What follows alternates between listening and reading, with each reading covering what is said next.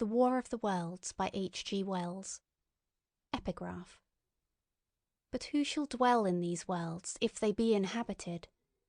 Are we, or they, lords of the world? And how are all things made for man? Kepler, quoted in The Anatomy of Melancholy. Book 1. The Coming of the Martians. Chapter 1. The Eve of the War. No one would have believed, in the last years of the 19th century, that this world was being watched keenly and closely by intelligences greater than man's, and yet as mortal as his own; that, as men busied themselves about their various concerns, they were scrutinized and studied, perhaps almost as narrowly as a man with a microscope might scrutinize the transient creatures that swarm and multiply in a drop of water. With infinite complacency, men went to and fro over this globe about their little affairs, serene in their assurance of their empire over matter. It is possible that the infusoria under the microscope do the same. No one gave a thought to the older worlds of space as sources of human danger, or thought of them only to dismiss the idea of life upon them as impossible or improbable. It is curious to recall some of the mental habits of those departed days. At most, terrestrial men fancied there might be other men upon Mars, perhaps inferior to themselves and ready to welcome a missionary enterprise. Yet, across the gulf of space, minds that are to our minds as ours are to those of the beasts that perish, intellects vast and cool and unsympathetic, regarded this earth with envious eyes, and slowly and surely drew their plans against us. And early in the 20th century came the great disillusionment. The planet Mars, I scarcely need remind the reader, revolves about the sun at a mean distance of 140 million miles, and the heat and light it receives from the sun is barely half of that received by this world. It must be, if the nebular hypothesis has any truth, older than our world, and long before this earth ceased to be molten, life upon its surface must have begun its course. The fact that it is scarcely 1/7 of the volume of the earth must have accelerated its cooling to the temperature at which life could begin. It has air and water and all that is necessary for the support of animated existence. Yet so vain is man, and so blinded by his vanity, that no writer, up to the very end of the 19th century, expressed any idea that intelligent life might have developed there far, or indeed at all, beyond its earthly level. Nor was it generally understood that, since Mars is older than our Earth, with scarcely a quarter of the superficial area and remoter from the sun, it necessarily follows that it is not only more distant from time's beginning, but nearer its end. The secular cooling that must some day overtake our planet has already gone far indeed with our neighbour. Its physical condition is still largely a mystery, but we know now that, even in its equatorial region, the midday temperature barely approaches that of our coldest winter. Its air is much more attenuated than ours. Its oceans have shrunk until they cover but 1/3 of its surface. And as its slow seasons change, huge snowcaps gather and melt about either pole and periodically inundate its temperate zones. That last stage of exhaustion, which to us is still incredibly remote, has become a present-day problem for the inhabitants of Mars. The immediate pressure of necessity has brightened their intellects, enlarged their powers, and hardened their hearts. And looking across space with instruments and intelligences such as we have scarcely dreamed of, they see, at its nearest distance only 35 million of miles sunward of them, a morning star of hope, our own warmer planet, green with vegetation and grey with water, with a cloudy atmosphere eloquent of fertility, with glimpses through its drifting cloud wisps of broad stretches of populous country and narrow, navy-crowded seas. And we men, the creatures who inhabit this earth, must be to them at least as alien and lowly as are the monkeys and lemurs to us. The intellectual side of man already admits that life is an incessant struggle for existence, and it would seem that this too is the belief of the minds upon Mars. Their world is far gone in its cooling, and this world is still crowded with life, but crowded only with what they regard as inferior animals. To carry warfare sunward is, indeed, their only escape from the destruction that, generation after generation, creeps upon them. And before we judge of them too harshly, we must remember what ruthless and utter destruction our own species has wrought, not only upon animals, such as the vanished bison and the dodo, but upon its inferior races. The Tasmanians, in spite of their human likeness, were entirely swept out of existence in a war of extermination waged by European immigrants in the space of 50 years. Are we such apostles of mercy as to complain if the Martians warred in the same spirit? The Martians seem to have calculated their descent with amazing subtlety. Their mathematical learning is evidently far in excess of ours, and to have carried out their preparations with a well-nigh perfect unanimity. Had our instruments permitted it, we might have seen the gathering trouble far back in the 19th century. Men like Schiaparelli watched the red planet. It is odd, by the by, that for countless centuries Mars has been the star of war, but failed to interpret the fluctuating appearances of the markings they mapped so well. All that time the Martians must have been getting ready.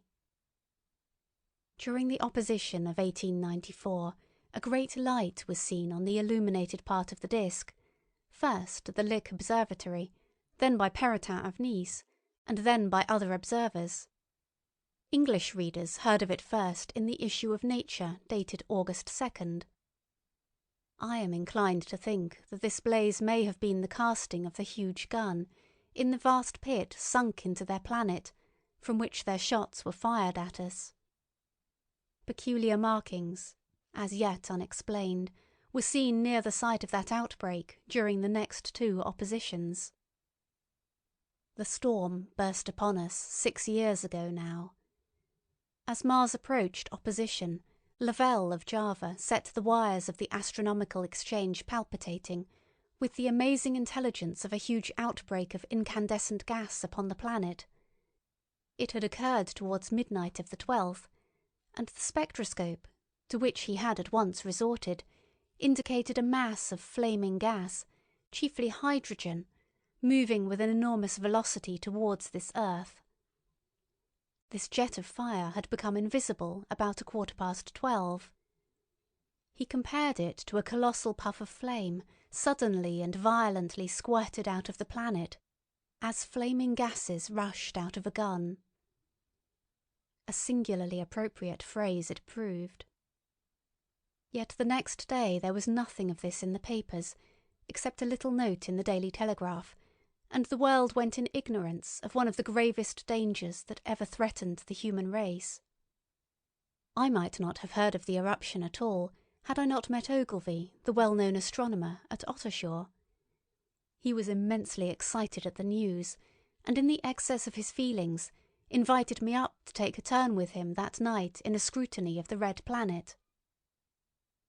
In spite of all that has happened since, I still remember that vigil very distinctly.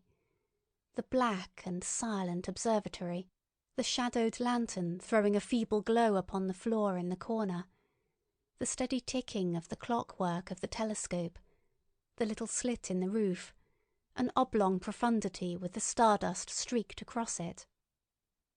Ogilvy moved about, invisible but audible. Looking through the telescope, one saw a circle of deep blue, and the little round planet swimming in the field. It seemed such a little thing, so bright and small and still, faintly marked with transverse stripes, and slightly flattened from the perfect round. But so little it was, so silvery warm, a pin's head of light. It was as if it quivered, but really this was the telescope vibrating with the activity of the clockwork that kept the planet in view. As I watched, the planet seemed to grow larger and smaller, and to advance and recede, but that was simply that my eye was tired. 40 millions of miles it was from us, more than 40 millions of miles of void. Few people realize the immensity of vacancy in which the dust of the material universe swims. Near it in the field, I remember, were 3 faint points of light, 3 telescopic stars infinitely remote, and all around it was the unfathomable darkness of empty space. You know how that blackness looks on a frosty starlit night. In a telescope it seems far profounder.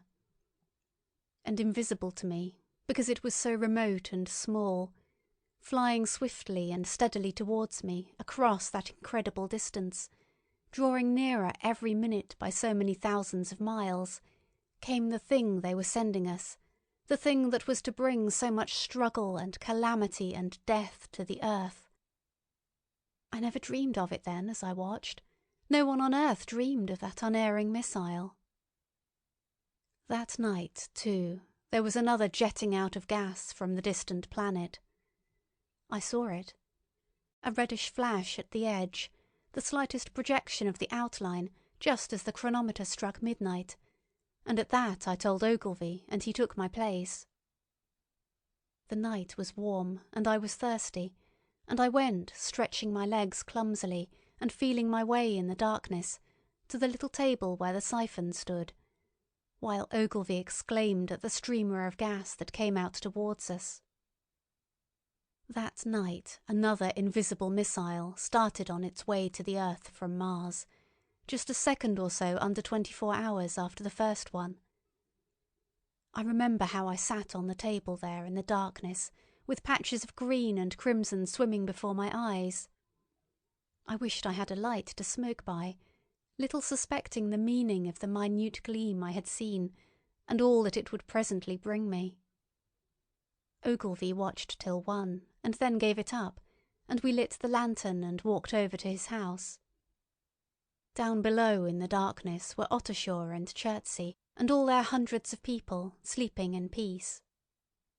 He was full of speculation that night about the condition of Mars, and scoffed at the vulgar idea of its having inhabitants who were signalling us. His idea was that meteorites might be falling in a heavy shower upon the planet, or that a huge volcanic explosion was in progress. He pointed out to me how unlikely it was that organic evolution had taken the same direction in the 2 adjacent planets.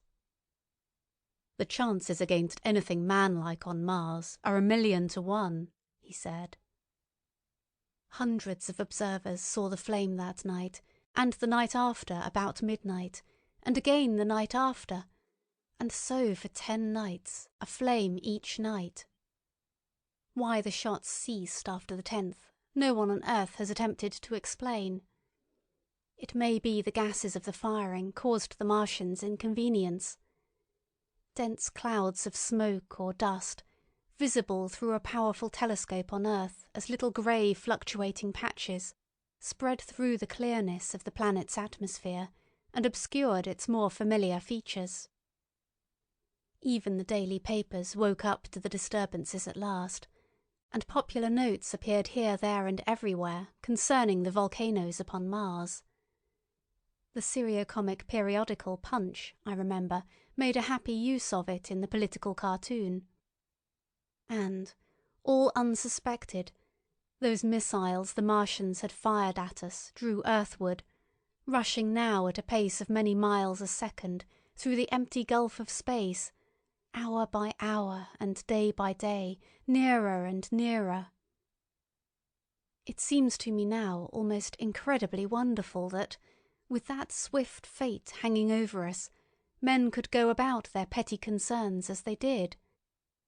I remember how jubilant Markham was, at securing a new photograph of the planet for the illustrated paper he edited in those days. People in these latter times scarcely realise the abundance and enterprise of our 19th century papers. For my own part, I was much occupied in learning to ride the bicycle, and busy upon a series of papers discussing the probable developments of moral ideas as civilization progressed. One night, the first missile then could scarcely have been 10 million miles away, I went for a walk with my wife. It was starlight, and I explained the signs of the zodiac to her, and pointed out Mars, a bright dot of light creeping zenithward, towards which so many telescopes were pointed. It was a warm night. Coming home, a party of excursionists from Chertsey or Isleworth passed us, singing and playing music. There were lights in the upper windows of the houses as the people went to bed. From the railway station in the distance came the sound of shunting trains, ringing and rumbling, softened almost into melody by the distance. My wife pointed out to me the brightness of the red, green and yellow signal lights hanging in a framework against the sky. It seemed so safe and tranquil. End of section 1. Chapter 2. The Falling Star. Then came the night of the first falling star. It was seen early in the morning, rushing over Winchester eastward, a line of flame high in the atmosphere. Hundreds must have seen it, and taken it for an ordinary falling star. Albin described it as leaving a greenish streak behind it that glowed for some seconds. Denning, our greatest authority on meteorites, stated that the height of its first appearance was about 90 or 100 miles. It seemed to him that it fell to earth about 100 miles east of him. I was at home at that hour and writing in my study, and although my French windows faced towards Ottershaw and the blind was up, for I loved in those days to look up at the night sky, I saw nothing of it. Yet this strangest of all things that ever came to earth from outer space must have fallen while I was sitting there, visible to me had I only looked up as it passed. Some of those who saw its flight say it travelled with a hissing sound. I myself heard nothing of that. Many people in Berkshire, Surrey and Middlesex must have seen the fall of it, and at most have thought that another meteorite had descended. No one seems to have troubled to look for the fallen mass that night. But very early in the morning, poor Ogilvy, who had seen the shooting star, and who was persuaded that a meteorite lay somewhere on the common between Horsell, Ottershaw and Woking, rose early with the idea of finding it. Find it he did, soon after dawn, and not far from the sandpits. An enormous hole had been made by the impact of the projectile, and the sand and gravel had been flung violently in every direction over the heath, forming heaps visible 1.5 miles away. The heather was on fire eastward, and a thin blue smoke rose against the dawn. The thing itself lay almost entirely buried in sand, amidst the scattered splinters of a fir tree it had shivered to fragments in its descent. The uncovered part had the appearance of a huge cylinder, caked over and its outline softened by a thick scaly dun-coloured incrustation. It had a diameter of about 30 yards. He approached the mass, surprised at the size and more so at the shape, since most meteorites are rounded more or less completely. It was, however, still so hot from its flight through the air as to forbid his near approach. A stirring noise within its cylinder he ascribed to the unequal cooling of its surface, for at that time it had not occurred to him that it might be hollow. He remained standing at the edge of the pit that the thing had made for itself, staring at its strange appearance, astonished chiefly at its unusual shape and colour, and dimly perceiving even then some evidence of design in its arrival. The early morning was wonderfully still, and the sun, just clearing the pine trees towards Weybridge, was already warm. He did not remember hearing any birds that morning. There was certainly no breeze stirring, and the only sounds were the faint movements from within the cindery cylinder. He was all alone on the common.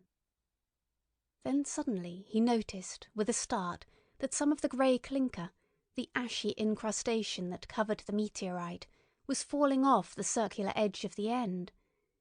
It was dropping off in flakes and raining down upon the sand. A large piece suddenly came off and fell with a sharp noise that brought his heart into his mouth.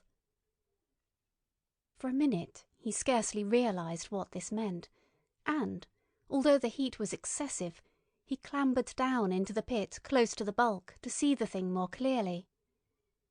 He fancied even then that the cooling of the body might account for this, but what disturbed that idea was the fact that the ash was falling only from the end of the cylinder. And then he perceived that, very slowly, the circular top of the cylinder was rotating on its body. It was such a gradual movement that he discovered it only through noticing that a black mark that had been near him 5 minutes ago was now at the other side of the circumference. Even then he scarcely understood what this indicated, until he heard a muffled grating sound and saw the black mark jerk forward an inch or so. Then the thing came upon him in a flash. The cylinder was artificial, hollow, with an end that screwed out. Something within the cylinder was unscrewing the top. "Good heavens," said Ogilvy, "there's a man in it, men in it, half roasted to death, trying to escape." At once, with a quick mental leap, he linked the thing with the flash upon Mars. The thought of the confined creature was so dreadful to him that he forgot the heat and went forward to the cylinder to help turn. But luckily the dull radiation arrested him before he could burn his hands on the still glowing metal. At that he stood irresolute for a moment, then turned, scrambled out of the pit, and set off running wildly into Woking. The time then must have been somewhere about 6 o'clock. He met a waggoner and tried to make him understand, but the tale he told, and his appearance were so wild, his hat had fallen off in the pit, that the man simply drove on. He was equally unsuccessful with the potman, who was just unlocking the doors of the public house by Horsell Bridge. The fellow thought he was a lunatic at large, and made an unsuccessful attempt to shut him into the tap-room. That sobered him a little, and when he saw Henderson, the London journalist, in his garden, he called over the palings and made himself understood. "Henderson," he called, "you saw that shooting star last night?" "Well," said Henderson. "It's out on Horsell Common now." "Good Lord," said Henderson. "Fallen meteorite. That's good." "But it's something more than a meteorite. It's a cylinder, an artificial cylinder, man, and there's something inside." Henderson stood up with his spade in his hand. "What's that?" he said. He was deaf in one ear. Ogilvy told him all that he had seen. Henderson was a minute or so taking it in. Then he dropped his spade, snatched up his jacket, and came out into the road. The two men hurried back at once to the common, and found the cylinder still lying in the same position. But now the sounds inside had ceased, and a thin circle of bright metal showed between the top and the body of the cylinder. Air was either entering or escaping at the rim with a thin, sizzling sound. They listened, rapped on the scaly burnt metal with a stick, and, meeting with no response, they both concluded the man or men inside must be insensible or dead. Of course the two were quite unable to do anything. They shouted consolation and promises, and went off back to the town again to get help. One can imagine them, covered with sand, excited and disordered, running up the little street in the bright sunlight, just as the shop folks were taking down their shutters and people were opening their bedroom windows. Henderson went into the railway station at once, in order to telegraph the news to London. The newspaper articles had prepared men's minds for the reception of the idea. By 8 o'clock a number of boys and unemployed men had already started for the common to see the "dead men from Mars." That was the form the story took. I heard of it first from my newspaper boy about 9:15 when I went out to get my daily chronicle. I was naturally startled and lost no time in going out and across the Ottershaw Bridge to the sandpits. End of section 2. Chapter 3. On Horsell Common. I found a little crowd of perhaps 20 people surrounding the huge hole in which the cylinder lay. I have already described the appearance of that colossal bulk embedded in the ground. The turf and gravel about it seemed charred as if by a sudden explosion. No doubt its impact had caused a flash of fire. Henderson and Ogilvy were not there. I think they perceived that nothing was to be done for the present, and had gone away to breakfast at Henderson's house. There were 4 or 5 boys sitting on the edge of the pit with their feet dangling and amusing themselves, until I stopped them, by throwing stones at the giant mass. After I had spoken to them about it, they began playing at touch in and out of the group of bystanders. Among these were a couple of cyclists, a jobbing gardener I employed sometimes, a girl carrying a baby, Greg the butcher and his little boy, and 2 or 3 loafers and golf caddies who were accustomed to hang about the railway station. There was very little talking. Few of the common people in England had anything but the vaguest astronomical ideas in those days. Most of them were staring quietly at the big table-like end of the cylinder, which was still as Ogilvy and Henderson had left it. I fancy the popular expectation of a heap of charred corpses was disappointed at this inanimate bulk. Some went away while I was there, and other people came. I clambered into the pit, and fancied I heard a faint movement under my feet. The top had certainly ceased to rotate. It was only when I got thus close to it that the strangeness of this object was at all evident to me. At the first glance it was really no more exciting than an overturned carriage or a tree blown across the road. Not so much so, indeed. It looked like a rusty gas float. It required a certain amount of scientific education to perceive that the grey scale of the thing was no common oxide, that the yellowish-white metal that gleamed in the crack between the lid and the cylinder had an unfamiliar hue. Extraterrestrial had no meaning for most of the onlookers. At that time it was quite clear in my own mind that the thing had come from the planet Mars, but I judged it improbable that it contained any living creature. I thought the unscrewing might be automatic. In spite of Ogilvy, I still believed that there were men in Mars. My mind ran fancifully on the possibilities of its containing manuscript, on the difficulties in translation that might arise, whether we should find coins and models in it, and so forth. Yet it was a little too large for assurance on this idea. I felt an impatience to see it opened. About 11, as nothing seemed happening, I walked back, full of such thought, to my home in Maybury. But I found it difficult to get to work upon my abstract investigations. In the afternoon the appearance of the common had altered very much. The early editions of the evening papers had startled London with enormous headlines. A message received from Mars, remarkable story from Woking, and so forth. In addition, Ogilvy's wire to the Astronomical Exchange had roused every observatory in the 3 kingdoms. There were 6 flies or more from the Woking station standing in the road by the sandpits, a basket chaise from Chobham, and a rather lordly carriage.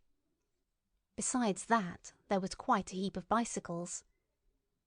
In addition, a large number of people must have walked, in spite of the heat of the day, from Woking and Chertsey, so that there was altogether quite a considerable crowd, 1 or 2 gaily dressed ladies among the others. It was glaringly hot, not a cloud in the sky nor a breath of wind, and the only shadow was that of the few scattered pine trees. The burning heather had been extinguished, but the level ground towards Ottershaw was blackened as far as one could see, and still giving off vertical streamers of smoke.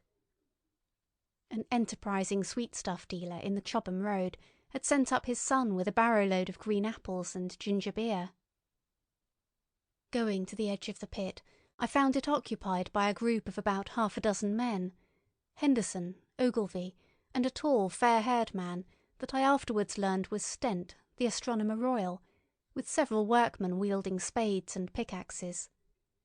Stent was giving directions in a clear, high-pitched voice. He was standing on the cylinder, which was now evidently much cooler.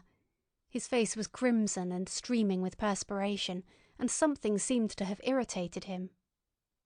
A large portion of the cylinder had been uncovered, though its lower end was still embedded. As soon as Ogilvy saw me among the staring crowd on the edge of the pit, he called to me to come down, and asked me if I would mind going over to see Lord Hilton, the lord of the manor. The growing crowd, he said, was becoming a serious impediment to their excavations, especially the boys. They wanted a light railing put up and help to keep the people back. He told me that a faint stirring was occasionally still audible within the case, but that the workmen had failed to unscrew the top, as it afforded no grip to them. The case appeared to be enormously thick, and it was possible that the faint sounds we heard represented a noisy tumult in the interior. I was very glad to do as he asked, and so become one of the privileged spectators within the contemplated enclosure. I failed to find Lord Hilton at his house, but I was told he was expected from London by the 6 o'clock train from Waterloo, and as it was then about 5:15, I went home, had some tea, and walked up to the station to waylay him. End of section 3. Chapter 4. The cylinder opens. When I returned to the common, the sun was setting. Scattered groups were hurrying from the direction of Woking, and 1 or 2 persons were returning. The crowd about the pit had increased, and stood out black against the lemon yellow of the sky, a couple of 100 people perhaps. There were raised voices, and some sort of struggle appeared to be going on about the pit. Strange imaginings passed through my mind. As I drew nearer, I heard Stent's voice. "Keep back! Keep back!" A boy came running towards me. "It's a movin'," he said to me as he passed. "A screwin' and a screwin' out. I don't like it. I'm a-goin' home, I am." I went on to the crowd. There were really, I should think, 200 or 300 people elbowing and jostling one another, the 1 or 2 ladies there being by no means the least active. "He's fallen in the pit," cried someone. "Keep back," said several. The crowd swayed a little, and I elbowed my way through. Everyone seemed greatly excited. I heard a peculiar humming sound from the pit. "I say," said Ogilvy, "help keep these idiots back. We don't know what's in the confounded thing, you know." I saw a young man, a shop assistant in Woking, I believe he was, standing on the cylinder and trying to scramble out of the hole again. The crowd had pushed him in. The end of the cylinder was being screwed out from within. Nearly 2 feet of shining screw projected. Somebody blundered against me, and I narrowly missed being pitched onto the top of the screw. I turned, and as I did so the screw must have come out, for the lid of the cylinder fell upon the gravel with a ringing concussion. I stuck my elbow into the person behind me and turned my head towards the thing again. For a moment that circular cavity seemed perfectly black. I had the sunset in my eyes. I think everyone expected to see a man emerge, possibly something a little unlike us terrestrial men, but in all essentials a man. I know I did.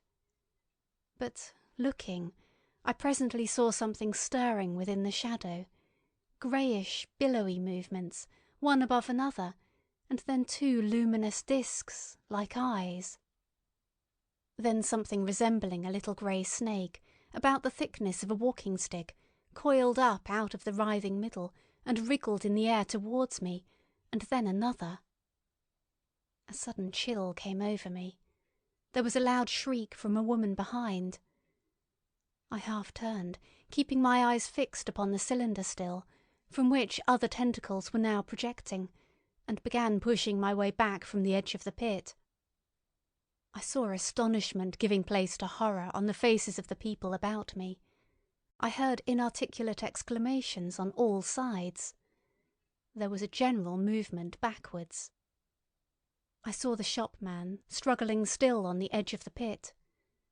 I found myself alone, and saw the people on the other side of the pit running off, Stent among them. I looked again at the cylinder, and ungovernable terror gripped me. I stood petrified and staring.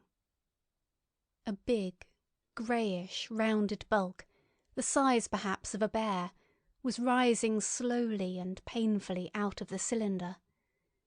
As it bulged up and caught the light, it glistened like wet leather. Two large, dark-coloured eyes were regarding me steadfastly. The mass that framed them, the head of the thing, was rounded, and had, one might say, a face. There was a mouth under the eyes, the lipless brim of which quivered and panted and dropped saliva. The whole creature heaved and pulsated convulsively.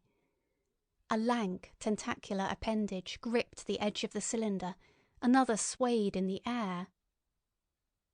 Those who have never seen a living Martian can scarcely imagine the strange horror of its appearance.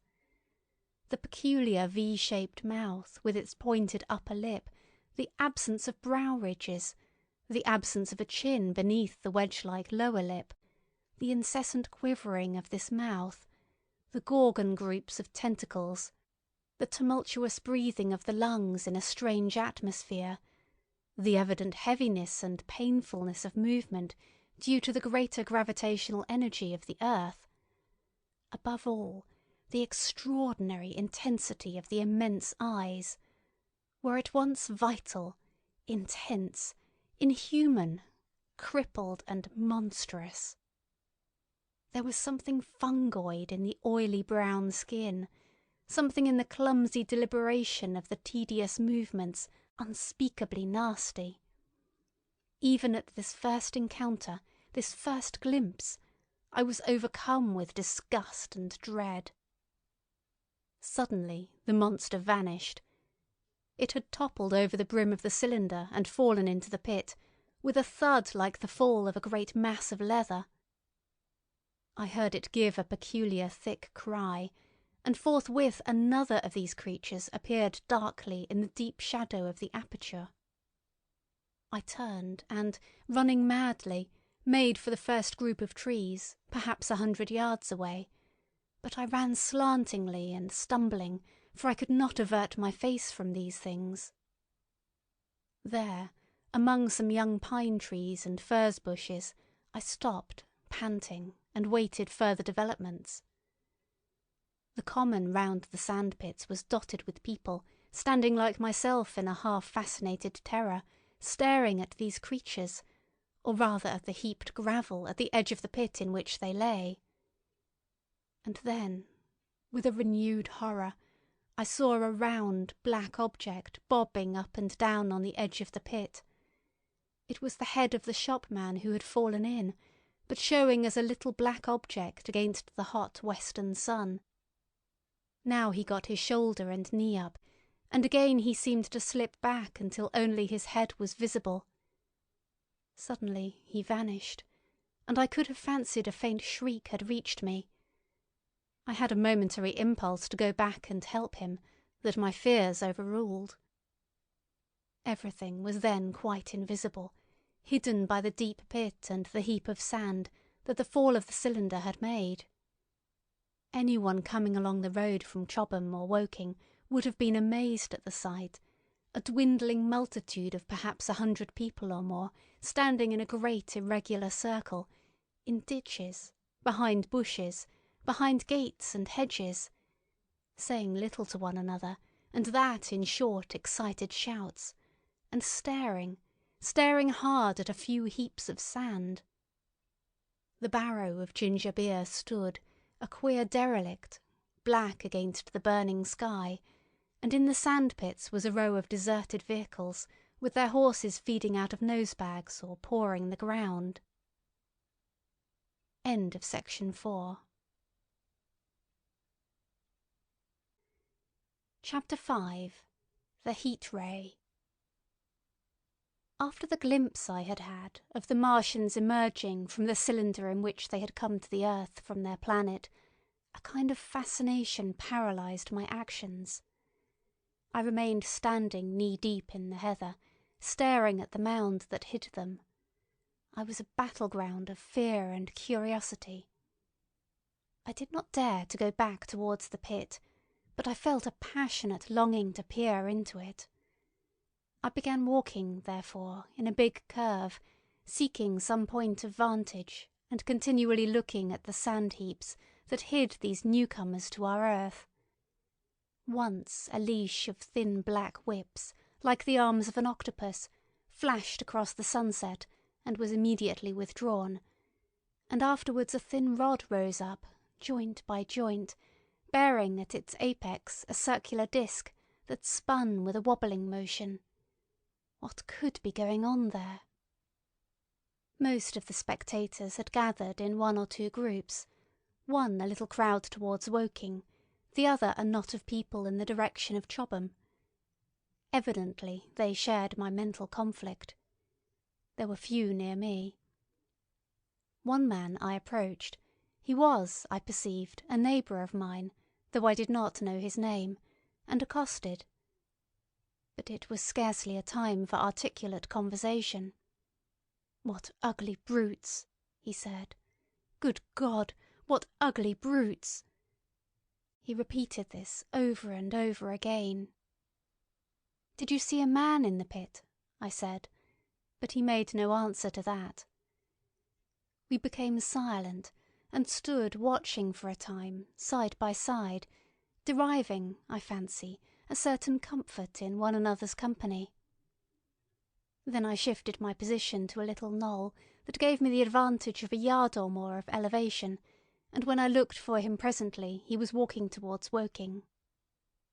The sunset faded to twilight before anything further happened. The crowd far away on the left, towards Woking, seemed to grow, and I heard now a faint murmur from it. The little knot of people towards Chobham dispersed. There was scarcely an intimation of movement from the pit. It was this, as much as anything, that gave people courage, and I suppose the new arrivals from Woking also helped to restore confidence. At any rate, as the dusk came on, a slow, intermittent movement upon the sandpits began, a movement that seemed to gather force as the stillness of the evening about the cylinder remained unbroken.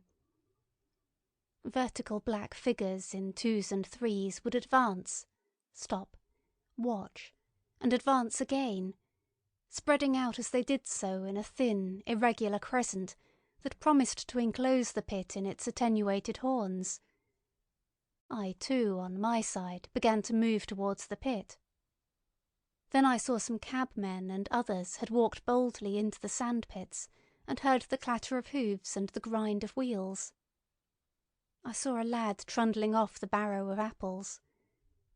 And then, within 30 yards of the pit, advancing from the direction of Horsell, I noted a little black knot of men, the foremost of whom was waving a white flag. This was the deputation. There had been a hasty consultation, and since the Martians were evidently, in spite of their repulsive forms, intelligent creatures, it had been resolved to show them, by approaching them with signals, that we too were intelligent. Flutter, flutter went the flag, first to the right, then to the left. It was too far for me to recognise anyone there, but afterwards I learned that Ogilvy, Stent and Henderson were with others in this attempt at communication. This little group had, in its advance, dragged inward, so to speak, the circumference of the now almost complete circle of people, and a number of dim black figures followed it at discreet distances. Suddenly there was a flash of light, and a quantity of luminous greenish smoke came out of the pit in 3 distinct puffs, which drove up, one after the other, straight into the still air. This smoke, or flame perhaps would be the better word for it, was so bright that the deep blue sky overhead and the hazy stretches of brown common towards Chertsey, set with black pine trees, seemed to darken abruptly as these puffs arose, and to remain the darker after their dispersal. At the same time a faint hissing sound became audible. Beyond the pit stood the little wedge of people with the white flag at its apex, arrested by these phenomena, a little knot of small vertical black shapes upon the black ground. As the green smoke arose, their faces flashed out pallid green, and faded again as it vanished. Then, slowly, the hissing passed into a humming, into a long, loud, droning noise. Slowly, a humped shape rose out of the pit, and the ghost of a beam of light seemed to flicker out from it. Forthwith, flashes of actual flame, a bright glare leaping from one to another, sprang from the scattered group of men. It was as if some invisible jet impinged upon them and flashed into white flame. It was as if each man was suddenly and momentarily turned to fire. Then, by the light of their own destruction, I saw them staggering and falling, and their supporters turning to run. I stood staring, not as yet realizing that this was death leaping from man to man in that little distant crowd. All I felt was that it was something very strange. An almost noiseless and blinding flash of light, and a man fell headlong and lay still. And as the unseen shaft of light passed over them, pine trees burst into fire, and every dry furze bush became with one dull thud a mass of flames. And far away towards Knaphill I saw the flashes of trees and hedges and wooden buildings suddenly set alight. It was sweeping round swiftly and steadily, this flaming death, this invisible, inevitable sword of heat. I perceived it coming towards me by the flashing bushes it touched, and was too astounded and stupefied to stir. I heard the crackle of fire in the sand-pits, and the sudden squeal of a horse that was as suddenly stilled. Then it was as if an invisible yet intensely heated finger were drawn through the heather between me and the Martians, and all along a curving line beyond the sand-pits the dark ground smoked and crackled. Something fell with a crash far away to the left, where the road from Woking station opens out on the common. Forthwith the hissing and humming ceased, and the black, dome-like object sank slowly out of sight into the pit. All this had happened with such swiftness that I had stood motionless, dumbfounded and dazzled by the flashes of light. Had that death swept through a full circle, it must inevitably have slain me in my surprise. But it passed and spared me, and left the night about me suddenly dark and unfamiliar. The undulating common seemed now dark almost to blackness, except where its roadways lay grey and pale under the deep blue sky of the early night. It was dark and suddenly void of men. Overhead the stars were mustering, and in the west the sky was still a pale, bright, almost greenish blue. The tops of the pine trees and the roofs of Horsell came out sharp and black against the western afterglow. The Martians and their appliances were altogether invisible, save for that thin mast upon which their restless mirror wobbled. Patches of bush and isolated trees here and there smoked and glowed still, and the houses towards Woking station were sending up spires of flame into the stillness of the evening air. Nothing was changed save for that and a terrible astonishment. The little group of black specks with the flag of white had been swept out of existence, and the stillness of the evening, so it seemed to me, had scarcely been broken. It came to me that I was upon this dark common, helpless, unprotected, and alone. Suddenly, like a thing falling upon me from without, came fear. With an effort I turned and began a stumbling run through the heather. The fear I felt was no rational fear, but a panic terror not only of the Martians, but of the dusk and stillness all about me. Such an extraordinary effect in unmanning me it had that I ran weeping silently as a child might do. Once I had turned, I did not dare to look back. I remember I felt an extraordinary persuasion that I was being played with, that presently, when I was upon the very verge of safety, this mysterious death, as swift as the passage of light, would leap after me from the pit about the cylinder and strike me down. End of section 5. Chapter 6. The Heat Ray in the Chobham Road. It is still a matter of wonder how the Martians are able to slay men so swiftly and so silently. Many think that, in some way, they are able to generate an intense heat in a chamber of practically absolute non-conductivity.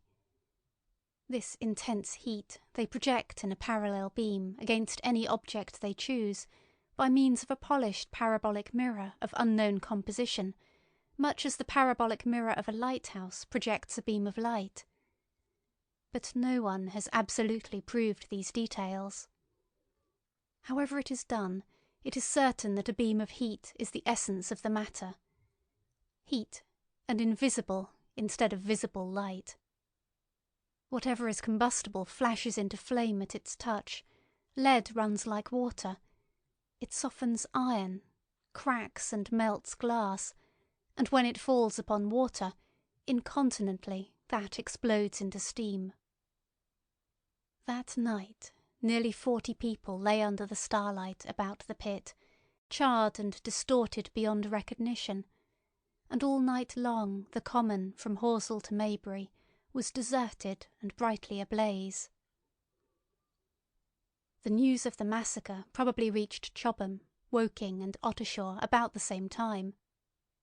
In Woking the shops had closed when the tragedy happened, and a number of people, shop people and so forth, attracted by the stories they had heard, were walking over the Horsell Bridge and along the road between the hedges that runs out at last upon the common. You may imagine the young people brushed up after the labours of the day, and making this novelty, as they would make any novelty, the excuse for walking together and enjoying a trivial flirtation. You may figure to yourself the hum of voices along the road in the gloaming. As yet, of course, few people in Woking even knew that the cylinder had opened, though poor Henderson had sent a messenger on a bicycle to the post office with a special wire to an evening paper.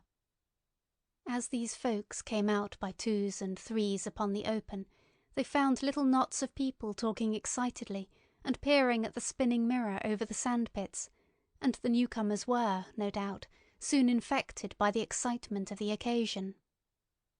By 8:30, when the deputation was destroyed, there may have been a crowd of 300 people or more at this place, besides those who had left the road to approach the Martians nearer.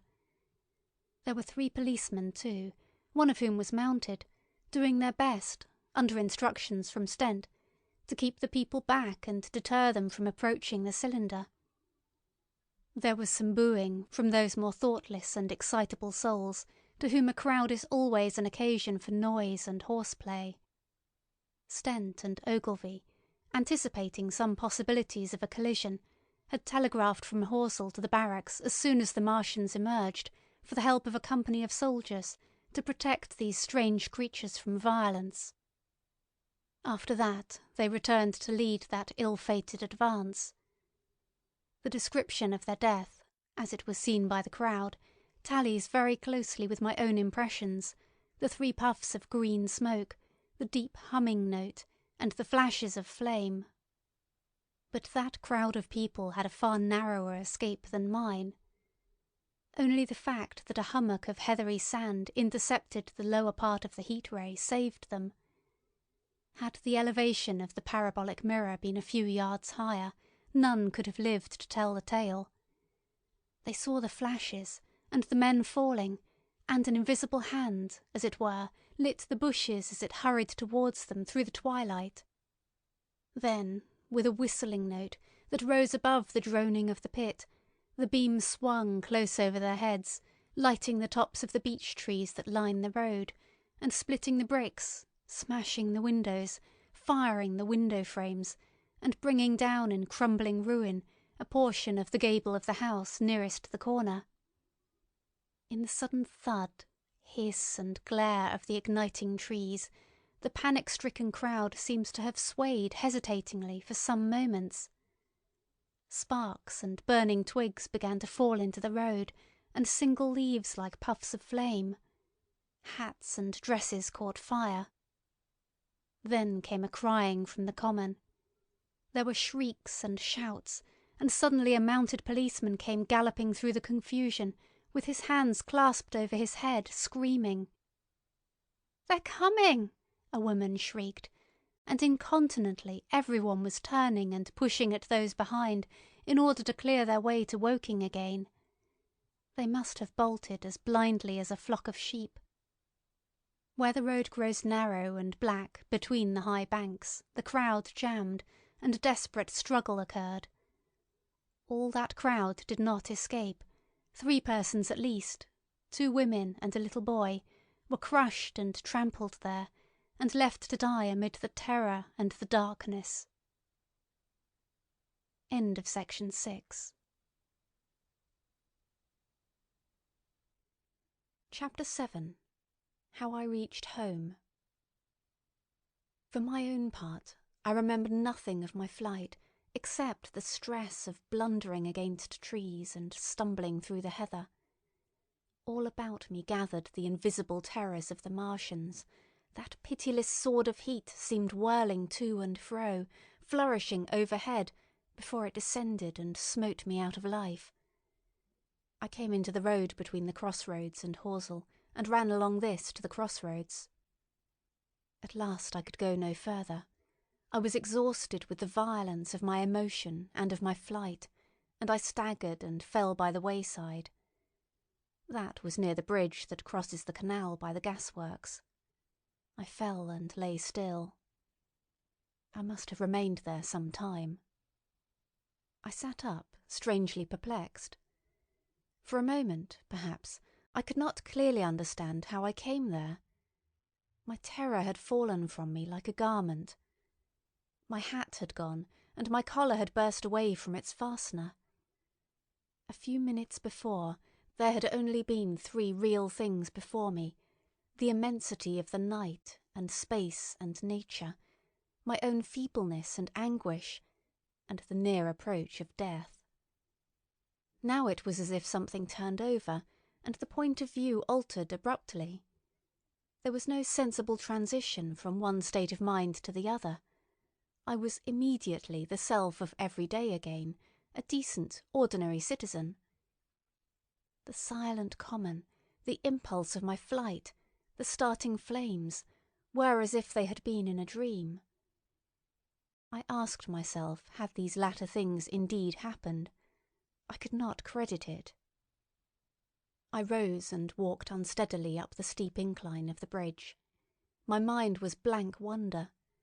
My muscles and nerves seemed drained of their strength. I dare say I staggered drunkenly. A head rose over the arch, and the figure of a workman carrying a basket appeared. Beside him ran a little boy. He passed me, wishing me good night. I was minded to speak to him, but did not. I answered his greeting with a meaningless mumble, and went on over the bridge. Over the Maybury Arch a train, a billowing tumult of white, firelit smoke, and a long caterpillar of lighted windows went flying south, clatter clatter, clap rap, and it had gone. A dim group of people talked in the gate of one of the houses in the pretty little row of gables that was called Oriental Terrace. It was all so real and so familiar. And that behind me. It was frantic, fantastic. Such things, I told myself, could not be. Perhaps I am a man of exceptional moods. I do not know how far my experience is common. At times I suffer from the strangest sense of detachment from myself and the world about me.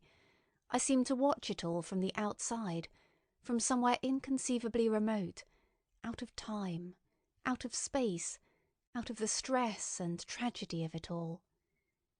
This feeling was very strong upon me that night. Here was another side to my dream. But the trouble was the blank incongruity of this serenity and the swift death flying yonder, not 2 miles away. There was a noise of business from the gasworks, and the electric lamps were all alight.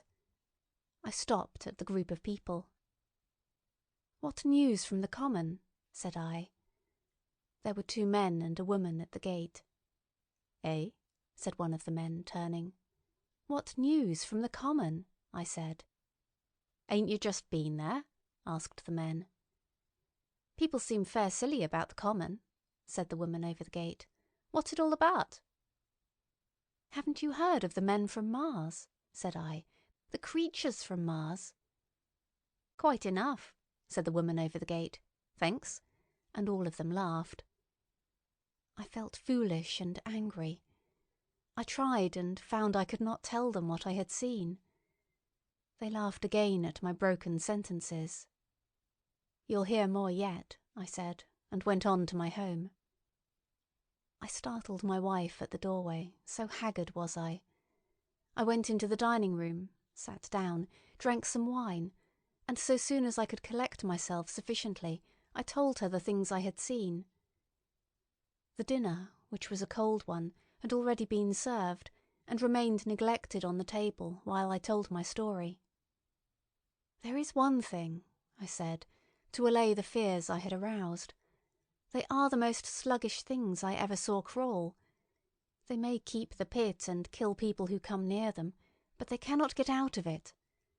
But the horror of them—" "Don't, dear," said my wife, knitting her brows and putting her hand on mine. "Poor Ogilvy," I said, "to think he may be lying dead there." My wife, at least, did not find my experience incredible. When I saw how deadly white her face was, I ceased abruptly. "They may come here," she said again and again. I pressed her to take wine and tried to reassure her. "They can scarcely move," I said. I began to comfort her and myself by repeating all that Ogilvy had told me of the impossibility of the Martians establishing themselves on the earth. In particular, I laid stress on the gravitational difficulty.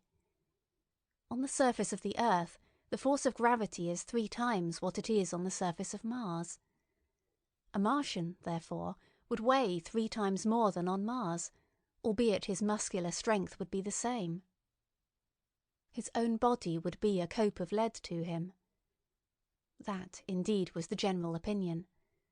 Both the Times and the Daily Telegraph, for instance, insisted on it the next morning, and both overlooked, just as I did, 2 obvious modifying influences. The atmosphere of the earth, we now know, contains far more oxygen, or far less argon, whichever way one likes to put it, than does Mars. The invigorating influences of this excess of oxygen upon the Martians indisputably did much to counterbalance the increased weight of their bodies. And, in the second place, we all overlooked the fact that such mechanical intelligence as the Martian possessed was quite able to dispense with muscular exertion at a pinch.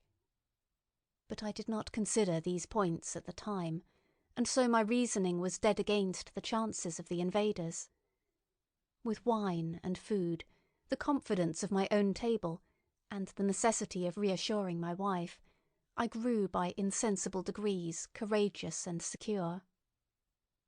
"They have done a foolish thing," said I, fingering my wine-glass. "They are dangerous because, no doubt, they are mad with terror. Perhaps they expected to find no living things, certainly no intelligent living things." "A shell in the pit," said I, "if the worst comes to the worst, will kill them all." The intense excitement of the events had no doubt left my perceptive powers in a state of erethism. I remember that dinner table with extraordinary vividness even now. My dear wife's sweet, anxious face peering at me from under the pink lampshade, the white cloth with its silver and glass table furniture, for in those days even philosophical writers had many little luxuries. The crimson-purple wine in my glass are photographically distinct. At the end of it I sat, tempering nuts with a cigarette, regretting Ogilvy's rashness, and denouncing the short-sighted timidity of the Martians. So some respectable dodo in the Mauritius might have lauded it in his nest, and discussed the arrival of that shipful of pitiless sailors in want of animal food. "We will peck them to death tomorrow, my dear." I did not know it, but that was the last civilized dinner I was to eat for many very strange and terrible days. End of section 7. Chapter 8. Friday night. The most extraordinary thing, to my mind, of all the strange and wonderful things that happened upon that Friday, was the dovetailing of the commonplace habits of our social order with the first beginnings of the series of events that was to topple that social order headlong. If on Friday night you had taken a pair of compasses and drawn a circle with a radius of 5 miles round the Woking sandpits, I doubt if you would have had one human being outside it, unless it were some relation of Stent, or of the 3 or 4 cyclists or London people lying dead on the common, whose emotions or habits were at all affected by the newcomers. Many people had heard of the cylinder, of course, and talked about it in their leisure, but it certainly did not make the sensation that an ultimatum to Germany would have done. In London that night, poor Henderson's telegram describing the gradual unscrewing of the shot was judged to be a canard, and his evening paper, after wiring for authentication from him and receiving no reply, the man was killed, decided not to print a special edition. Even within the 5-mile circle, the great majority of people were inert. I have already described the behaviour of the men and women to whom I spoke. All over the district people were dining and supping, working men were gardening after the labours of the day, children were being put to bed, young people were wandering through the lanes love-making, students sat over their books. Maybe there was a murmur in the village streets, a novel and dominant topic in the public houses, and here and there a messenger, or even an eye-witness of the later occurrences, caused a whirl of excitement, a shouting and a running to and fro. But for the most part, the daily routine of working, eating, drinking, sleeping, went on as it had done for countless years, as though no planet Mars existed in the sky. Even at Woking Station and Horsell and Chobham that was the case. In Woking Junction, until a late hour, trains were stopping and going on, others were shunting on the sidings, passengers were alighting and waiting, and everything was proceeding in the most ordinary way. A boy from the town, trenching on Smith's monopoly, was selling papers with the afternoon's news. The ringing impact of trucks, the sharp whistle of the engines from the junction, mingled with their shouts of "Men from Mars!" Excited men came into the station about 9 o'clock with incredible tidings, and caused no more disturbance than drunkards might have done. People rattling Londonwards peered into the darkness outside the carriage windows, and saw only a rare, flickering, vanishing spark dance up from the direction of Horsell, a red glow and a thin veil of smoke driving across the stars, and thought that nothing more serious than a heath fire was happening. It was only round the edge of the common that any disturbance was perceptible. There were half a dozen villas burning on the Woking border. There were lights in all the houses on the common side of the three villages, and the people there kept awake till dawn. A curious crowd lingered restlessly, people coming and going, but the crowd remaining, both on the Chobham and Horsell bridges. One or two adventurous souls, it was afterwards found, went into the darkness and crawled quite near the Martians, but they never returned, for now and again a light ray, like the beam of a warship's searchlight, swept the common, and the heat ray was ready to follow. Save for such, that big area of common was silent and desolate, and the charred bodies lay about on it all night under the stars, and all the next day. A noise of hammering from the pit was heard by many people. So you have the state of things on Friday night. In the centre, sticking into the skin of our old planet Earth like a poisoned dart, was this cylinder. But the poison was scarcely working yet. Around it was a patch of silent common, smouldering in places, and with a few dark, dimly seen objects lying in contorted attitudes here and there. Here and there was a burning bush or tree. Beyond was a fringe of excitement, and farther than that fringe the inflammation had not crept as yet. In the rest of the world, the stream of life still flowed as it had flowed for immemorial years. The fever of war that would presently clog vein and artery, deaden nerve and destroy brain, had still to develop. All night long the Martians were hammering and stirring, sleepless, indefatigable, at work upon the machines they were making ready, and ever and again a puff of greenish-white smoke whirled up to the starlit sky. About 11 a company of soldiers came through from Horsell and deployed along the edge of the common to form a cordon. Later a second company marched through Chobham to deploy on the north side of the common. Several officers from the Inkerman barracks had been on the common earlier in the day, and one, Major Eden, was reported to be missing.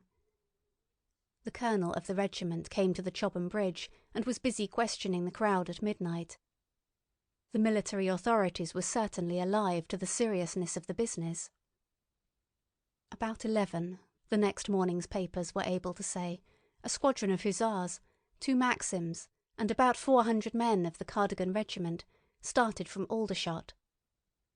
A few seconds after midnight, the crowd in the Chertsey Road, Woking, saw a star fall from heaven into the pine woods to the northeast. It had a greenish colour and caused a silent brightness like summer lightning.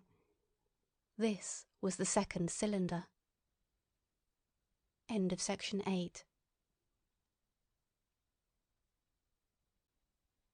Chapter 9. The Fighting Begins. Saturday lives in my memory as a day of suspense. It was a day of lassitude too, hot and close, with, I am told, a rapidly fluctuating barometer. I had slept but little, though my wife had succeeded in sleeping, and I rose early. I went into my garden before breakfast and stood listening, but towards the common there was nothing stirring but a lark. The milkman came as usual. I heard the rattle of his chariot, and I went round to the side gate to ask the latest news. He told me that during the night the Martians had been surrounded by troops and that guns were expected. Then, a familiar, reassuring note, I heard a train running towards Woking. "They aren't to be killed," said the milkman, "if that can possibly be avoided." I saw my neighbour gardening, chatted with him for a time, and then strolled in to breakfast. It was a most unexceptional morning. My neighbour was of opinion that the troops would be able to capture or to destroy the Martians during the day. "It's a pity they make themselves so unapproachable," he said. "It would be curious to know how they live on another planet. We might learn a thing or two." He came up to the fence and extended a handful of strawberries, for his gardening was as generous as it was enthusiastic. At the same time he told me of the burning of the pine woods about the Byfleet golf links. "They say," said he, that there's another of those blessed things fallen there, number 2. But one's enough, surely. This lot'll cost the insurance people a pretty penny before everything's settled." He laughed with an air of the greatest good humour as he said this.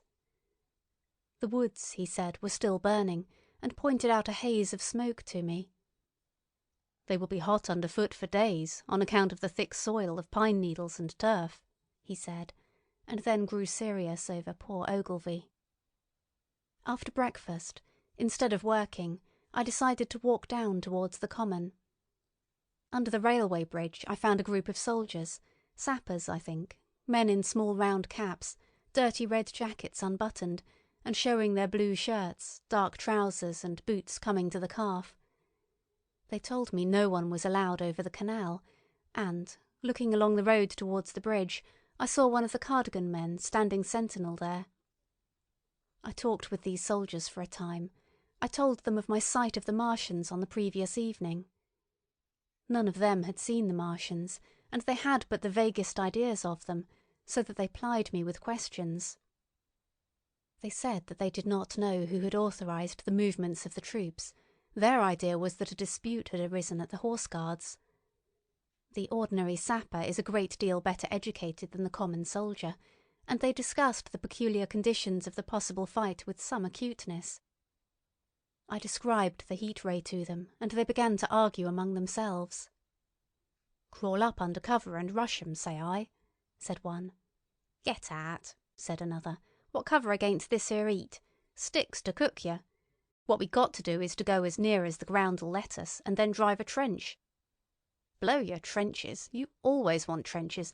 You ought to have been born a rabbit, Snippy." "Ain't they got any necks, then?" said a third abruptly, a little, contemplative dark man smoking a pipe. I repeated my description. "Octopuses," said he. "That's what I calls 'em. Talk about fishers of men. Fighters of fish it is this time." "It ain't no murder killing beasts like that," said the first speaker. "Why not shell the darned things straight off and finish 'em?" said the little dark man. "You can't tell what they might do." "Where's your shells?" said the first speaker. "There ain't no time. Do it in a rush, that's my tip, and do it at once." So they discussed it. After a while I left them and went on to the railway station to get as many morning papers as I could. But I will not weary the reader with a description of that long morning and of the longer afternoon. I did not succeed in getting a glimpse of the common, for even Horsell and Chobham church towers were in the hands of the military authorities. The soldiers I addressed didn't know anything. The officers were mysterious as well as busy. I found people in the town quite secure again in the presence of the military, and I heard for the first time from Marshall, the tobacconist, that his son was among the dead on the common. The soldiers had made the people on the outskirts of Horsell lock up and leave their houses. I got back to lunch about 2, very tired, for, as I have said, the day was extremely hot and dull, and in order to refresh myself I took a cold bath in the afternoon. About 4:30 I went up to the railway station to get an evening paper, for the morning papers had contained only a very inaccurate description of the killing of Stent, Henderson, Ogilvy, and the others. But there was little I didn't know. The Martians did not show an inch of themselves. They seemed busy in their pit, and there was a sound of hammering and an almost continuous streamer of smoke. Apparently they were busy getting ready for a struggle. "Fresh attempts have been made to signal, but without success," was the stereotyped formula of the papers. A sapper told me it was done by a man in a ditch with a flag on a long pole. The Martians took as much notice of such advances as we should of the lowing of a cow. I must confess the sight of all this armament, all this preparation, greatly excited me. My imagination became belligerent and defeated the invaders in a dozen striking ways. Something of my schoolboy dreams of battle and heroism came back. It hardly seemed a fair fight to me at that time. They seemed very helpless in that pit of theirs. About 3 o'clock there began the thud of a gun at measured intervals from Chertsey or Addlestone. I learned that the smouldering pine wood into which the second cylinder had fallen was being shelled, in the hope of destroying that object before it opened. It was only about 5, however, that a field gun reached Chobham for use against the first body of Martians.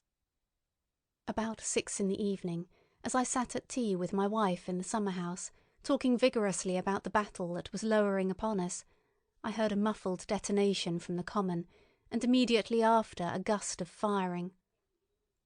Close on the heels of that came a violent rattling crash, quite close to us, that shook the ground, and, starting out upon the lawn, I saw the tops of the trees about the Oriental College burst into smoky red flame, and the tower of the little church beside it slide down into ruin. The pinnacle of the mosque had vanished, and the roof-line of the college itself looked as if a 100-ton gun had been at work upon it. One of our chimneys cracked as if a shot had hit it, flew, and a piece of it came clattering down the tiles and made a heap of broken red fragments upon the flower-bed by my study window. I and my wife stood amazed. Then I realised that the crest of Maybury Hill must be within range of the Martian's heat ray, now that the college was cleared out of the way. At that I gripped my wife's arm, and without ceremony ran her out into the road. Then I fetched out the servant, telling her I would go upstairs myself for the box she was clamouring for. "We can't possibly stay here," I said, and as I spoke the firing reopened for a moment upon the common. "But where are we to go?" said my wife in terror. I thought, perplexed. Then I remembered her cousins at Leatherhead. "Leatherhead!" I shouted, above the sudden noise. She looked away from me downhill. The people were coming out of their houses astonished. "How are we to get to Leatherhead?" she said. Down the hill I saw a bevy of hussars ride under the railway bridge. 3 galloped through the open gates of the Oriental College. 2 others dismounted and began running from house to house. The sun, shining through the smoke that drove up from the tops of the trees, seemed blood-red, and threw an unfamiliar, lurid light upon everything. "Stop here," said I. "You are safe here," and I started off at once for the Spotted Dog, for I knew the landlord had a horse and dog-cart. I ran, for I perceived that in a moment everyone upon this side of the hill would be moving. I found him in his bar, quite unaware of what was going on behind his house. A man stood with his back to me, talking to him. "I must have £1," said the landlord, "and I've no one to drive it." "I'll give you 2, said I, over the stranger's shoulder. "What for?" "And I'll bring it back by midnight," I said. "Lord," said the landlord, "what's the hurry? I'm selling my bit of a pig. £2, and you bring it back? What's going on now?" I explained hastily that I had to leave my home, and so secured the dog-cart. At the time it did not seem to me nearly so urgent that the landlord should leave his. I took care to have the cart there and then, drove it off down the road, and, leaving it in charge of my wife and servant, rushed into my house and packed a few valuables, such plate as we had, and so forth. The beech trees below the house were burning while I did this, and the palings up the road glowed red. While I was occupied in this way, one of the dismounted hussars came running up. He was going from house to house, warning people to leave. He was going on as I came out of my front door, lugging my treasures done up in a tablecloth. I shouted after him, "What news?" He turned, stared, bawled something about crawling out in a thing like a dish cover, and ran on to the gate of the house at the crest. A sudden whirl of black smoke driving across the road hid him for a moment. I ran to my neighbour's door and rapped to satisfy myself of what I already knew, that his wife had gone to London with him and had locked up their house. I went in again, according to my promise, to get my servant's box, lugged it out, clapped it beside her on the tail of the dog-cart, and then caught the reins and jumped up into the driver's seat beside my wife. In another moment we were clear of the smoke and noise, and spanking down the opposite slope of Maybury Hill towards Old Woking. In front was a quiet, sunny landscape, a wheat field ahead on either side of the road, and the Maybury Inn with its swinging sign. I saw the doctor's cart ahead of me. At the bottom of the hill, I turned my head to look at the hillside I was leaving. Thick streamers of black smoke shot with threads of red fire were driving up into the still air and throwing dark shadows upon the green treetops eastward. The smoke already extended far away to the east and west, to the Byfleet pine woods eastward, and to Woking on the west. The road was dotted with people running towards us. And, very faint now, but very distinct through the hot, quiet air, one heard the whir of a machine gun that was presently stilled, and an intermittent cracking of rifles. Apparently the Martians were setting fire to everything within range of their heat ray. I am not an expert driver, and I had immediately to turn my attention to the horse. When I looked back again, the second hill had hidden the black smoke. I slashed the horse with the whip, and gave him a loose rein until Woking and Send lay between us and that quivering tumult. I overtook and passed the doctor between Woking and Send. End of section 9.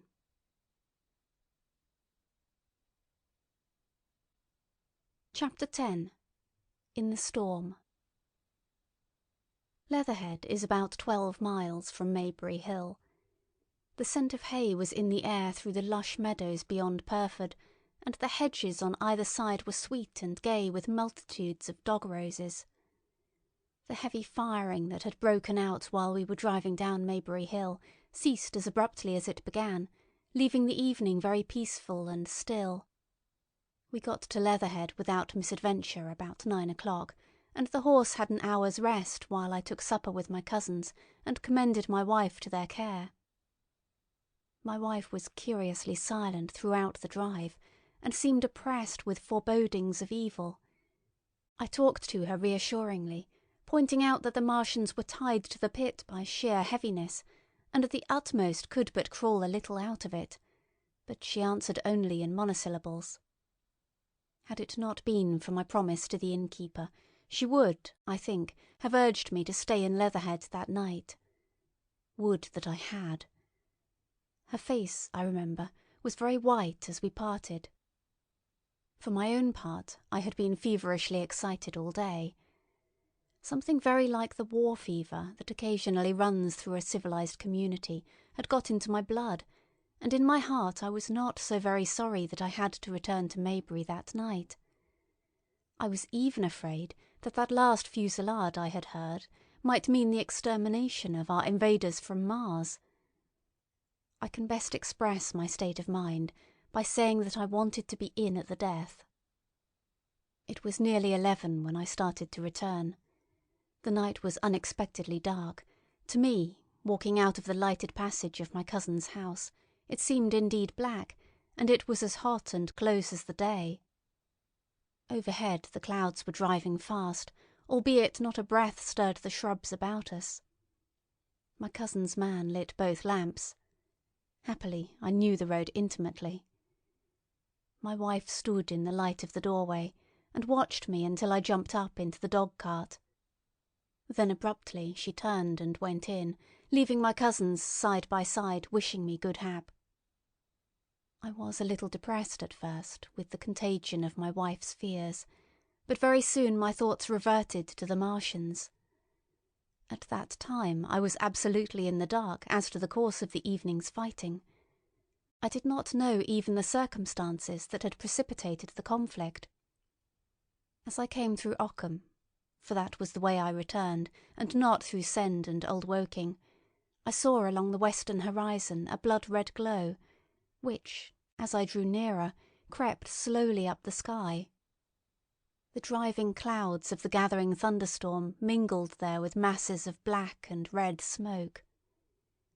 Ripley Street was deserted, and except for a lighted window or so, the village showed not a sign of life, but I narrowly escaped an accident at the corner of the road to Purford, where a knot of people stood with their backs to me. They said nothing to me as I passed. I do not know what they knew of the things happening beyond the hill, nor do I know if the silent houses I passed on my way were sleeping securely, or deserted and empty, or harassed and watching against the terror of the night. From Ripley until I came through Pyrford, I was in the valley of the Wey, and the red glare was hidden from me. As I ascended the little hill beyond Pyrford Church, the glare came into view again, and the trees about me shivered with the first intimation of the storm that was upon me. Then I heard midnight pealing out from Pyrford Church behind me, and then came the silhouette of Maybury Hill, with its tree-tops and roofs black and sharp against the red. Even as I beheld this, a lurid green glare lit the road about me, and showed the distant woods towards Addlestone. I felt a tug at the reins. I saw that the driving clouds had been pierced, as it were, by a thread of green fire, suddenly lighting their confusion and falling into the field to my left. It was the third falling star.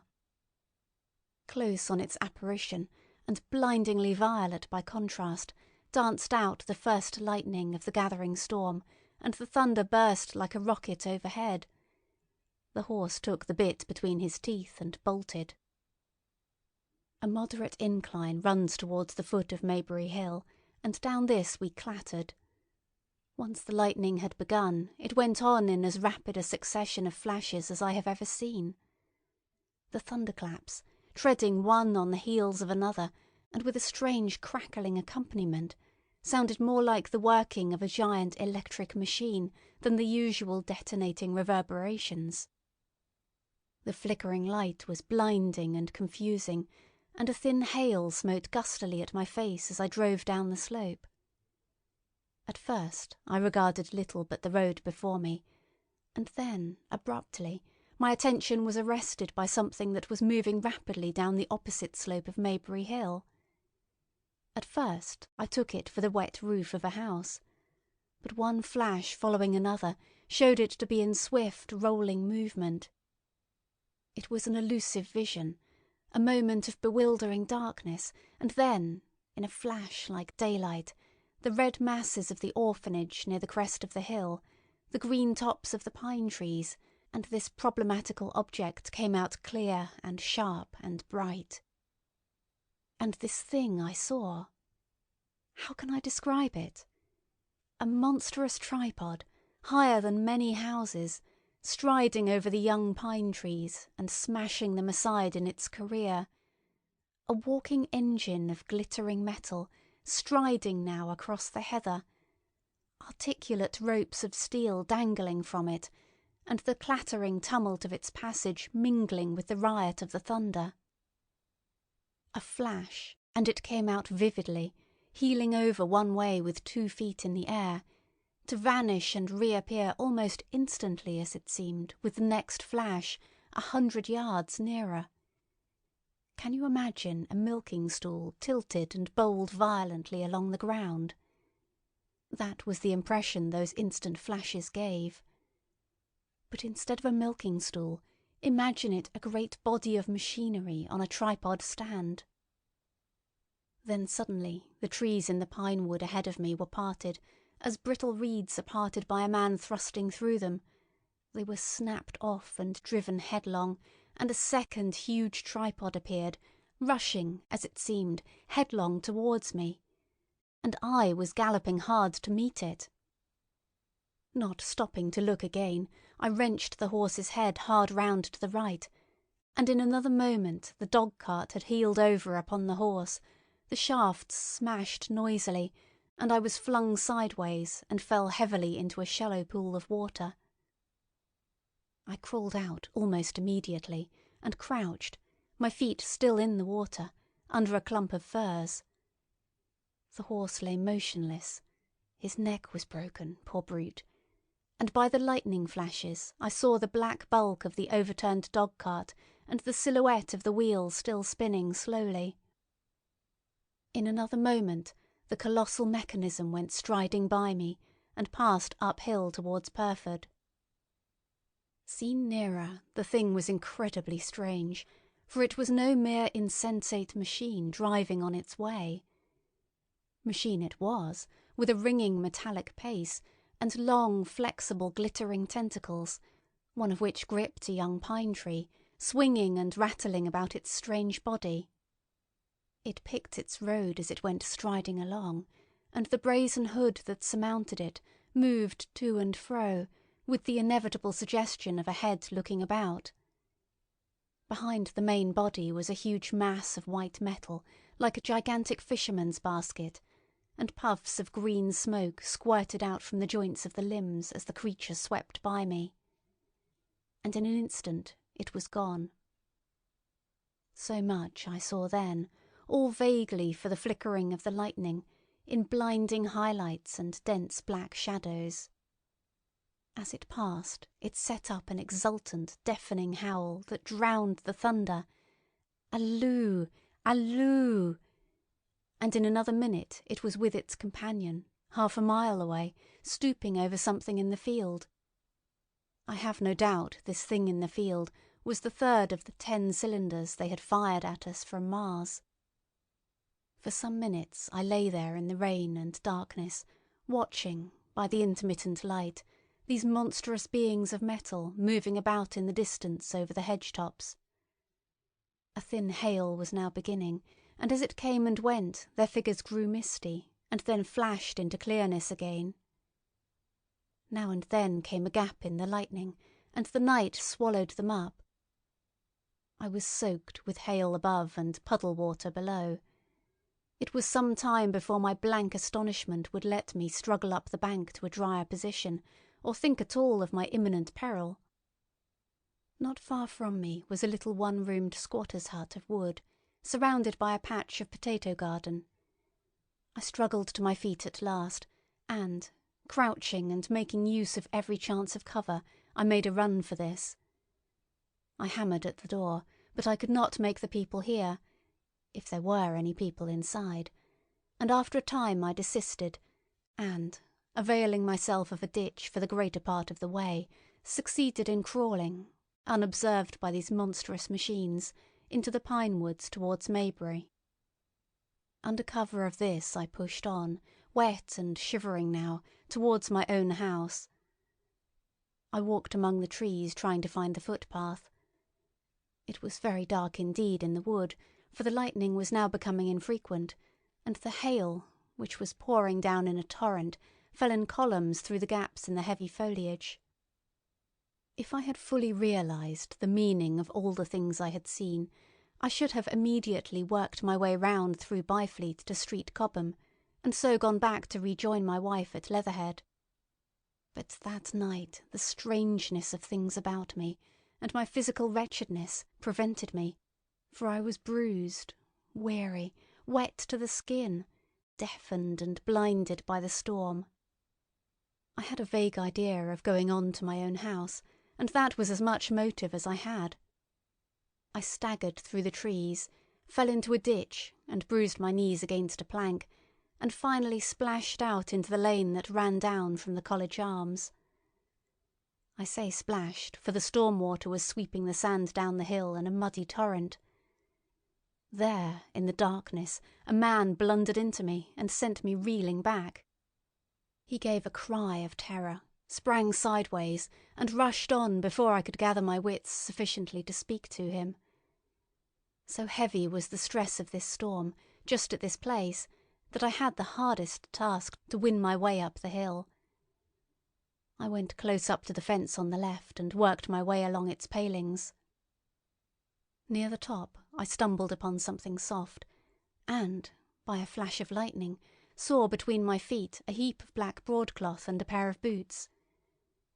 Before I could distinguish clearly how the man lay, the flicker of light had passed. I stood over him waiting for the next flash. When it came, I saw that he was a sturdy man, cheaply but not shabbily dressed. His head was bent under his body, and he lay crumpled up close to the fence, as though he had been flung violently against it. Overcoming the repugnance natural to one who had never before touched a dead body, I stooped and turned him over to feel for his heart. He was quite dead. Apparently his neck had been broken. The lightning flashed for a third time, and his face leaped upon me. I sprang to my feet. It was the landlord of the Spotted Dog, whose conveyance I had taken. I stepped over him gingerly and pushed on up the hill. I made my way by the police station and the College Arms towards my own house. Nothing was burning on the hillside, though from the common there still came a red glare and a rolling tumult of ruddy smoke beating up against the drenching hail. So far as I could see by the flashes, the houses about me were mostly uninjured. By the College Arms a dark heap lay in the road. Down the road towards Maybury Bridge there were voices and the sound of feet, but I had not the courage to shout or to go to them. I let myself in with my latchkey, closed, locked and bolted the door, staggered to the foot of the staircase and sat down. My imagination was full of those striding metallic monsters and of the dead body smashed against the fence. I crouched at the foot of the staircase with my back to the wall, shivering violently. End of section 10.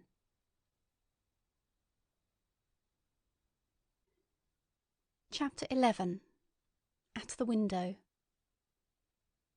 I have already said that my storms of emotion have a trick of exhausting themselves. After a time I discovered that I was cold and wet, and with little pools of water about me on the stair carpet. I got up almost mechanically, went into the dining room and drank some whisky, and then I was moved to change my clothes. After I had done that, I went upstairs to my study, but why I did so I do not know. The window of my study looks over the trees and the railway towards Horsell Common. In the hurry of our departure, this window had been left open. The passage was dark, and, by contrast with the picture the window frame enclosed, the side of the room seemed impenetrably dark. I stopped short in the doorway. The thunderstorm had passed. The towers of the Oriental College and the pine trees about it had gone, and very far away, lit by a vivid red glare, the common about the sandpits was visible. Across the light huge black shapes, grotesque and strange, moved busily to and fro. It seemed indeed as if the whole country in that direction was on fire, a broad hillside set with minute tongues of flame, swaying and writhing with the gusts of the dying storm, and throwing a red reflection upon the cloud scud above. Every now and then a haze of smoke from some nearer conflagration drove across the window and hid the Martian shapes. I could not see what they were doing, nor the clear form of them, nor recognise the black objects they were busied upon. Neither could I see the nearer fire, though the reflections of it danced on the wall and ceiling of the study. A sharp, resinous tang of burning was in the air. I closed the door noiselessly and crept towards the window. As I did so, the view opened out, until, on the one hand, it reached to the houses about Woking Station, and on the other to the charred and blackened pine woods of Byfleet. There was a light down below the hill, on the railway, near the arch, and several of the houses along the Maybury Road and the streets near the station were glowing ruins. The light upon the railway puzzled me at first. There were a black heap and a vivid glare, and to the right of that a row of yellow oblongs.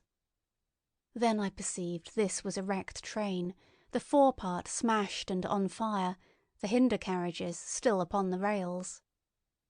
Between these three main centres of light, the houses, the train, and the burning county towards Chobham, stretched irregular patches of dark country, broken here and there by intervals of dimly glowing and smoking ground.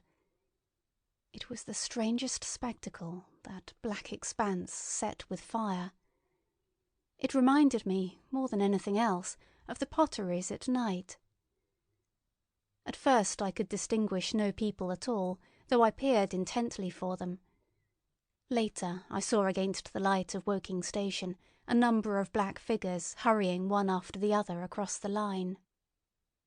And this was the little world in which I had been living securely for years, this fiery chaos.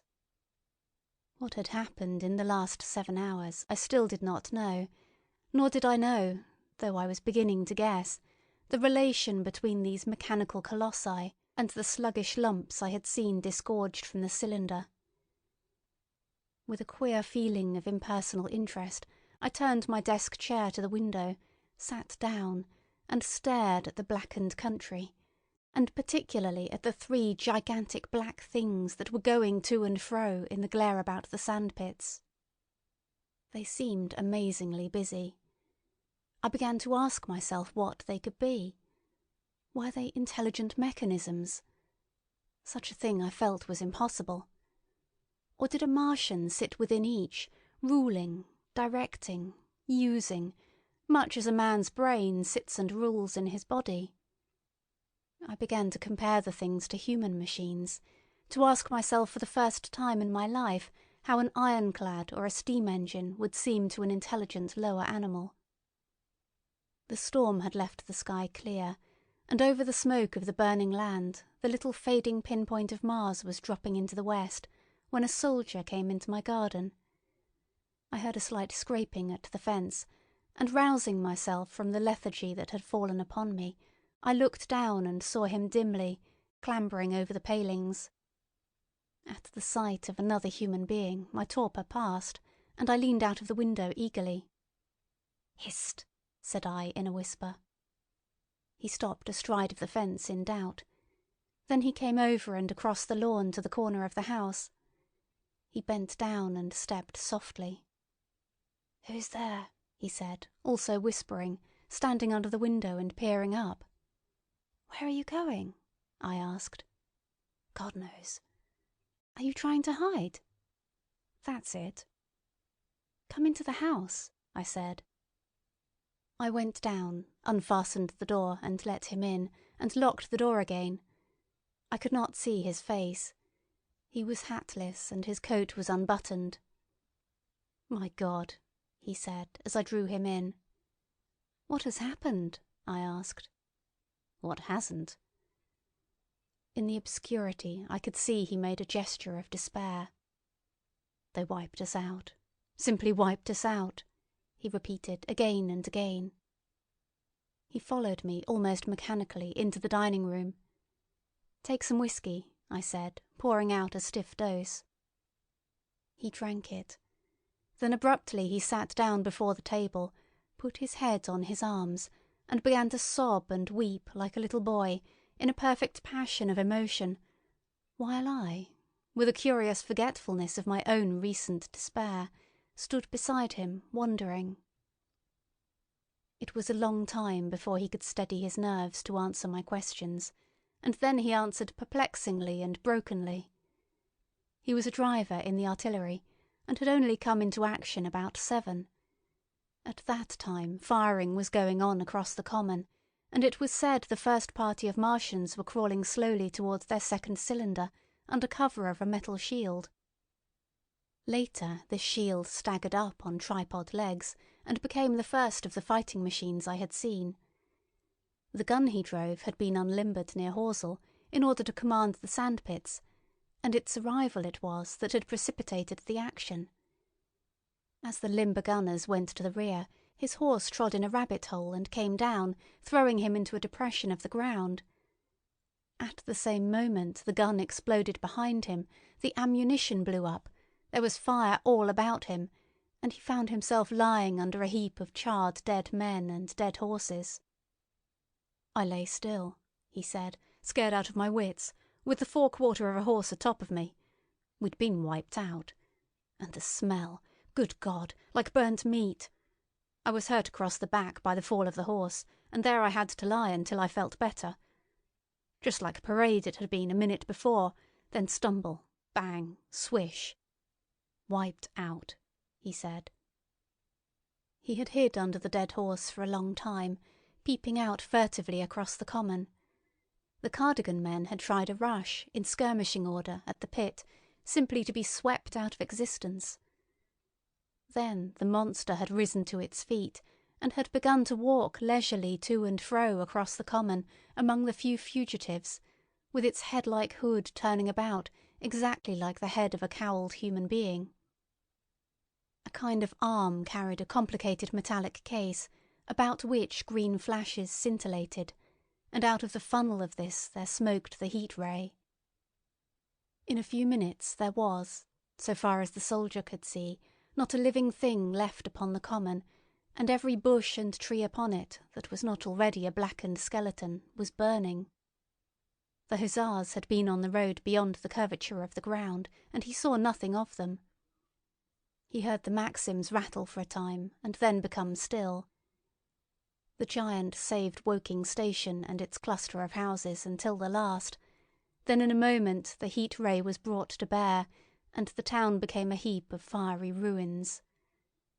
Then the thing shut off the heat ray, and turning its back upon the artilleryman, began to waddle away towards the smouldering pine woods that sheltered the second cylinder. As it did so, a second glittering titan built itself up out of the pit.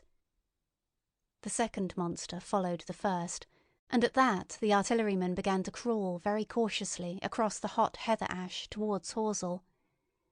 He managed to get alive into the ditch by the side of the road, and so escaped to Woking. There his story became ejaculatory. The place was impassable. It seems there were a few people alive there, frantic for the most part, and many burned and scalded. He was turned aside by the fire, and hid among some almost scorching heaps of broken wall as one of the Martian giants returned. He saw this one pursue a man, catch him up in one of its steely tentacles, and knock his head against the trunk of a pine tree. At last, after nightfall, the artilleryman made a rush for it and got over the railway embankment. Since then he had been skulking along towards Maybury, in the hope of getting out of danger Londonward. People were hiding in trenches and cellars, and many of the survivors had made off towards Woking village and Send. He had been consumed with thirst until he found one of the water mains near the railway arch smashed, and the water bubbling out like a spring upon the road. That was the story I got from him, bit by bit. He grew calmer telling me, and trying to make me see the things he had seen. He had eaten no food since midday, he told me early in his narrative, and I found some mutton and bread in the pantry and brought it into the room. We lit no lamp for fear of attracting the Martians, and ever and again our hands would touch upon bread or meat. As he talked, things about us came darkly out of the darkness, and the trampled bushes and broken rose trees outside the window grew distinct. It would seem that a number of men or animals had rushed across the lawn. I began to see his face, blackened and haggard, as no doubt mine was also. When we had finished eating, we went softly upstairs to my study, and I looked again out of the open window. In one night the valley had become a valley of ashes. The fires had dwindled now. Where flames had been, there were now streamers of smoke. But the countless ruins of shattered and gutted houses, and blasted and blackened trees that the night had hidden, stood out now, gaunt and terrible, in the pitiless light of dawn. Yet, here and there, some object had had the luck to escape. A white railway signal here, the end of a greenhouse there, white and fresh amid the wreckage. Never before, in the history of warfare, had destruction been so indiscriminate and so universal. And shining with the growing light of the east, 3 of the metallic giants stood about the pit, their cowls rotating as though they were surveying the desolation they had made. It seemed to me that the pit had been enlarged, and ever and again puffs of vivid green vapour streamed up and out of it towards the brightening dawn, streamed up, whirled, broke and vanished. Beyond were the pillars of fire about Chobham. They became pillars of bloodshot smoke at the first touch of day. End of section 11.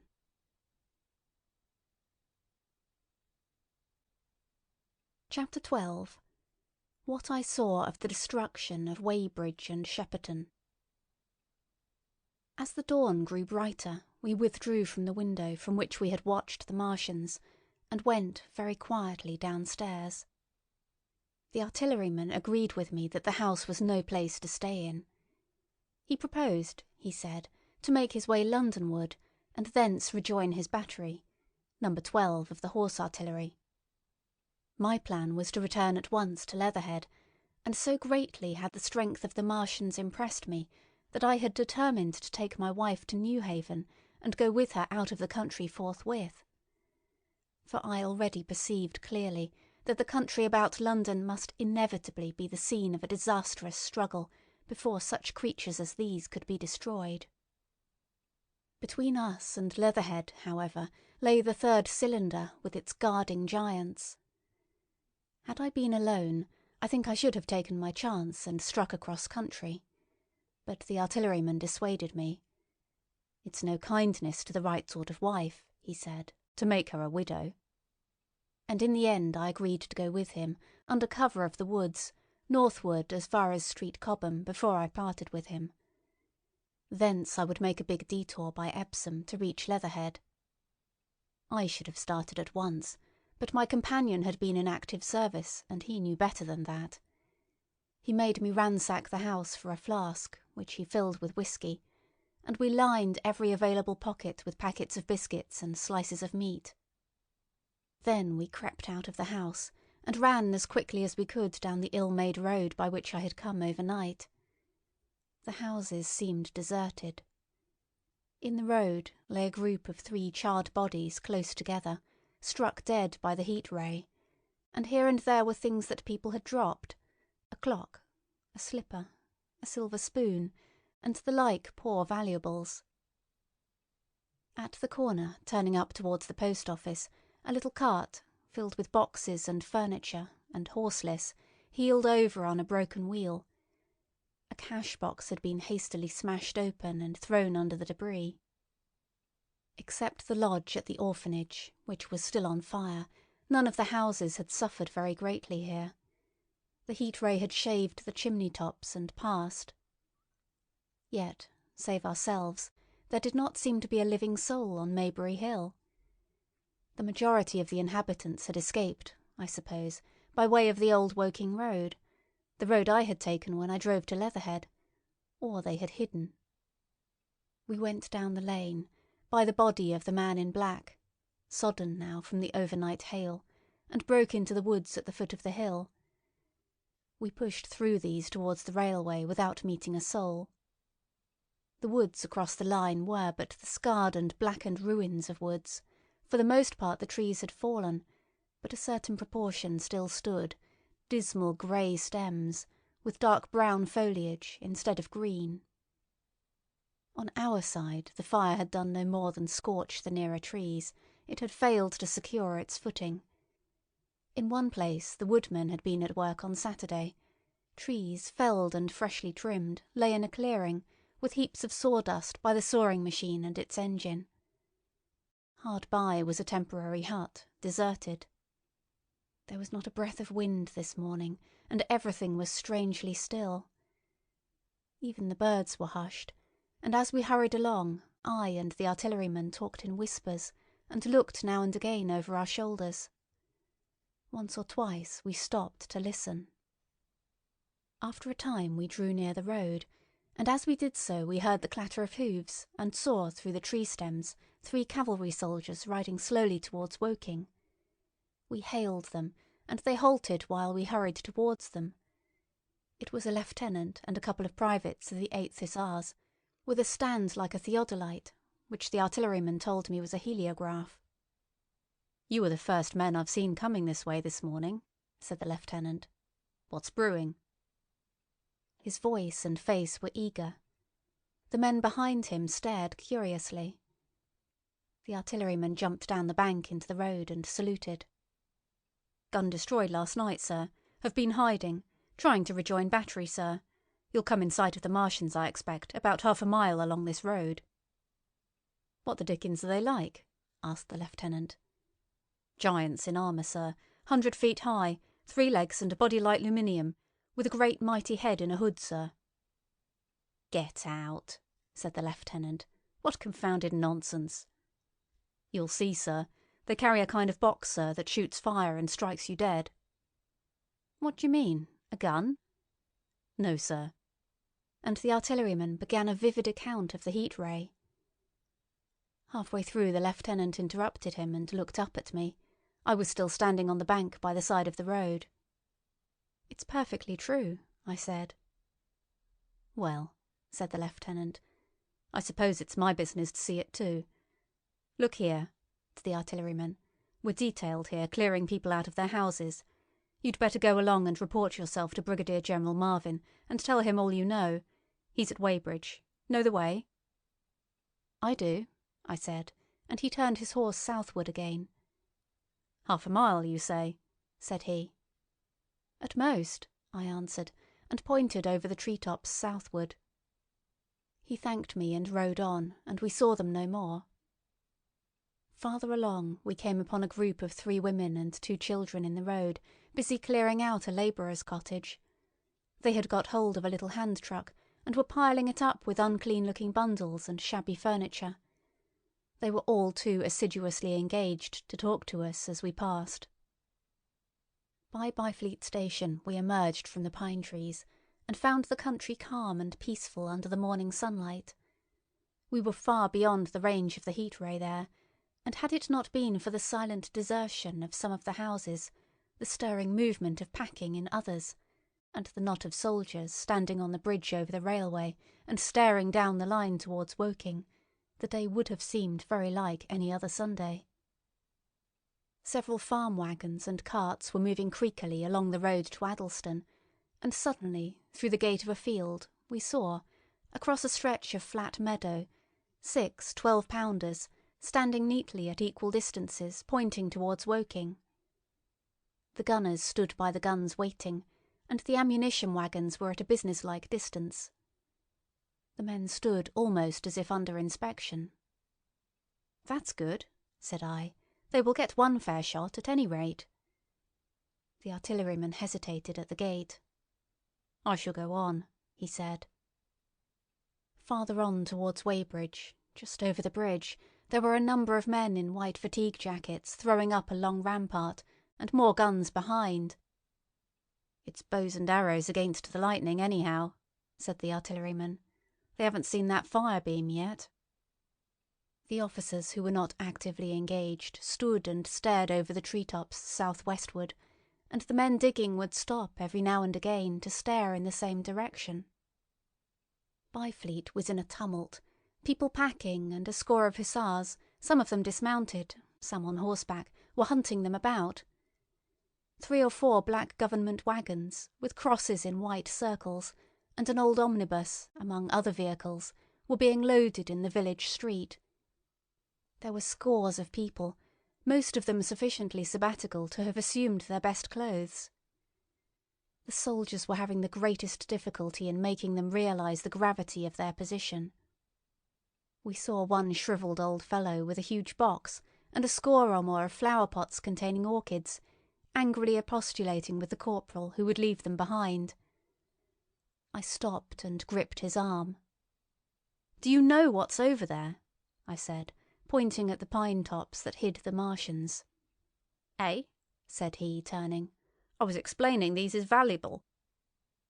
"Death!" I shouted. "Death is coming! Death! Death!" And leaving him to digest that, if he could, I hurried on after the artilleryman. At the corner I looked back.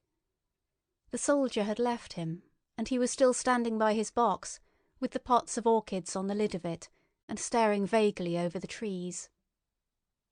No one in Weybridge could tell us where the headquarters were established. The whole place was in such confusion as I had never seen in any town before. Carts, carriages everywhere, the most astonishing miscellany of conveyances and horseflesh.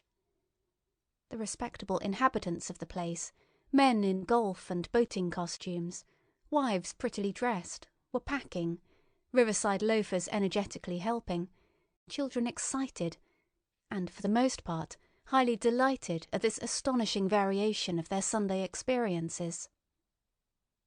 In the midst of it all the worthy vicar was very pluckily holding an early celebration, and his bell was jangling out above the excitement. I and the artilleryman, seated on the step of the drinking fountain, made a very passable meal upon what we had brought with us.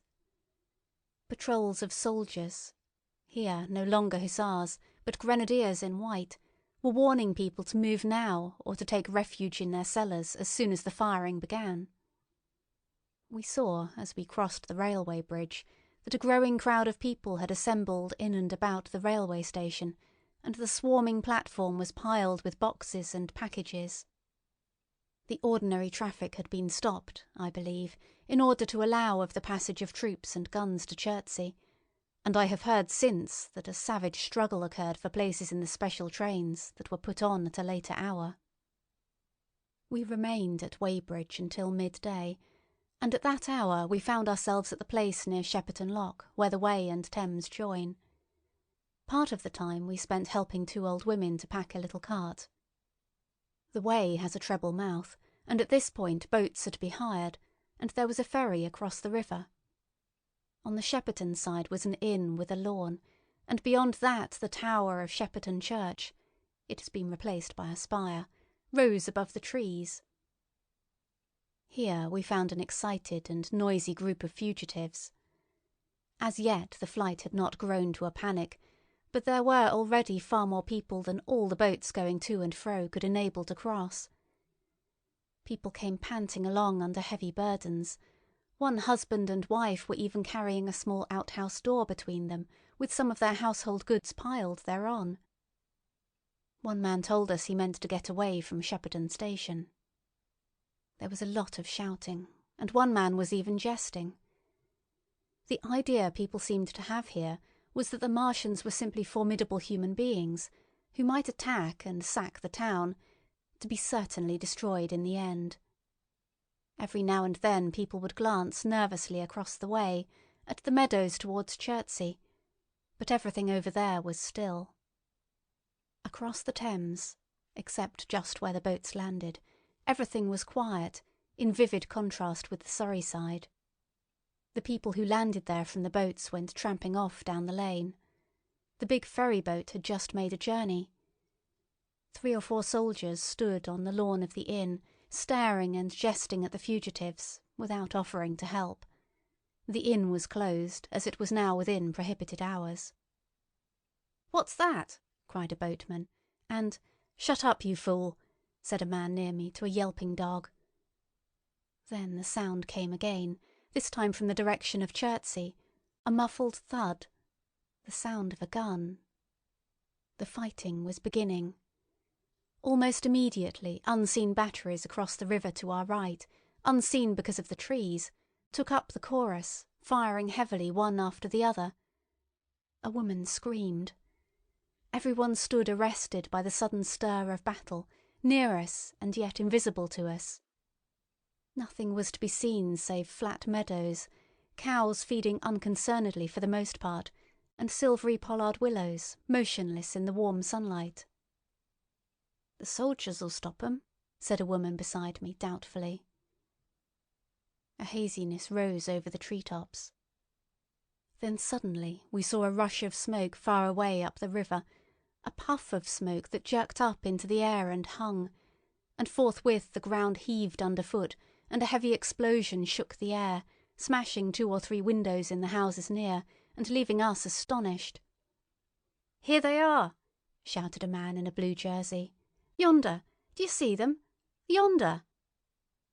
Quickly, one after the other, 1, 2, 3, 4 of the armoured Martians appeared, far away over the little trees, across the flat meadows that stretched towards Chertsey, and striding hurriedly towards the river. Little cowled figures they seemed at first, going with a rolling motion and as fast as flying birds. Then, advancing obliquely towards us, came a 5th. Their armoured bodies glittered in the sun as they swept swiftly forward upon the guns, growing rapidly larger as they drew nearer. One on the extreme left, the remotest that is, flourished a huge case high in the air, and the ghostly, terrible heat ray I had already seen on Friday night smote towards Chertsey and struck the town. At sight of these strange, swift and terrible creatures, the crowd near the water's edge seemed to me to be for a moment horror-struck. There was no screaming or shouting, but a silence. Then a hoarse murmur and a movement of feet, a splashing from the water. A man, too frightened to drop the portmanteau he carried on his shoulder, swung round and sent me staggering with a blow from the corner of his burden. A woman thrust at me with her hand and rushed past me. I turned with the rush of the people, but I was not too terrified for thought. The terrible heat ray was in my mind. To get under water, that was it. "Get under water!" I shouted, unheeded. I faced about again and rushed towards the approaching Martian, rushed right down the gravelly beach and headlong into the water. Others did the same. A boatload of people putting back came leaping out as I rushed past. The stones under my feet were muddy and slippery, and the river was so low that I ran perhaps 20 feet, scarcely waist deep. Then, as the Martian towered overhead scarcely a couple of 100 yards away, I flung myself forward under the surface. The splashes of the people in the boats leaping into the river sounded like thunderclaps in my ears. People were landing hastily on both sides of the river. But the Martian machine took no more notice for the moment of the people running this way and that than a man would of the confusion of ants in a nest against which his foot has kicked. When, half suffocated, I raised my head above water, the Martian's hood pointed at the batteries that were still firing across the river, and as it advanced it swung loose what must have been the generator of the heat ray. In another moment it was on the bank, and in a stride wading halfway across. The knees of its foremost legs bent at the farther bank, and in another moment it had raised itself to its full height again, close to the village of Shepperton. Forthwith the 6 guns, which, unknown to anyone on the right bank, had been hidden behind the outskirts of that village, fired simultaneously. The sudden near concussion, the last close upon the first, made my heart jump. The monster was already raising the case generating the heat ray as the first shell burst 6 yards above the hood. I gave a cry of astonishment. I saw and thought nothing of the other 4 Martian monsters. My attention was riveted upon the nearer incident. Simultaneously 2 other shells burst in the air near the body as the hood twisted round in time to receive, but not in time to dodge, the 4th shell. The shell burst clean in the face of the thing. The hood bulged, flashed, was whirled off in a dozen tattered fragments of red flesh and glittering metal. "Hit!" shouted I, with something between a scream and a cheer. I heard answering shouts from the people in the water about me. I could have leaped out of the water with that momentary exultation. The decapitated colossus reeled like a drunken giant, but it did not fall over. It recovered its balance by a miracle, and, no longer heeding its steps, and with the camera that fired the heat ray now rigidly upheld, it reeled swiftly upon Shepperton. The living intelligence, the Martian within the hood, was slain and splashed to the 4 winds of heaven, and the thing was now a mere intricate device of metal whirling to destruction. It drove along in a straight line, incapable of guidance. It struck the tower of Shepperton Church, smashing it down as the impact of a battering ram might have done, swerved aside, blundered on, and collapsed with tremendous force into the river out of my sight. A violent explosion shook the air, and a spout of water, steam, mud, and shattered metal shot far up into the sky. As the camera of the heat ray hit the water, the latter had immediately flashed into steam. In another moment a huge wave, like a muddy tidal bore, but almost scaldingly hot, came sweeping round the bend upstream. I saw people struggling shorewards, and heard their screaming and shouting faintly above the seething and roar of the Martian's collapse. For a moment I heeded nothing of the heat, forgot the patent need of self-preservation. I splashed through the tumultuous water, pushing aside a man in black to do so, until I could see round the bend. Half a dozen deserted boats pitched aimlessly upon the confusion of the waves. The fallen Martian came into sight downstream, lying across the river and for the most part submerged. Thick clouds of steam were pouring off the wreckage, and through the tumultuously whirling wisps I could see, intermittently and vaguely, the gigantic limbs churning the water and flinging a splash and spray of mud and froth into the air. The tentacles swayed and struck like living arms, and, save for the helpless purposelessness of these movements, it was as if some wounded thing were struggling for its life amid the waves. Enormous quantities of a ruddy brown fluid were spurting up in noisy jets out of the machine. My attention was diverted from this death flurry by a furious yelling, like that of the thing called a siren in our manufacturing towns. A man, knee-deep near the towing path, shouted inaudibly to me and pointed. Looking back, I saw the other Martians advancing with gigantic strides down the riverbank from the direction of Chertsey. The Shepperton guns spoke this time unavailingly. At that I ducked at once under water, and, holding my breath until movement was an agony, blundered painfully ahead under the surface as long as I could. The water was in a tumult about me and rapidly growing hotter. When, for a moment, I raised my head to take breath and throw the hair and water from my eyes, the steam was rising in a whirling white fog that at first hid the Martians altogether. The noise was deafening. Then I saw them, dimly, colossal figures of grey, magnified by the mist. They had passed by me, and two were stooping over the frothing, tumultuous ruins of their comrade. The third and fourth stood beside him in the water, one perhaps 200 yards from me, the other towards Laleham. The generators of the heat rays waved high, and the hissing beams smote down this way and that. The air was full of sound, a deafening and confusing conflict of noises, the clangorous din of the Martians, the crash of falling houses, the thud of trees, fences, sheds flashing into flame, and the crackling and roaring of fire. Dense black smoke was leaping up to mingle with the steam from the river, and as the heat ray went to and fro over Weybridge, its impact was marked by flashes of incandescent white that gave place at once to a smoky dance of lurid flames. The nearer houses still stood intact, awaiting their fate, shadowy, faint and pallid in the steam, with the fire behind them going to and fro. For a moment, perhaps, I stood there, breast high in the almost boiling water, dumbfounded at my position, hopeless of escape. Through the reek I could see the people who had been with me in the river scrambling out of the water through the reeds, like little frogs hurrying through grass from the advance of a man, or running to and fro in utter dismay on the towing path. Then suddenly the white flashes of the heat ray came leaping towards me. The houses caved in as they dissolved at its touch and darted out flames. The trees changed to fire with a roar.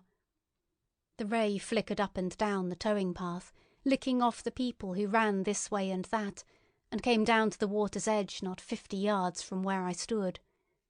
It swept across the river to Shepperton, and the water in its track rose in a boiling wheel crested with steam.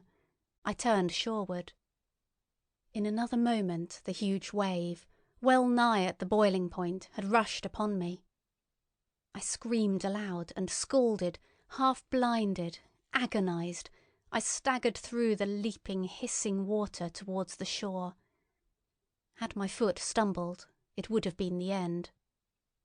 I fell helplessly, in full sight of the Martians, upon the broad, bare, gravelly spit that runs down to mark the angle of the Wey and Thames. I expected nothing but death. I have a dim memory of the foot of a Martian coming down within a score of yards of my head, driving straight into the loose gravel, whirling it this way and that, and lifting again, of a long suspense, and then of the four, carrying the debris of their comrade between them, now clear, and then presently faint through a veil of smoke, receding interminably, as it seemed to me, across a vast space of river and meadow. And then, very slowly, I realized that, by a miracle, I had escaped. End of section 12. Chapter 13. How I Fell In with the Curate. After getting this sudden lesson in the power of terrestrial weapons, the Martians retreated to their original position upon Horsell Common, and in their haste, and encumbered with the debris of their smashed companion, they no doubt overlooked many such a stray and negligible victim as myself. Had they left their comrade and pushed on forthwith, there was nothing at that time between them and London but batteries of 12-pounder guns, and they would certainly have reached the capital in advance of the tidings of their approach. As sudden, dreadful, and destructive their advent would have been as the earthquake that destroyed Lisbon a century ago. But they were in no hurry. Cylinder followed cylinder on its interplanetary flight. Every 24 hours brought them reinforcement. And meanwhile, the military and naval authorities, now fully alive to the tremendous power of their antagonists, worked with furious energy. Every minute a fresh gun came into position, until, before twilight, every copse, every row of suburban villas on the hilly slopes about Kingston and Richmond masked an expectant black muzzle. And through the charred and desolated area, perhaps 20 square miles altogether, that encircled the Martian encampment on Horsell Common, through charred and ruined villages among the green trees, through the blackened and smoking arcades that had been but a day ago pine spinneys, crawled the devoted scouts with the heliographs that were presently to warn the gunners of the Martian approach. But the Martians now understood our command of artillery and the danger of human proximity, and not a man ventured within a mile of either cylinder, save at the price of his life. It would seem that these giants spent the earlier part of the afternoon in going to and fro, transferring everything from the second and third cylinders, the second in Addlestone Golf Links and the third at Purford, to their original pit on Horsell Common. Over that, above the blackened heather and ruined buildings that stretched far and wide, stood one as sentinel, while the rest abandoned their vast fighting machines and descended into the pit. They were hard at work there far into the night, and the towering pillar of dense green smoke that rose therefrom could be seen from the hills about Merrow, and even, it is said, from Banstead and Epsom Downs. And while the Martians behind me were thus preparing for their next sally, and in front of me humanity gathered for the battle, I made my way with infinite pains and labour from the fire and smoke of burning Weybridge towards London. I saw an abandoned boat, very small and remote, drifting downstream, and throwing off the most of my sodden clothes, I went after it, gained it, and so escaped out of that destruction. There were no oars in the boat, but I contrived to paddle, as well as my parboiled hands would allow, down the river towards Halliford and Walton, going very tediously and continually looking behind me, as you may well understand. I followed the river because I considered that the water gave me my best chance of escape should these giants return. The hot water from the Martians' overthrow drifted downstream with me, so that for the best part of a mile I could see little of either bank. Once, however, I made out a string of black figures hurrying across the meadows from the direction of Weybridge. Halliford, it seemed, was deserted, and several of the houses facing the river were on fire. It was strange to see the place quite tranquil, quite desolate under the hot blue sky, with the smoke and little threads of flame going straight up into the heat of the afternoon. Never before had I seen houses burning without the accompaniment of an obstructive crowd. A little farther on, the dry reeds up the bank were smoking and glowing, and a line of fire inland was marching steadily across a late field of hay. For a long time I drifted, so painful and weary was I after the violence I had been through, and so intense the heat upon the water. Then my fears got the better of me again, and I resumed my paddling. The sun scorched my bare back. At last, as the bridge at Walton was coming into sight round the bend, my fever and faintness overcame my fears, and I landed on the Middlesex bank and lay down, deadly sick, among the long grass. I suppose the time was then about 4 or 5 o'clock. I got up presently, walked perhaps half a mile without meeting a soul, and then lay down again in the shadow of a hedge. I seem to remember talking, wonderingly, to myself during that last spurt. I was also very thirsty, and bitterly regretful I had drunk no more water. It is a curious thing that I felt angry with my wife. I cannot account for it, but my impotent desire to reach Leatherhead worried me excessively. I do not clearly remember the arrival of the curate, so that probably I dozed. I became aware of him as a seated figure in soot-smudged shirt-sleeves, and with his upturned, clean-shaven face staring at a faint flickering that danced over the sky. The sky was what is called a mackerel sky, rows and rows of faint down plumes of cloud, just tinted with the midsummer sunset. I sat up, and at the rustle of my motion he looked at me quickly. "Have you any water?" I asked abruptly. He shook his head. "You have been asking for water for the last hour," he said. For a moment we were silent, taking stock of each other. I dare say he found me a strange enough figure, naked save for my water-soaked trousers and socks, scalded, and my face and shoulders blackened by the smoke. His face was a fair weakness, his chin retreated, and his hair lay in crisp, almost flaxen curls on his low forehead. His eyes were rather large, pale blue and blankly staring. He spoke abruptly, looking vacantly away from me. "What does it mean?" he said. "What do these things mean?" I stared at him and made no answer. He extended a thin white hand and spoke in almost a complaining tone. "Why are these things permitted? What sins have we done? The morning service was over. I was walking through the roads to clear my brain for the afternoon, and then fire, earthquake, death! As if it was Sodom and Gomorrah. All our work undone. All the work. What are these Martians?" "What are we?" I answered, clearing my throat. He gripped his knees and turned to look at me again. For half a minute, perhaps, he stared silently. "I was walking through the roads to clear my brain," he said, "and suddenly, fire, earthquake, death!" He relapsed into silence, with his chin now sunken almost to his knees. Presently he began waving his hand. "All the work, all the Sunday schools. What have we done? What has Weybridge done? Everything gone, everything destroyed. The church, we rebuilt it only 3 years ago. Gone, swept out of existence. Why?" Another pause, and he broke out again like one demented. "The smoke of her burning goeth up for ever and ever," he shouted. His eyes flamed, and he pointed a lean finger in the direction of Weybridge.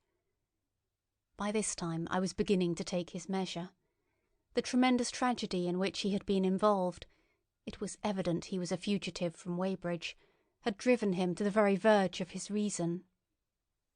"Are we far from Sunbury?" I said, in a matter-of-fact tone. "What are we to do?" he asked. "Are these creatures everywhere? Has the earth been given over to them?" "Are we far from Sunbury?" "Only this morning I officiated at early celebration. Things have changed," I said quietly. "You must keep your head. There is still hope." "Hope?" "Yes, plentiful hope for all this destruction." I began to explain my view of our position. He listened at first, but as I went on the interest dawning in his eyes gave place to their former stare, and his regard wandered from me. "This must be the beginning of the end," he said, interrupting me. "The end, the great and terrible day of the Lord, when men shall call upon the mountains and the rocks to fall upon them and hide them from the face of him that sitteth upon the throne." I began to understand the position. I ceased my laboured reasoning, struggled to my feet, and, standing over him, laid my hand on his shoulder. "Be a man," said I. "You are scared out of your wits. What good is religion if it collapses under calamity? Think of what earthquakes and floods, wars and volcanoes have done before to men. Did you think God had exempted Weybridge? He is not an insurance agent." For a time he sat in blank silence. "But how can we escape?" he asked suddenly. "They are invulnerable. They are pitiless."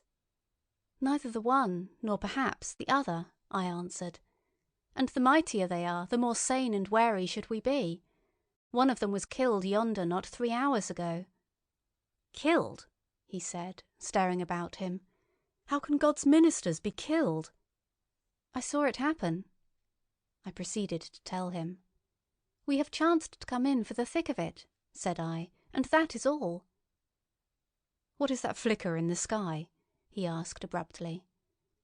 I told him it was the heliograph signalling, that it was the sign of human help and effort in the sky.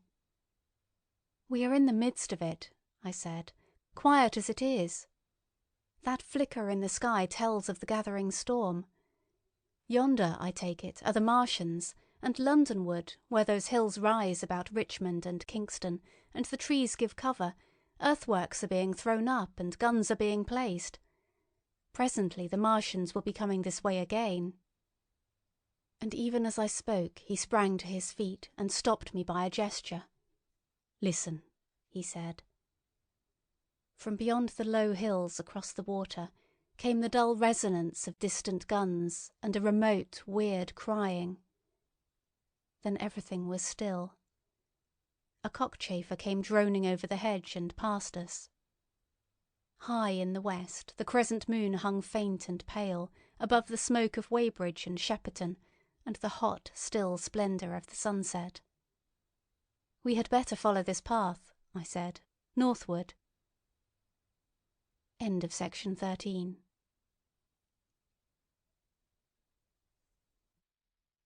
Chapter 14. In London. My younger brother was in London when the Martians fell at Woking. He was a medical student working for an imminent examination, and he heard nothing of the arrival until Saturday morning.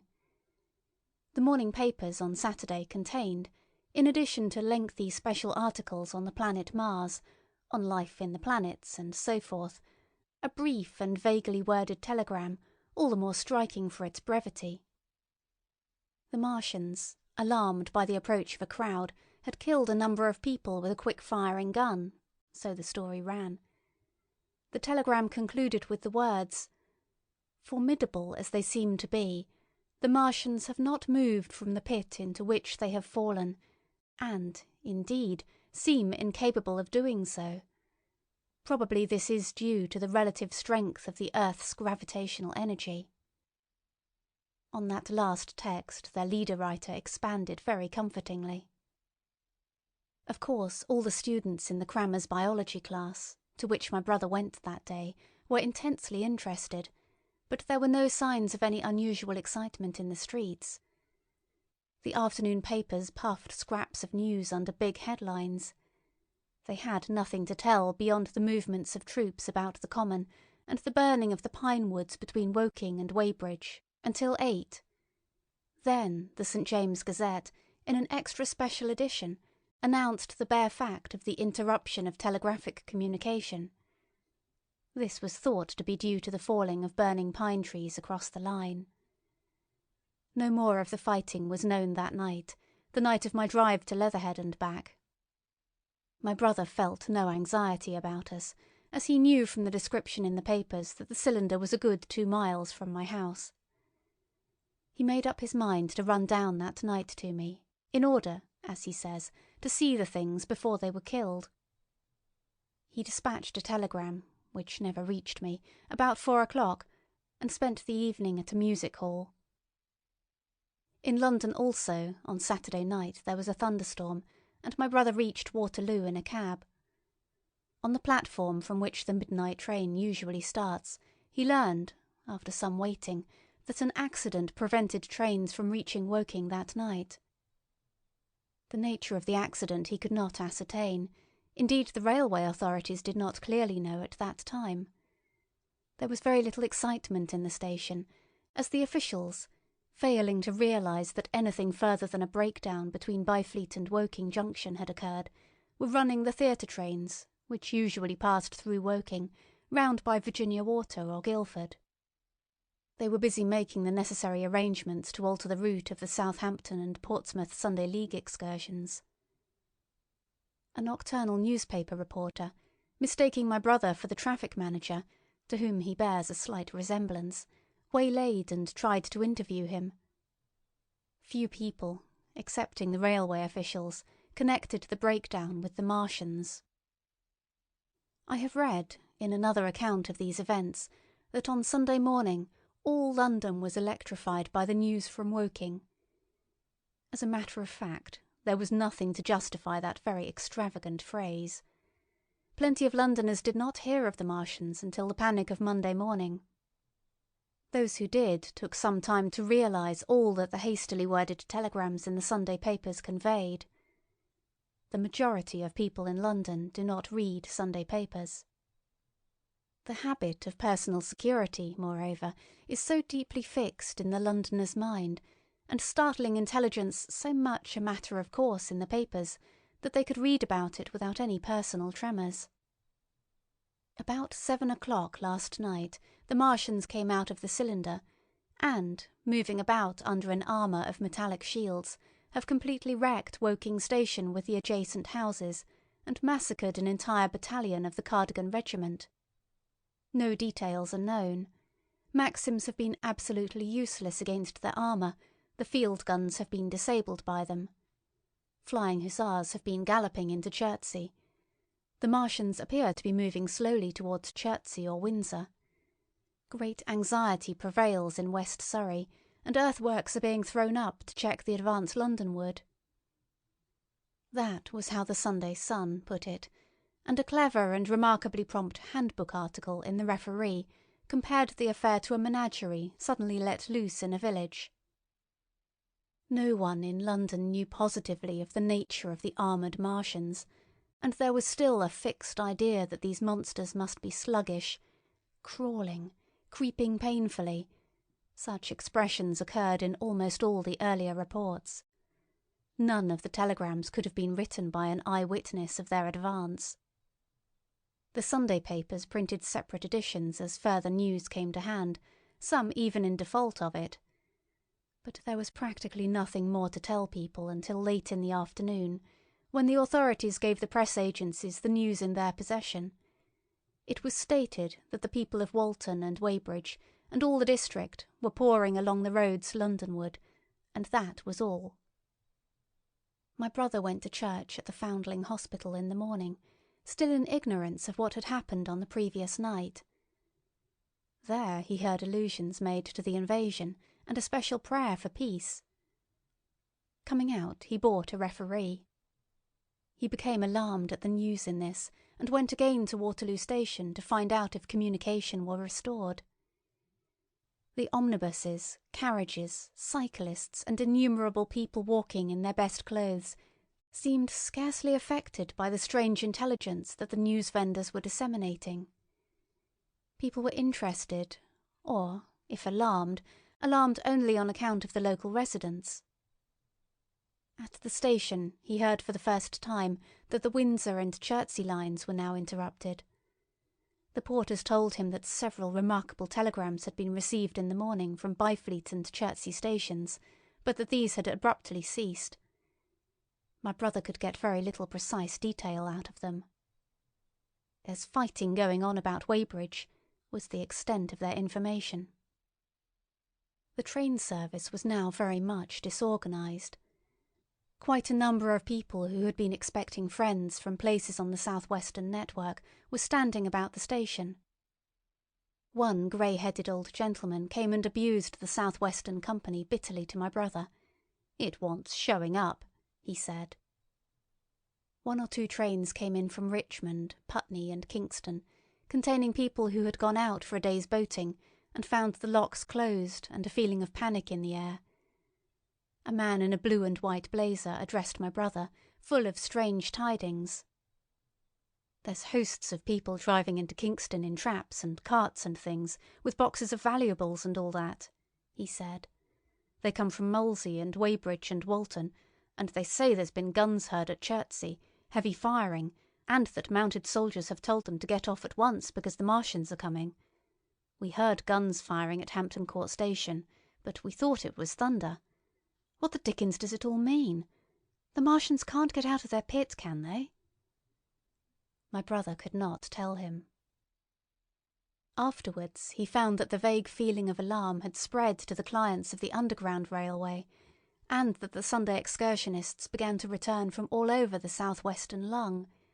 Barnes, Wimbledon, Richmond Park, Kew and so forth, at unnaturally early hours, but not a soul had anything more than vague hearsay to tell of. Everyone connected with the terminus seemed ill-tempered. About 5 o'clock, the gathering crowd in the station was immensely excited by the opening of the line of communication, which is almost invariably closed, between the southeastern and the southwestern stations, and the passage of carriage trucks bearing huge guns and carriages crammed with soldiers. These were the guns that were brought up from Woolwich and Chatham to cover Kingston. There was an exchange of pleasantries. "You'll get eaten," "We're the beast tamers," and so forth. A little while after that a squad of police came into the station and began to clear the public off the platforms, and my brother went out into the street again. The church bells were ringing for evensong, and a squad of Salvation Army lassies came singing down Waterloo Road. On the bridge a number of loafers were watching a curious brown scum that came drifting down the stream in patches. The sun was just setting, and the clock tower and the Houses of Parliament rose against one of the most peaceful skies it is possible to imagine, a sky of gold, barred with long transverse stripes of reddish-purple cloud. There was talk of a floating body. One of the men there, a reservist he said he was, told my brother he had seen the heliograph flickering in the west. In Wellington Street my brother met a couple of sturdy roughs who had just been rushed out of Fleet Street with still wet newspapers and staring placards. "Dreadful catastrophe," they bawled one to the other down Wellington Street. "Fighting at Weybridge. Full description. Repulse of the Martians. London in danger." He had to give threepence for a copy of that paper. Then it was, and then only, that he realised something of the full power and terror of these monsters. He learned that they were not merely a handful of small, sluggish creatures, but that they were minds swaying vast mechanical bodies, and that they could move swiftly and smite with such power that even the mightiest guns could not stand against them. They were described as vast, spider-like machines, nearly 100 feet high, capable of the speed of an express train, and able to shoot out a beam of intense heat. Masked batteries, chiefly of field guns, had been planted in the country about Horsell Common, and especially between the Woking district and London. 5 of the machines had been seen moving towards the Thames, and one, by a happy chance, had been destroyed. In the other cases the shells had missed, and the batteries had been at once annihilated by the heat rays. Heavy losses of soldiers were mentioned, but the tone of the dispatch was optimistic. The Martians had been repulsed. They were not invulnerable. They had retreated to their triangle of cylinders again, in the circle about Woking. Signallers with heliographs were pushing forward upon them from all sides. Guns were in rapid transit from Windsor, Portsmouth, Aldershot, Woolwich, even from the north. Among others, long wire guns of 95 tons from Woolwich. Altogether, 116 were in position or being hastily placed, chiefly covering London. Never before in England had there been such a vast or rapid concentration of military material. Any further cylinders that fell, it was hoped, could be destroyed at once by high explosives, which were being rapidly manufactured and distributed. No doubt, ran the report, the situation was of the strangest and gravest description, but the public was exhorted to avoid and discourage panic. No doubt the Martians were strange and terrible in the extreme, but at the outside there could not be more than 20 of them against our millions. The authorities had reason to suppose, from the size of the cylinders, that at the outside there could not be more than 5 in each cylinder, 15 altogether, and one at least was disposed of, perhaps more. The public would be fairly warned of the approach of danger, and elaborate measures were being taken for the protection of the people in the threatened southwestern suburbs. And so, with reiterated assurances of the safety of London and the ability of the authorities to cope with the difficulty, this quasi-proclamation closed. This was printed in enormous type on paper so fresh that it was still wet, and there had been no time to add a word of comment. It was curious, my brother said, to see how ruthlessly the usual contents of the paper had been hacked and taken out to give this place.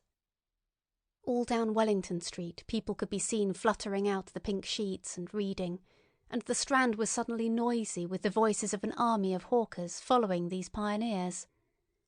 Men came scrambling off buses to secure copies.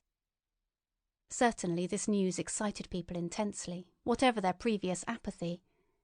The shutters of a map shop in the Strand were being taken down, my brother said, and a man in his Sunday raiment, lemon-yellow gloves even, was visible inside the window, hastily fastening maps of Surrey to the glass. Going along the Strand to Trafalgar Square, the paper in his hand, my brother saw some of the fugitives from West Surrey. There was a man with his wife and 2 boys, and some articles of furniture, in a cart such as greengrocers use. He was driving from the direction of Westminster Bridge, and close behind him came a hay wagon with 5 or 6 respectable-looking people in it, and some boxes and bundles. The faces of these people were haggard, and their entire appearance contrasted conspicuously with the Sabbath best appearance of the people on the omnibuses. People in fashionable clothing peeped at them out of cabs. They stopped at the square as if undecided which way to take, and finally turned eastward along the Strand. Some way behind these came a man in workday clothes, riding one of those old-fashioned tricycles with a small front wheel. He was dirty and white in the face. My brother turned down towards Victoria and met a number of such people. He had a vague idea that he might see something of me. He noticed an unusual number of police regulating the traffic. Some of the refugees were exchanging news with the people on the omnibuses.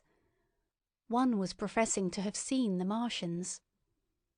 "Boilers on stilts, I tell you, striding along like men." Most of them were excited and animated by their strange experience. Beyond Victoria, the public houses were doing a lively trade with these arrivals. At all the street corners, groups of people were reading papers, talking excitedly, or staring at these unusual Sunday visitors. They seemed to increase as night drew on, until at last the roads, my brother said, were like Epsom High Street on a Derby day.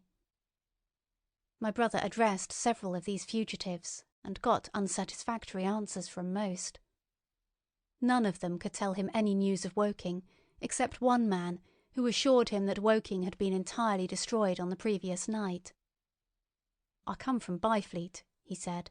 "Man on a bicycle came through the place in the early morning and ran from door to door warning us to come away. Then came soldiers. We went out to look, and there were clouds of smoke to the south. Nothing but smoke, and not a soul coming that way. Then we heard the guns at Chertsey, and folks coming from Weybridge, so I've locked up my house and come on." At the time there was a strong feeling in the streets that the authorities were to blame for their incapacity to dispose of the invaders without all this inconvenience.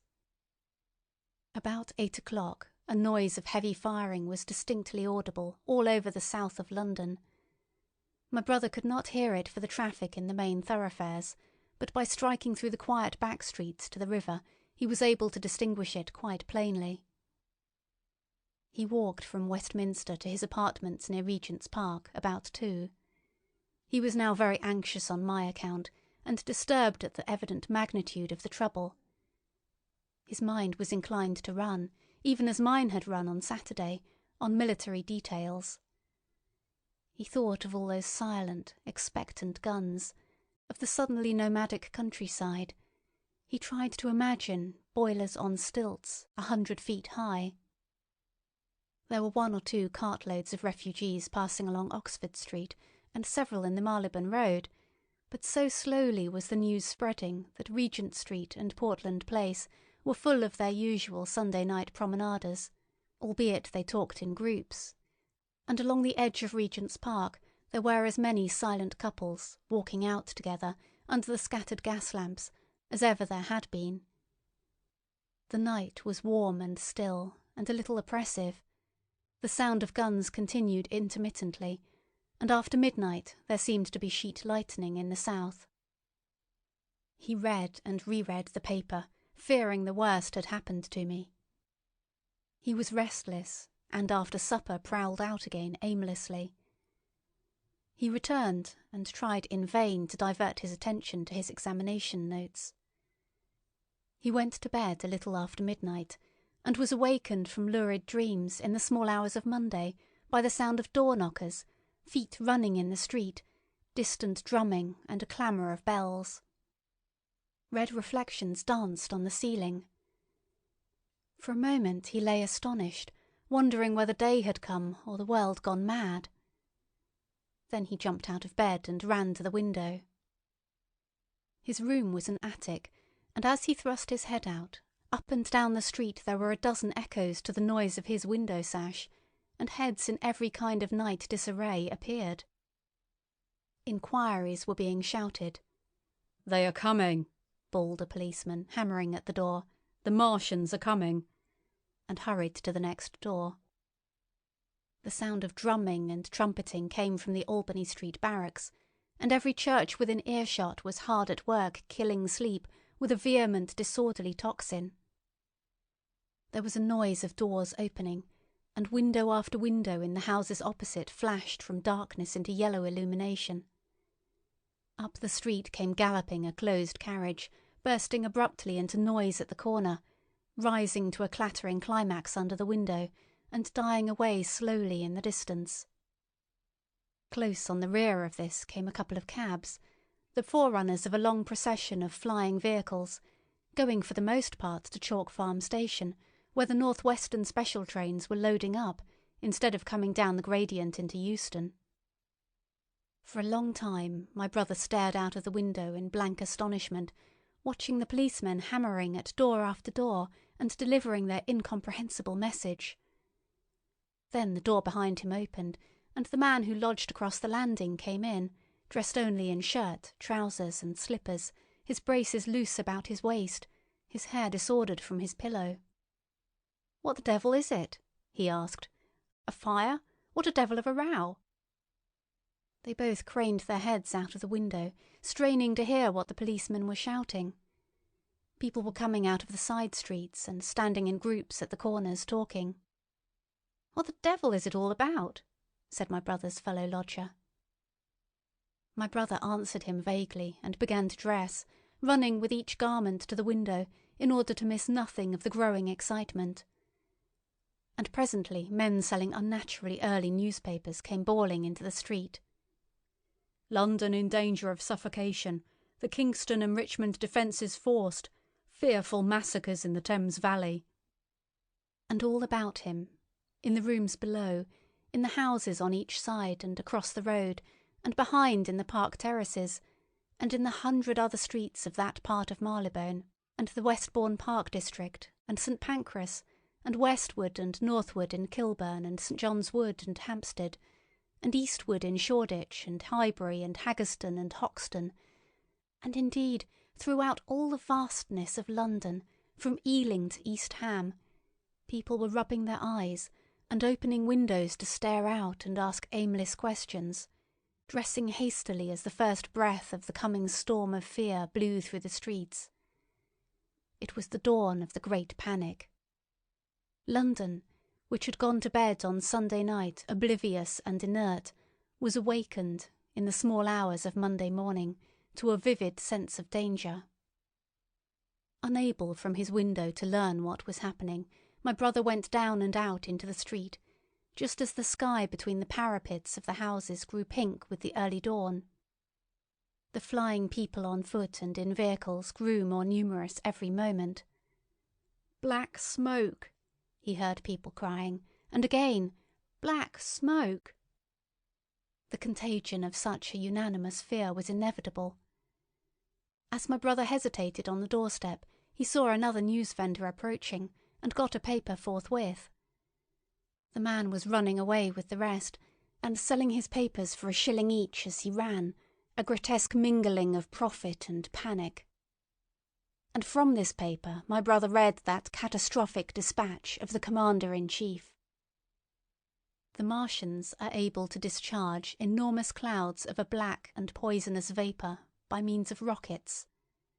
They have smothered our batteries, destroyed Richmond, Kingston, and Wimbledon, and are advancing slowly towards London, destroying everything on the way. It is impossible to stop them. There is no safety from the black smoke but in instant flight. That was all, but it was enough.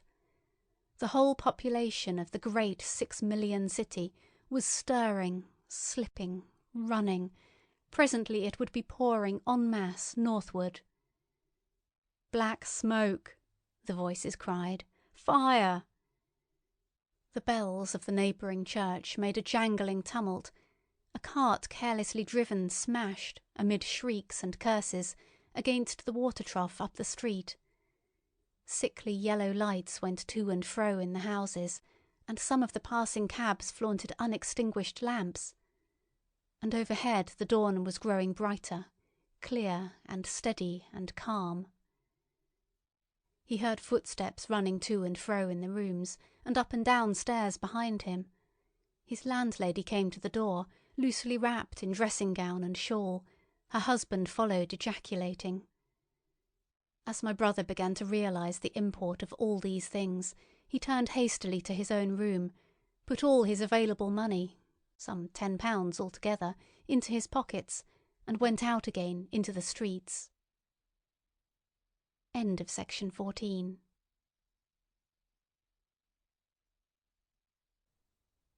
Chapter 15. What had happened in Surrey.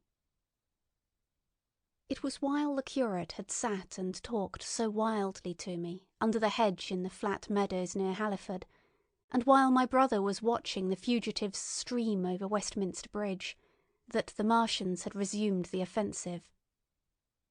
So far as one can ascertain from the conflicting reports that have been put forth, the majority of them remained busied with preparations in the Horsell pit until 9 that night, hurrying on some operation that disengaged huge volumes of green smoke. But 3 certainly came out about 8 o'clock, and, advancing slowly and cautiously, made their way through Byfleet and Purford towards Ripley and Weybridge, and so came in sight of the expectant batteries against the setting sun. These Martians did not advance in a body, but in a line, each perhaps 1.5 miles from his nearest fellow. They communicated with one another by means of siren-like howls, running up and down the scale from one note to another. It was this howling and firing of the guns at Ripley and St. George's Hill that we had heard at Upper Halliford.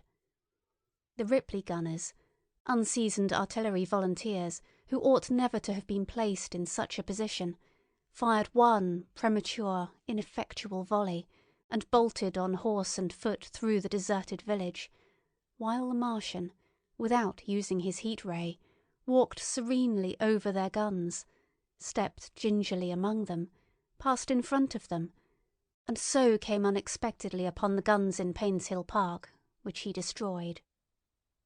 The St. George's Hill men, however, were better led, or of a better mettle. Hidden by a pine wood as they were, they seemed to have been quite unsuspected by the Martian nearest to them. They laid their guns as deliberately as if they had been on parade, and fired at about 1,000 yards range. The shells flashed all round him, and he was seen to advance a few paces, stagger, and go down.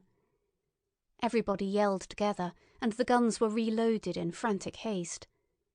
The overthrown Martian set up a prolonged ululation, and immediately a second glittering giant, answering him, appeared over the trees to the south. It would seem that a leg of the tripod had been smashed by one of the shells. The whole of the second volley flew wide of the Martian on the ground, and, simultaneously, both his companions brought their heat rays to bear on the battery.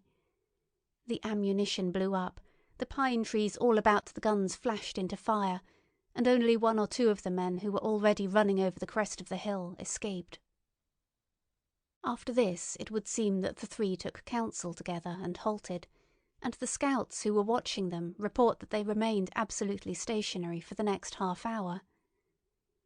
The Martian who had been overthrown crawled tediously out of his hood, a small brown figure, oddly suggestive from that distance of a speck of blight, and apparently engaged in the repair of his support. About 9 he had finished, for his cowl was then seen above the trees again. It was a few minutes past 9 that night when these 3 sentinels were joined by 4 other Martians, each carrying a thick black tube. A similar tube was handed to each of the 3, and the 7 proceeded to distribute themselves at equal distances along a curved line between St. George's Hill, Weybridge, and the village of Send, southwest of Ripley. A dozen rockets sprang out of the hills before them so soon as they began to move, and warned the waiting batteries about Ditton and Esher. At the same time 4 of their fighting machines, similarly armed with tubes, crossed the river, and 2 of them, black against the western sky, came into sight of myself and the curate as we hurried wearily and painfully along the road that runs northward out of Halliford. They moved, as it seemed to us, upon a cloud, for a milky mist covered the fields and rose to 1/3 of their height. At this sight the curate cried faintly in his throat and began running, but I knew it was no good running from a Martian, and I turned aside and crawled through dewy nettles and brambles into the broad ditch by the side of the road. He looked back, saw what I was doing, and turned to join me. The 2 halted, the nearer to us standing and facing Sunbury, the remoter being a grey indistinctness towards the evening star, away towards Staines. The occasional howling of the Martians had ceased. They took up their positions in the huge crescent about their cylinders in absolute silence. It was a crescent with 12 miles between its horns. Never, since the devising of gunpowder, was the beginning of a battle so still.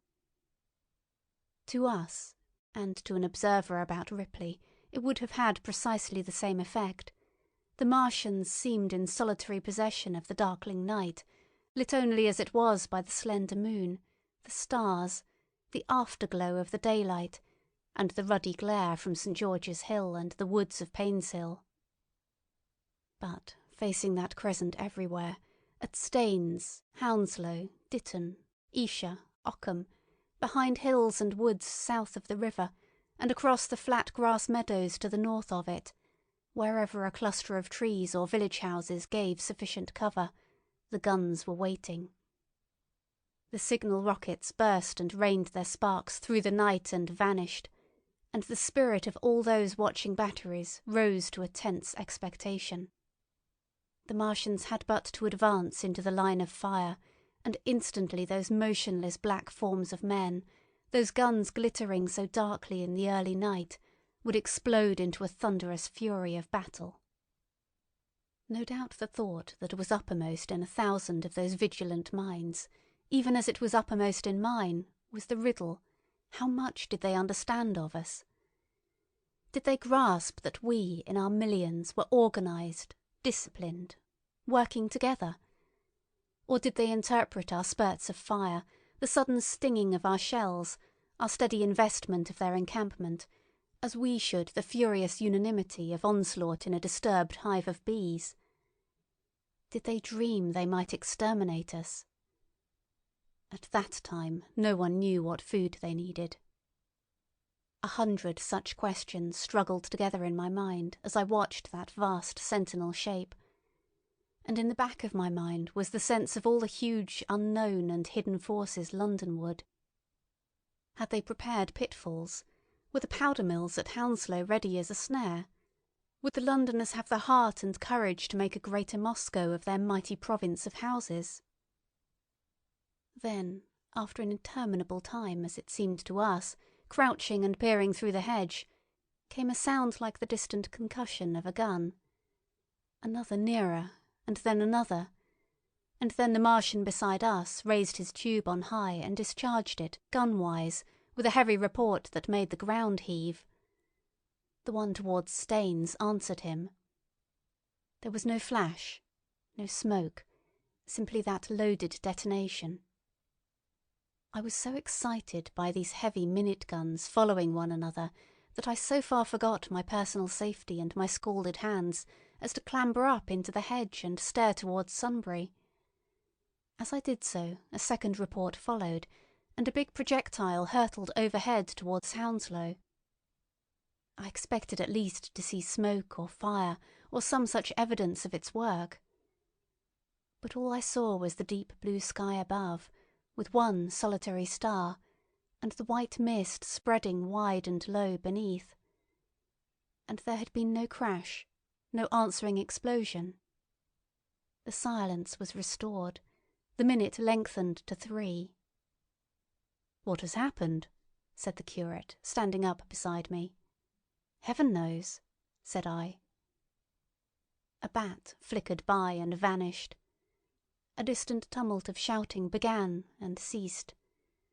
I looked again at the Martian and saw he was now moving eastward along the river bank with a swift rolling motion. Every moment I expected the fire of some hidden battery to spring upon him, but the evening calm was unbroken. The figure of the Martian grew smaller as he receded, and presently the mist and the gathering night had swallowed him up.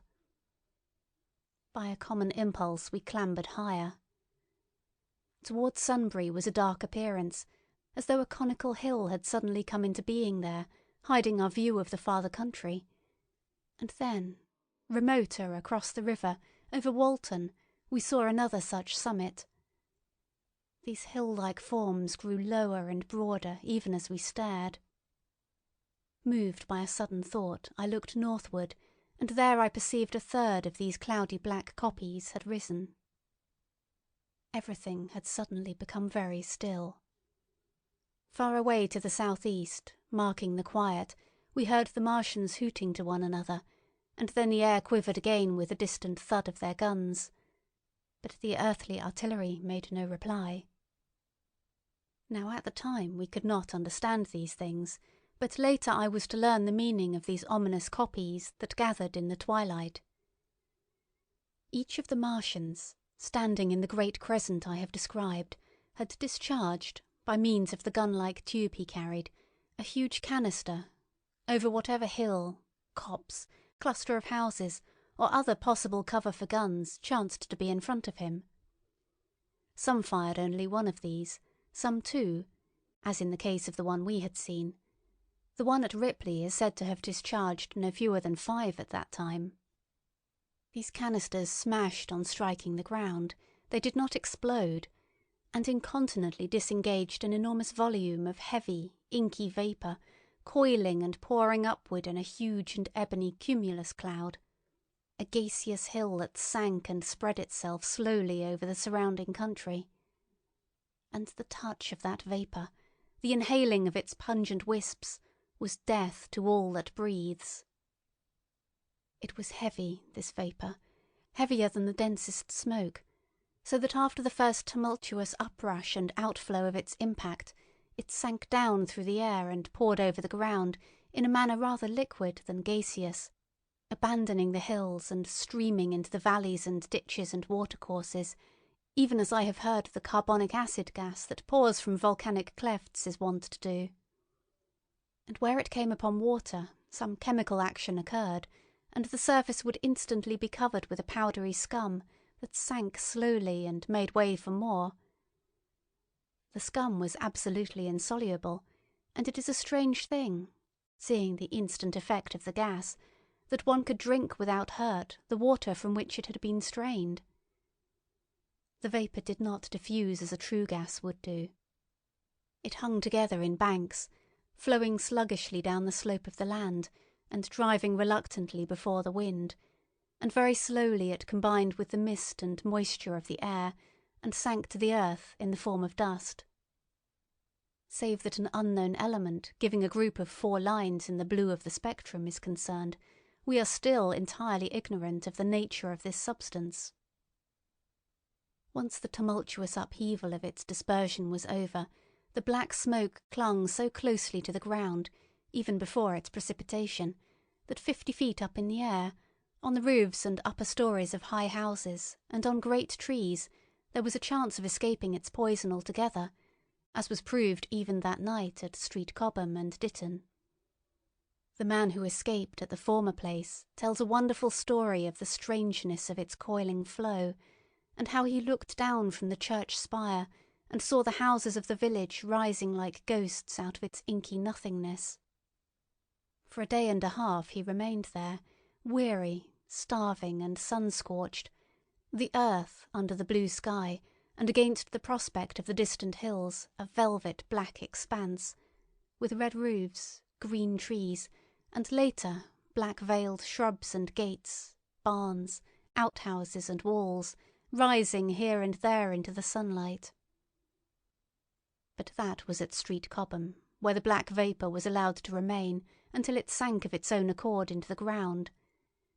As a rule, the Martians, when it had served its purpose, cleared the air of it again by wading into it and directing a jet of steam upon it. This they did with the vapour banks near us, as we saw in the starlight from the window of a deserted house at Upper Halliford, whither we had returned. From there we could see the searchlights on Richmond Hill and Kingston Hill going to and fro, and about 11 the windows rattled, and we heard the sound of the huge siege guns that had been put in position there. These continued intermittently for the space of a quarter of an hour, sending chance shots at the invisible Martians at Hampton and Ditton, and then the pale beams of the electric light vanished and were replaced by a bright red glow. Then the 4th cylinder fell, a brilliant green meteor, as I learned afterwards, in Bushy Park. Before the guns on the Richmond and Kingston line of hills began, there was a fitful cannonade far away in the southwest, due, I believe, to guns being fired haphazard before the black vapour could overwhelm the gunners. So, setting about it as methodically as men might smoke out a wasp's nest, the Martians spread this strange stifling vapour over the Londonward country. The horns of the crescent slowly moved apart, until at last they formed a line from Hanwell to Coombe and Malden. All through the night their destructive tubes advanced. Never once, after the Martian at St. George's Hill was brought down, did they give the artillery the ghost of a chance against them. Wherever there was a possibility of guns being laid for them unseen, a fresh canister of the black vapour was discharged, and where the guns were openly displayed, the heat ray was brought to bear. By midnight, the blazing trees along the slopes of Richmond Park and the glare of Kingston Hill threw their light upon a network of black smoke, blotting out the whole valley of the Thames and extending as far as the eye could reach. And through this 2 Martians slowly waded and turned their hissing steam jets this way and that. They were sparing of the heat ray that night, either because they had but a limited supply of material for its production, or because they did not wish to destroy the country, but only to crush and overawe the opposition they had aroused. In the latter aim they certainly succeeded. Sunday night was the end of the organised opposition to their movements. After that no body of men would stand against them, so hopeless was the enterprise. Even the crews of the torpedo boats and destroyers that had brought their quick firers up the Thames refused to stop, mutinied and went down again, The only offensive operation men ventured upon after that night was the preparation of mines and pitfalls, and even in that their energies were frantic and spasmodic. One has to imagine, as well as one may, the fate of those batteries towards Esher, waiting so tensely in the twilight. Survivors there were none. One may picture the orderly expectation, the officers alert and watchful, the gunners ready, the ammunition piled to hand, the limber gunners with their horses and wagons, the groups of civilian spectators standing as near as they were permitted, the evening stillness, the ambulances and hospital tents with the burned and wounded from Weybridge, then the dull resonance of the shots the Martians fired, and the clumsy projectile whirling over the trees and houses and smashing amid the neighbouring fields. One may picture, too, the sudden shifting of the attention, the swiftly spreading coils and bellyings of that blackness, advancing headlong, towering heavenward, turning the twilight to a palpable darkness, a strange and horrible antagonist of vapour striding upon its victims. Men and horses near it seem dimly, running, shrieking, falling headlong, shouts of dismay, the guns suddenly abandoned, men choking and writhing on the ground, and the swift broadening out of the opaque cone of smoke. And then night and extinction, nothing but a silent mass of impenetrable vapour hiding its dead. Before dawn the black vapour was pouring through the streets of Richmond, and the disintegrating organism of government was, with a last expiring effort, rousing the population of London to the necessity of flight. End of section 15.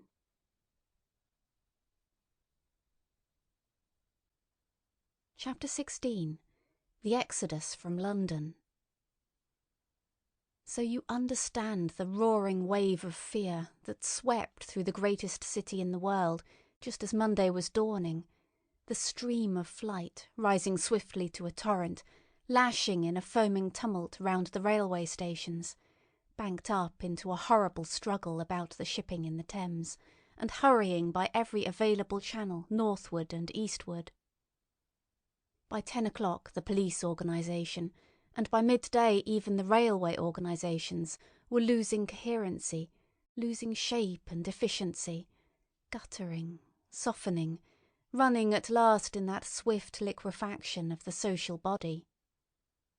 All the railway lines north of the Thames and the south-eastern people at Cannon Street had been warned by midnight on Sunday, and trains were being filled. People were fighting savagely for standing room in the carriages, even at 2 o'clock. By 3, people were being trampled and crushed, even in Bishopsgate Street, a couple of 100 yards or more from Liverpool Street Station. Revolvers were fired, people stabbed, and the policemen who had been sent to direct the traffic, exhausted and infuriated, were breaking the heads of the people they were called out to protect. And as the day advanced, and the engine drivers and stokers refused to return to London, the pressure of the flight drove the people in an ever-thickening multitude away from the stations and along the northward running roads.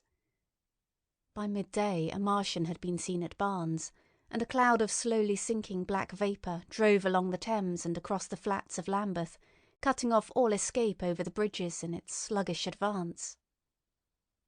Another bank drove over Ealing and surrounded a little island of survivors on Castle Hill, alive but unable to escape. After a fruitless struggle to get aboard a north-western train at Chalk Farm, the engines of the trains that had loaded in the goods yard there ploughed through shrieking people, and a dozen stalwart men fought to keep the crowd from crushing the driver against his furnace. My brother emerged upon the Chalk Farm road, dodged across through a hurrying swarm of vehicles, and had the luck to be foremost in the sack of a cycle shop. The front tyre of the machine he got was punctured in dragging it through the window, but he got up and off, notwithstanding, with no further injury than a cut wrist. The steep foot of Haverstock Hill was impassable owing to several overturned horses, and my brother struck into Belsize Road. So he got out of the fury of the panic, and, skirting the Edgware Road, reached Edgware about 7, fasting and wearied, but well ahead of the crowd. Along the road people were standing in the roadway, curious, wondering. He was passed by a number of cyclists, some horsemen and 2 motor cars. A mile from Edgware the rim of the wheel broke, and the machine became unrideable. He left it by the roadside and trudged through the village. There were shops half opened in the main street of the place, and people crowded on the pavement and in the doorways and windows, staring astonished at this extraordinary procession of fugitives that was beginning. He succeeded in getting some food at an inn. For a time he remained in Edgware, not knowing what next to do. The flying people increased in number. Many of them, like my brother, seemed inclined to loiter in the place. There was no fresh news of the invaders from Mars. At that time the road was crowded, but as yet far from congested. Most of the fugitives at that hour were mounted on cycles, but there were soon motor cars, hansom cabs, and carriages hurrying along, and the dust hung in heavy clouds along the road to St Albans. It was perhaps a vague idea of making his way to Chelmsford, where some friends of his lived, that at last induced my brother to strike into a quiet lane running eastward. Presently he came upon a stile, and crossing it, followed a footpath northeastward. He passed near several farmhouses and some little places whose names he did not learn. He saw few fugitives until, in a grass lane towards High Barnet, he happened upon 2 ladies who became his fellow travellers. He came upon them just in time to save them. He heard their screams, and hurrying round the corner saw a couple of men struggling to drag them out of the little pony chaise in which they had been driving, while a third with difficulty held the frightened pony's head. One of the ladies, a short woman dressed in white, was simply screaming. The other, a dark, slender figure, slashed at the man who gripped her arm with a whip she held in her disengaged hand. My brother immediately grasped the situation, shouted and hurried towards the struggle. One of the men desisted and turned towards him, and my brother, realizing from his antagonist's face that a fight was unavoidable, and being an expert boxer, went into him forthwith and sent him down against the wheel of the chaise. It was no time for pugilistic chivalry, and my brother laid him quiet with a kick, and gripped the collar of the man who pulled at the slender lady's arm. He heard the clatter of the hoofs, the whip stung across his face, a third antagonist struck him between the eyes, and the man he held wrenched himself free and made off down the lane in the direction from which he had come. Partly stunned, he found himself facing the man who had held the horse's head, and became aware of the chaise receding from him down the lane, swaying from side to side, and with the women in it looking back. The man before him, a burly rough, tried to close, and he stopped him with a blow in the face. Then, realizing that he was deserted, he dodged round and made off down the lane after the chaise, with the sturdy man close behind him, and the fugitive, who had turned now, following remotely. Suddenly he stumbled and fell. His immediate pursuer went headlong, and he rose to his feet to find himself with a couple of antagonists again. He would have had little chance against them, had not the slender lady very pluckily pulled up and returned to his help. It seems she had had a revolver all this time, but it had been under the seat when she and her companion were attacked. She fired at 6 yards distance, narrowly missing my brother. The less courageous of the robbers made off, and his companion followed him, cursing his cowardice. They both stopped in sight down the lane, where the third man lay insensible. "Take this," said the slender lady, and she gave my brother her revolver. "Go back to the chaise," said my brother, wiping the blood from his split lip. She turned without a word. They were both panting, and they went back to where the lady in white struggled to hold back the frightened pony. The robbers had evidently had enough of it. When my brother looked again, they were retreating. "I'll sit here," said my brother, "if I may," and he got upon the empty front seat. The lady looked over her shoulder. "Give me the reins," she said, and laid the whip along the pony's side. In another moment a bend in the road hid the three men from my brother's eyes. So, quite unexpectedly, my brother found himself, panting, with a cut mouth, a bruised jaw and blood-stained knuckles, driving along an unknown lane with these two women. He learned they were the wife and the younger sister of a surgeon living at Stanmore, who had come in the small hours from a dangerous case at Pinner, and heard at some railway station on his way of the Martian advance. He had hurried home, roused the women, their servant had left them 2 days before, packed some provisions, put his revolver under the seat, luckily for my brother, and told them to drive on to Edgware with the idea of getting a train there. He stopped behind to tell the neighbours.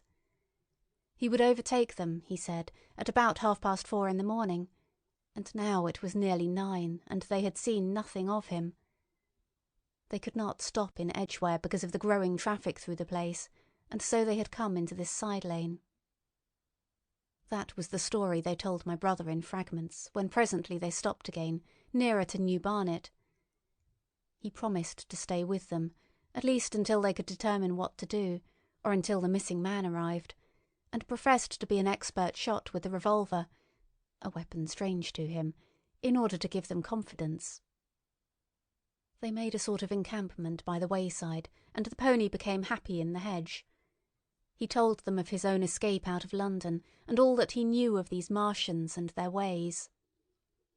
The sun crept higher in the sky, and after a time their talk died out, and gave place to an uneasy state of anticipation. Several wayfarers came along the lane, and of these my brother gathered such news as he could.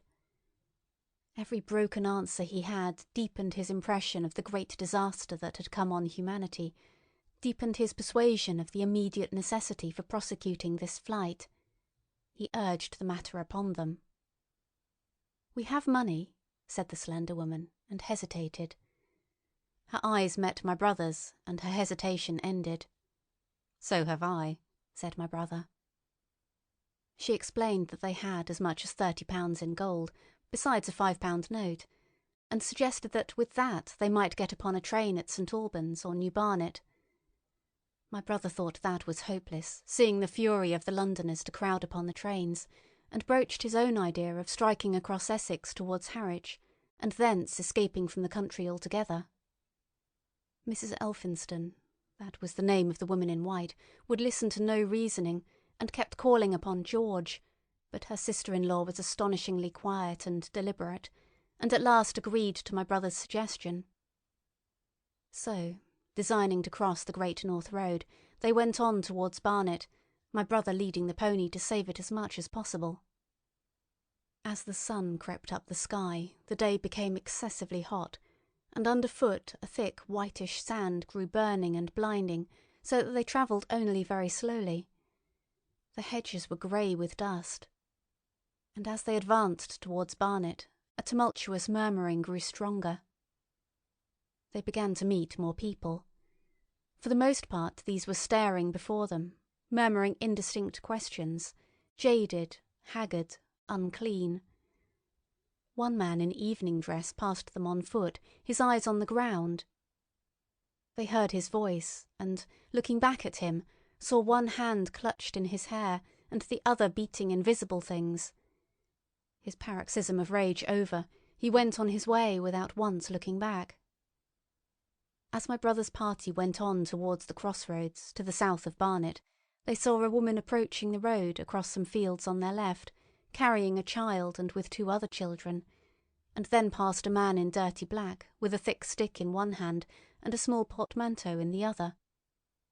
Then, round the corner of the lane, from between the villas that guarded it at its confluence with the high road, came a little cart drawn by a sweating black pony and driven by a sallow youth in a bowler hat, grey with dust. There were 3 girls, East End factory girls, and a couple of little children crowded in the cart. "This'll take us round Edgware?" asked the driver, wild-eyed, white-faced, and when my brother told him it would if he turned to the left, he whipped up at once without the formality of thanks. My brother noticed a pale grey smoke or haze rising among the houses in front of them and veiling the white facade of a terrace beyond the road that appeared between the backs of the villas. Mrs. Elphinston suddenly cried out at a number of tongues of smoky red flame leaping up above the houses in front of them against the hot blue sky. The tumultuous noise resolved itself now into the disorderly mingling of many voices, the gride of many wheels, the creaking of wagons and the staccato of hoofs.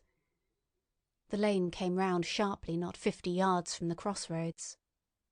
"Good heavens!" cried Mrs. Elphinston. "What is this you are driving us into?" My brother stopped. For the main road was a boiling stream of people, a torrent of human beings rushing northward, one pressing on another. A great bank of dust, white and luminous in the blaze of the sun, made everything within 20 feet of the ground grey and indistinct, and was perpetually renewed by the hurrying feet of a dense crowd of horses and of men and women on foot, and by the wheels of vehicles of every description. "Way!" my brother heard voices crying. "Make way!" It was like riding into the smoke of a fire to approach the meeting point of the lane and road. The crowd roared like a fire, and the dust was hot and pungent. And indeed, a little way up the road, a villa was burning and sending rolling masses of black smoke across the road to add to the confusion. 2 men came past them, then a dirty woman carrying a heavy bundle and weeping. A lost retriever dog with hanging tongue circled dubiously round them, scared and wretched, and fled at my brother's threat. So much as they could see of the road Londonward, between the houses to the right, was a tumultuous stream of dirty, hurrying people, pent in between the villas on either side. The black heads, the crowded forms, grew into distinctness as they rushed towards the corner, hurried past, and merged their individuality again in a receding multitude that was swallowed up at last in a cloud of dust. "Go on! Go on!" cried the voices. "Way! Way!" One man's hands pressed on the back of another.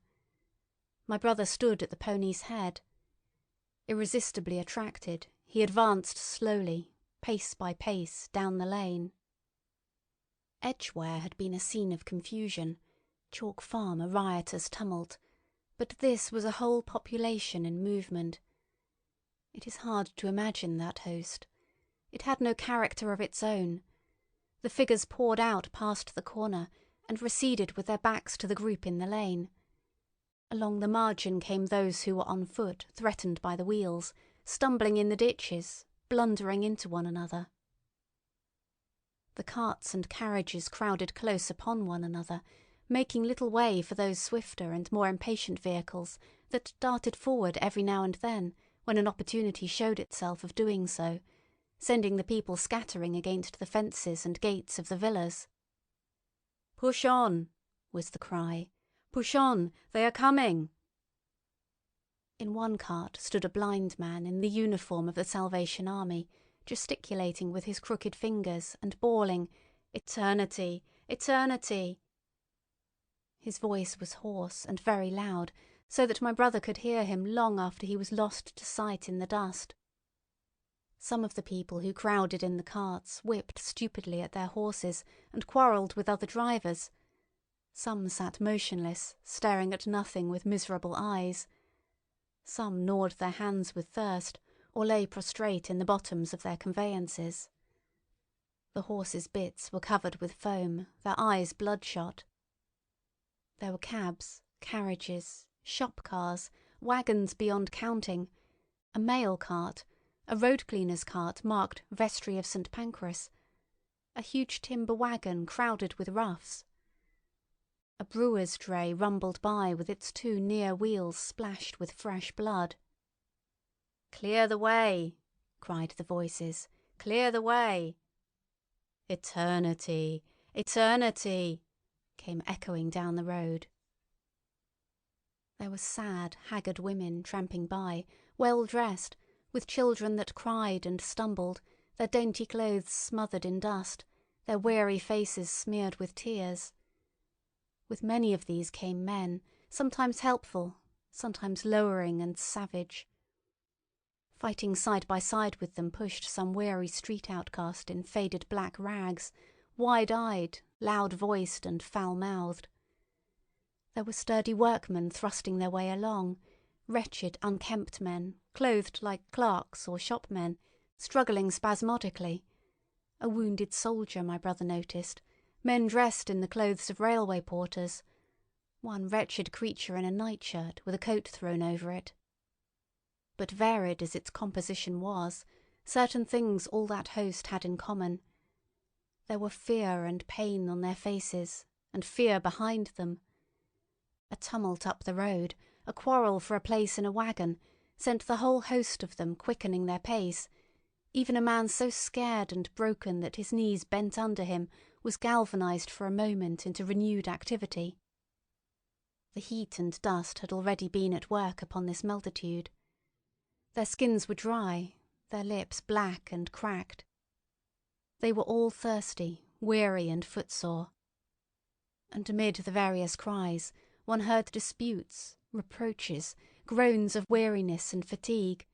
The voices of most of them were hoarse and weak.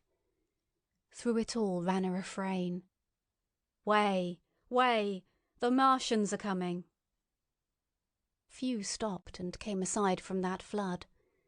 The lane opened slantingly into the main road with a narrow opening, and had a delusive appearance of coming from the direction of London.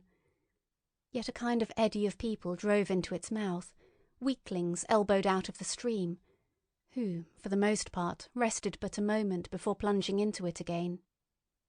A little way down the lane, with two friends bending over him, lay a man with a bare leg wrapped about with bloody rags. He was a lucky man to have friends. A little old man, with a grey military moustache and a filthy black frock coat, limped out and sat down beside the trap, removed his boot, his sock was blood-stained, shook out a pebble and hobbled on again, and then a little girl of 8 or 9, all alone, threw herself under the hedge close by my brother, weeping, "I can't go on! I can't go on!" My brother woke from his torpor of astonishment and lifted her up, speaking gently to her, and carried her to Miss Elphinston.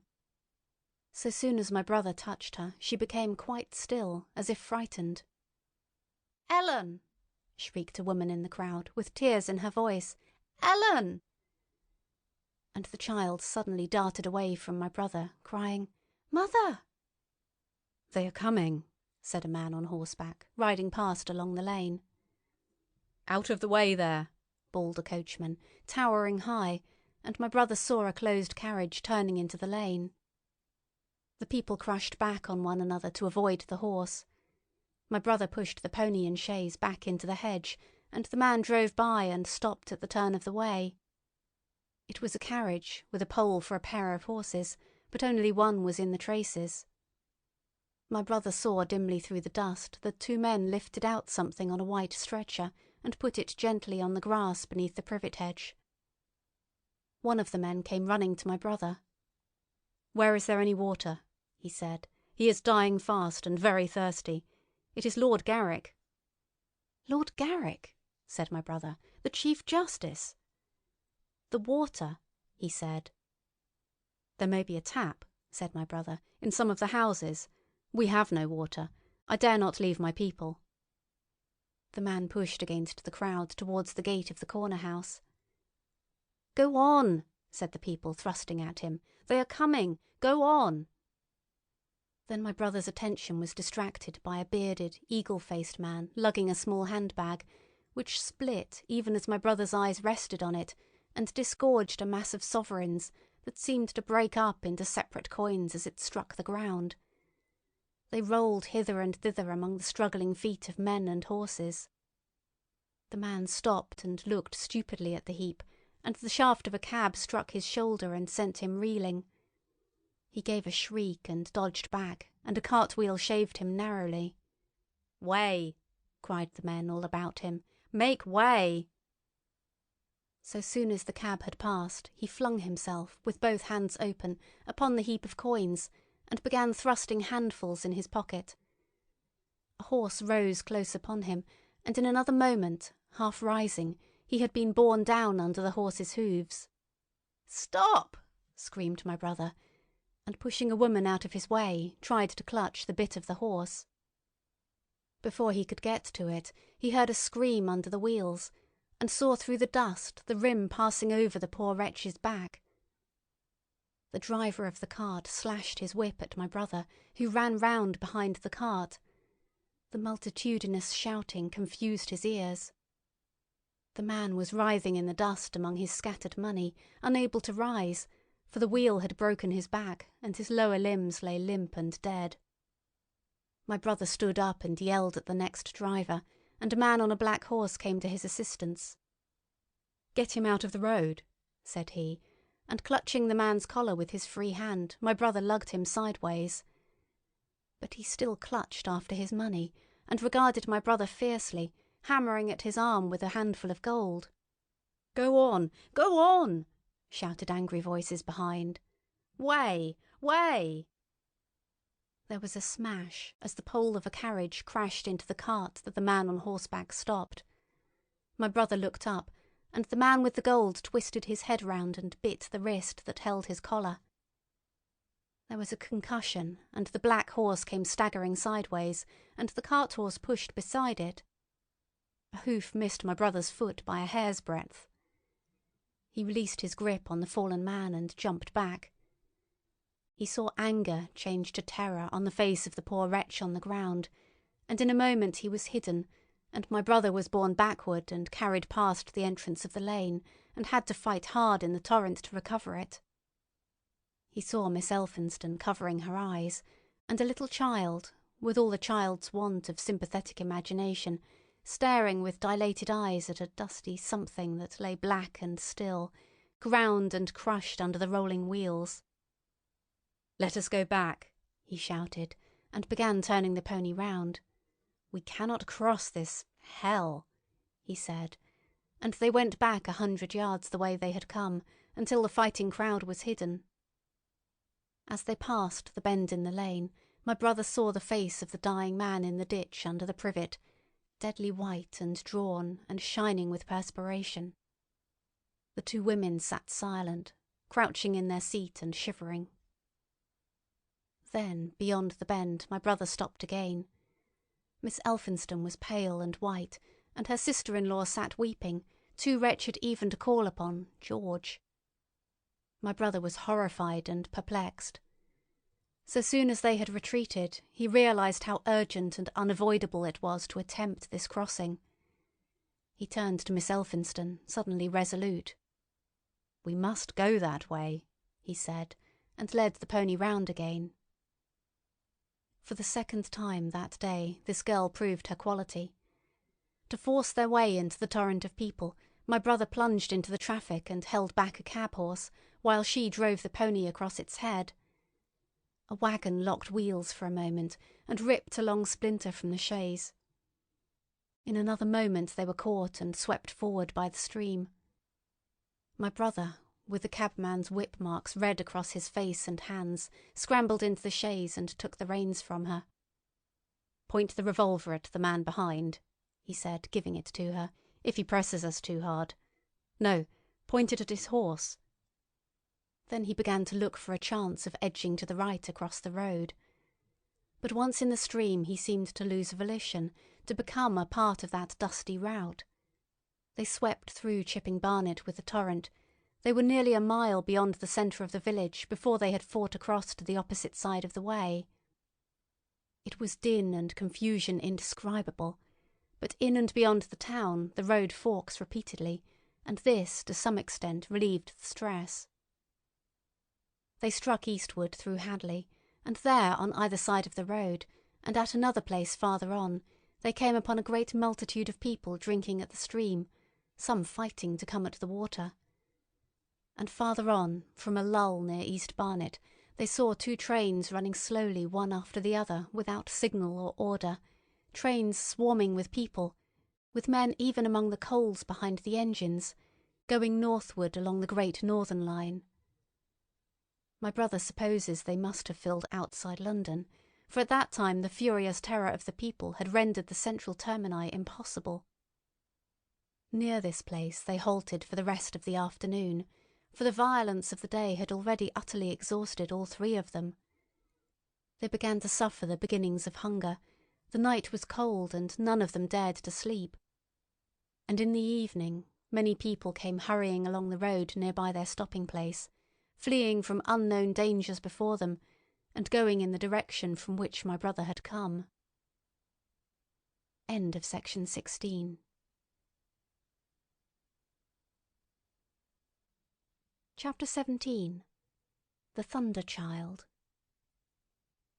Had the Martians aimed only at destruction, they might on Monday have annihilated the entire population of London as it spread itself slowly through the home counties. Not only along the road through Barnet, but also through Edgware and Waltham Abbey, and along the roads eastward to Southend and Shoeburyness, and south of the Thames to Deal and Broadstairs, poured the same frantic rout. If one could have hung that June morning in a balloon in the blazing blue above London, every northward and eastward road running out of the tangled maze of streets would have seemed stippled black with the streaming fugitives, each dot a human agony of terror and physical distress. I have set forth at length in the last chapter my brother's account of the road through Chipping Barnet, in order that my readers may realise how that swarming of black dots appeared to one of those concerned. Never before, in the history of the world, had such a mass of human beings moved and suffered together. The legendary hosts of Goths and Huns, the hugest armies Asia has ever seen, would have been but a drop in that current. And this was no disciplined march. It was a stampede gigantic and terrible, without order and without a goal, 6 million people unarmed and unprovisioned, driving headlong. It was the beginning of the rout of civilization, of the massacre of mankind. Directly below him the balloonist would have seen the network of streets far and wide, houses, churches, squares, crescents, gardens, already derelict, spread out like a huge map, and in the southward, blotted. Over Ealing, Richmond, Wimbledon, it would have seemed as if some monstrous pen had flung ink upon the chart. Steadily, incessantly, each black splash grew and spread, shooting out ramifications this way and that, now banking itself against rising ground, now pouring swiftly over a crest into a new-found valley, exactly as a gout of ink would spread itself upon blotting paper. And beyond, over the blue hills that rise southward of the river, the glittering Martians went to and fro, calmly and methodically spreading their poison cloud over this patch of country and then over that, laying it again with their steam jets when it had served its purpose, and taking possession of the conquered country. They do not seem to have aimed at extermination so much as at complete demoralization and the destruction of any opposition. They exploded any stores of powder they came upon, cut every telegraph, and wrecked the railways here and there. They were hamstringing mankind. They seemed in no hurry to extend the field of their operations, and did not come beyond the central part of London all that day. It is possible that a very considerable number of people in London stuck to their homes through Monday morning. Certain it is that many died at home, suffocated by the black smoke. Until about midday the Pool of London was an astonishing scene. Steamboats and shipping of all sorts lay there, tempted by the enormous sums of money offered by fugitives, and it is said that many who swam out to these vessels were thrust off with boat-hooks and drowned. About 1 o'clock in the afternoon, the thinning remnant of a cloud of the black vapour appeared between the arches of Blackfriars Bridge. At that the Pool became a scene of mad confusion, fighting and collision, and for some time a multitude of boats and barges jammed in the northern arch of the Tower Bridge, and the sailors and lightermen had to fight savagely against the people who swarmed upon them from the river-front. People were actually clambering down the piers of the bridge from above. When, an hour later, a Martian appeared beyond the clock tower and waded down the river, nothing but wreckage floated above Limehouse. Of the falling of the 5th cylinder I have presently to tell. The 6th star fell at Wimbledon. My brother, keeping watch beside the women in the chaise in a meadow, saw the green flash of it far beyond the hills. On Tuesday the little party, still set upon getting across the sea, made its way through the swarming country towards Colchester. The news that the Martians were now in possession of the whole of London was confirmed.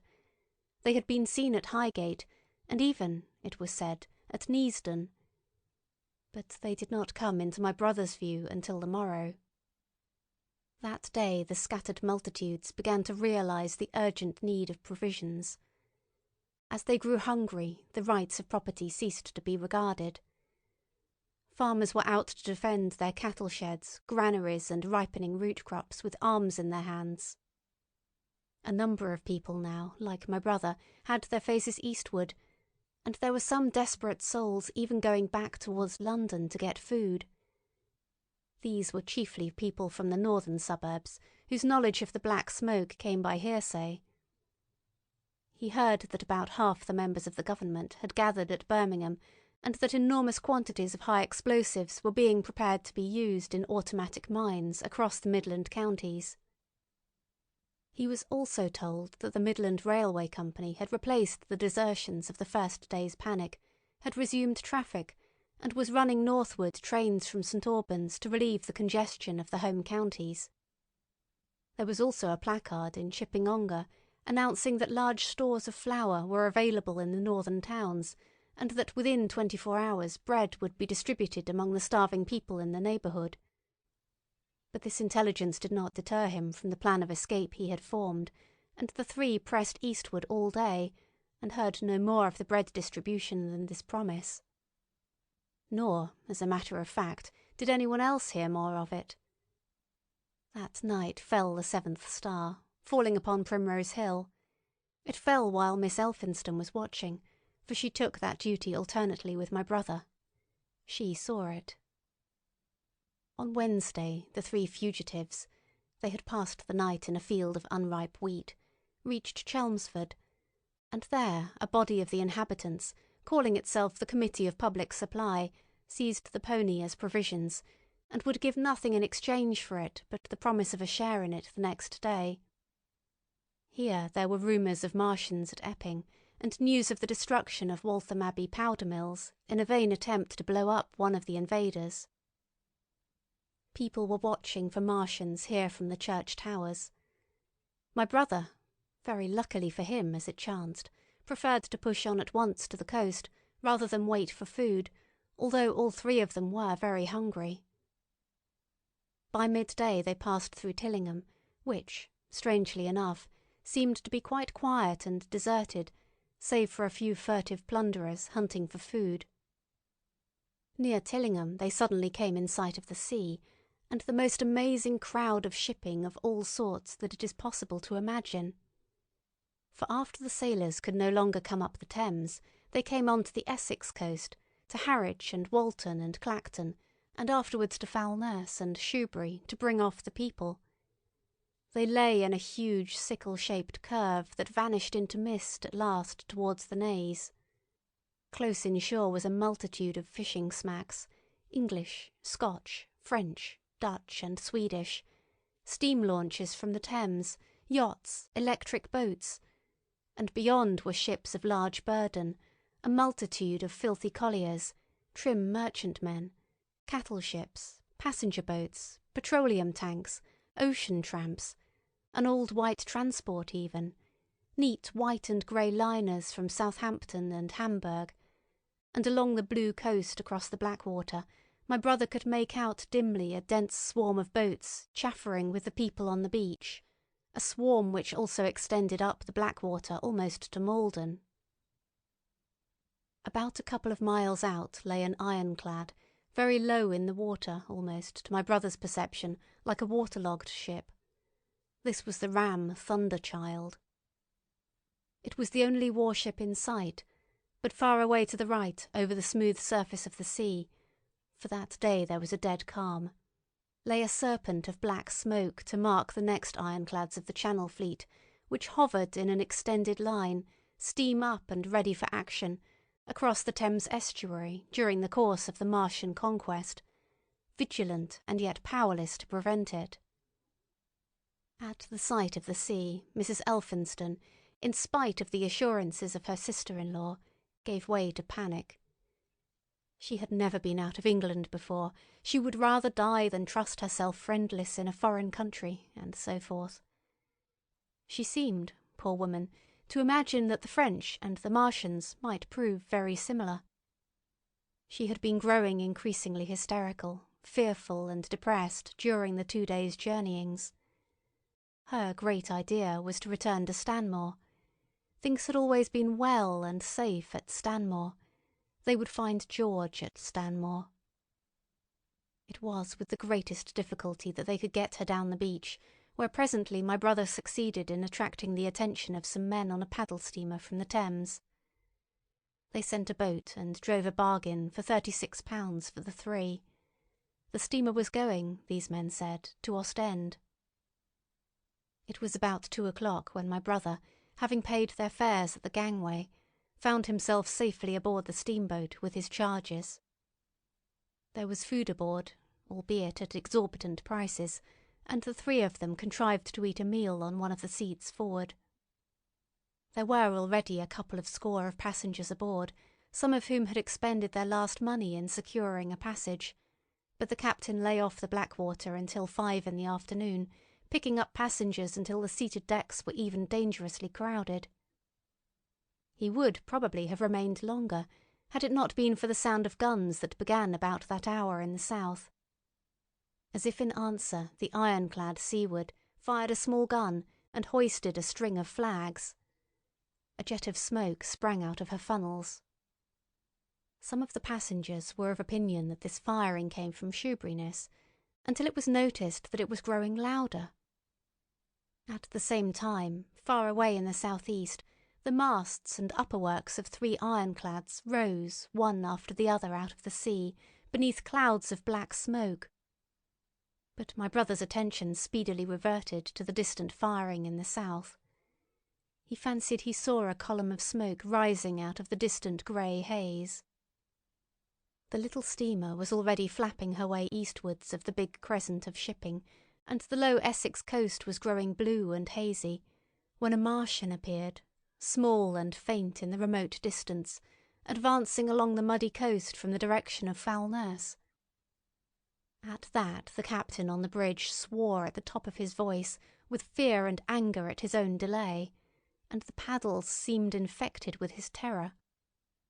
Every soul aboard stood at the bulwarks, or on the seats of the steamer, and stared at that distant shape, higher than the trees or church towers inland, and advancing with a leisurely parody of a human stride.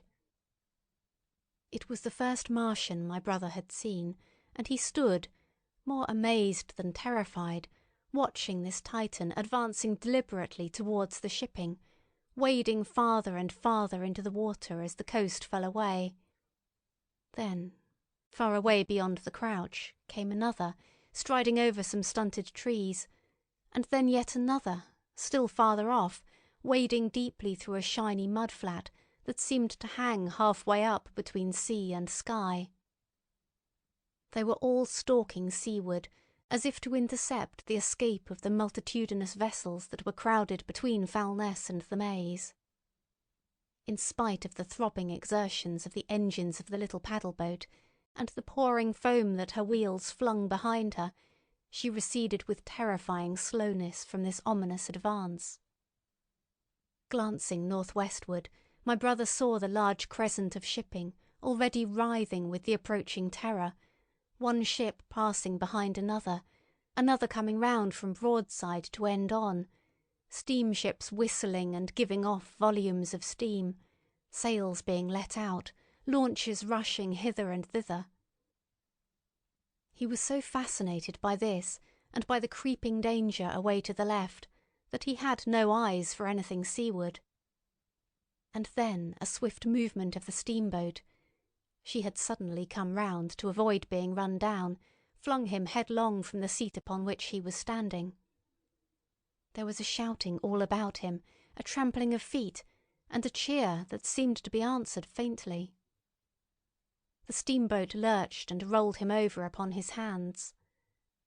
He sprang to his feet and saw to starboard, and not 100 yards from their heeling, pitching boat, a vast iron bulk like the blade of a plough tearing through the water, tossing it on either side in huge waves of foam that leaped towards the steamer, flinging her paddles helplessly in the air, and then sucking her deck down almost to the waterline.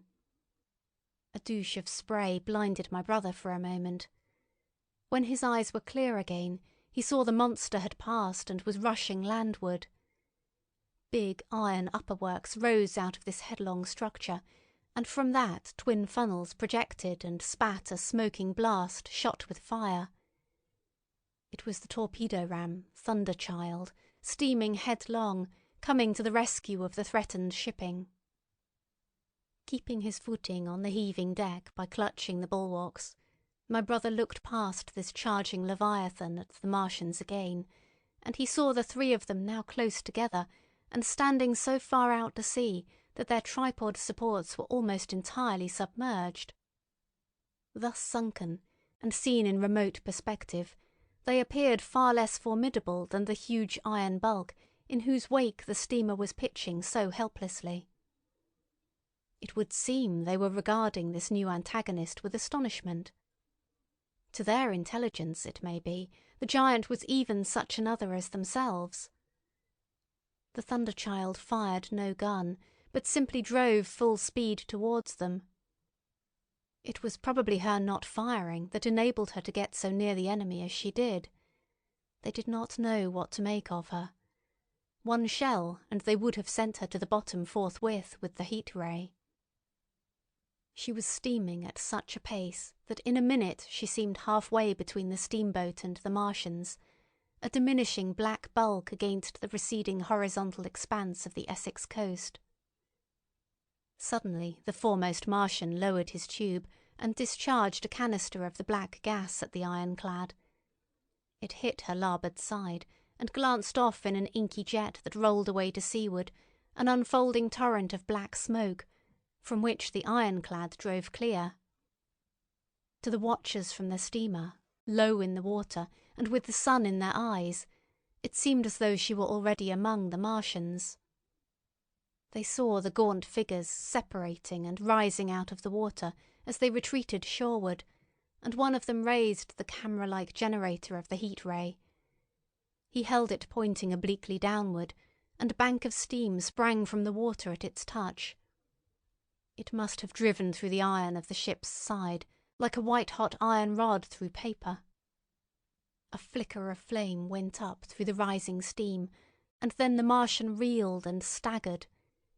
In another moment he was cut down, and a great body of water and steam shot high in the air.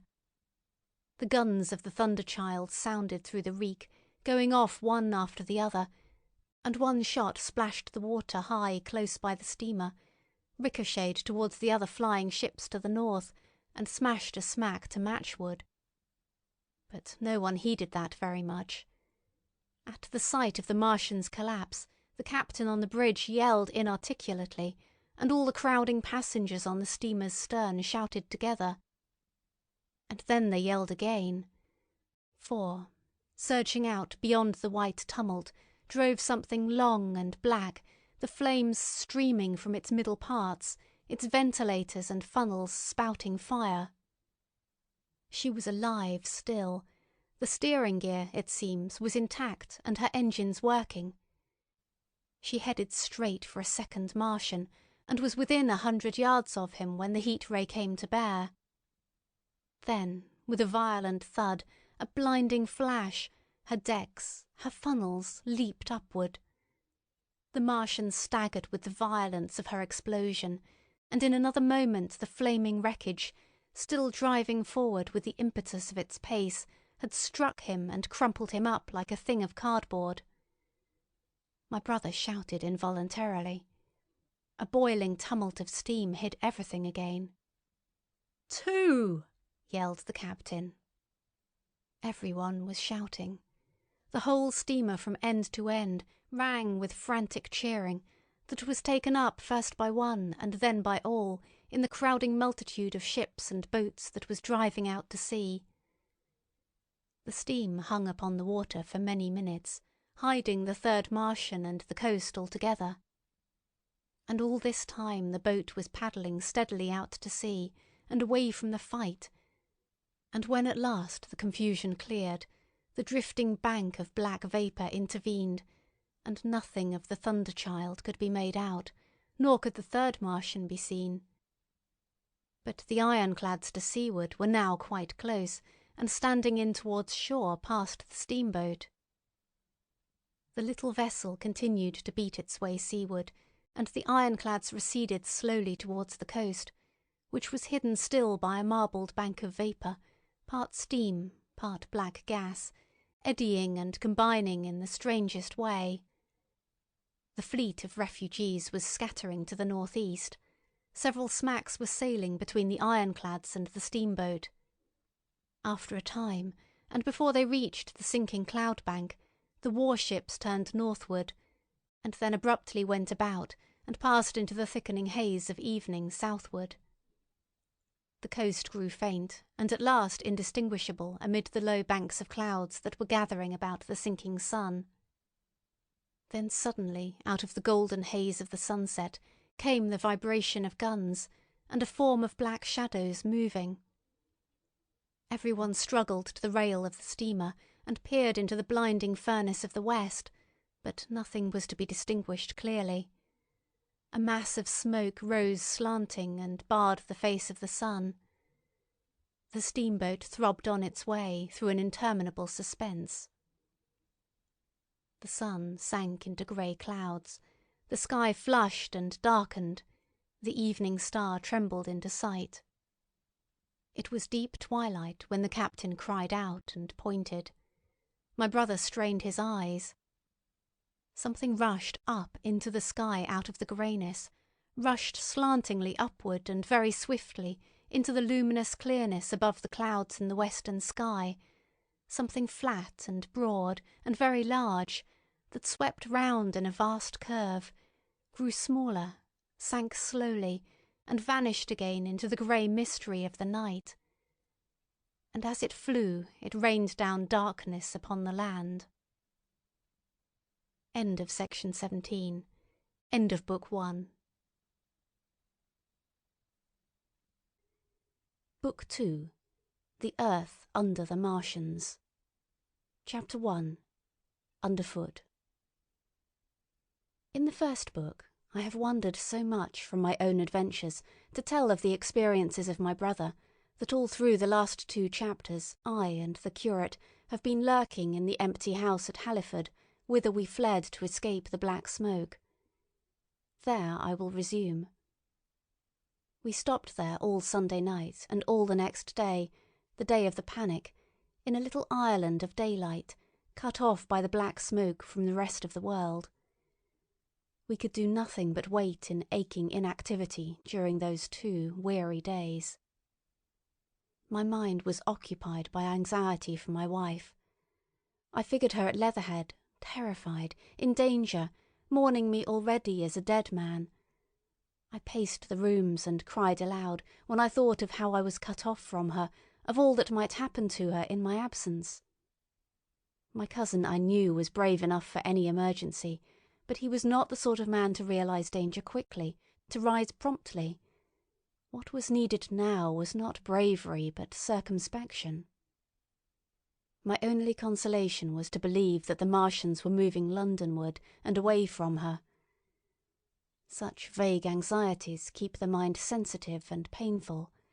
I grew very weary and irritable with the curate's perpetual ejaculations. I tired of the sight of his selfish despair.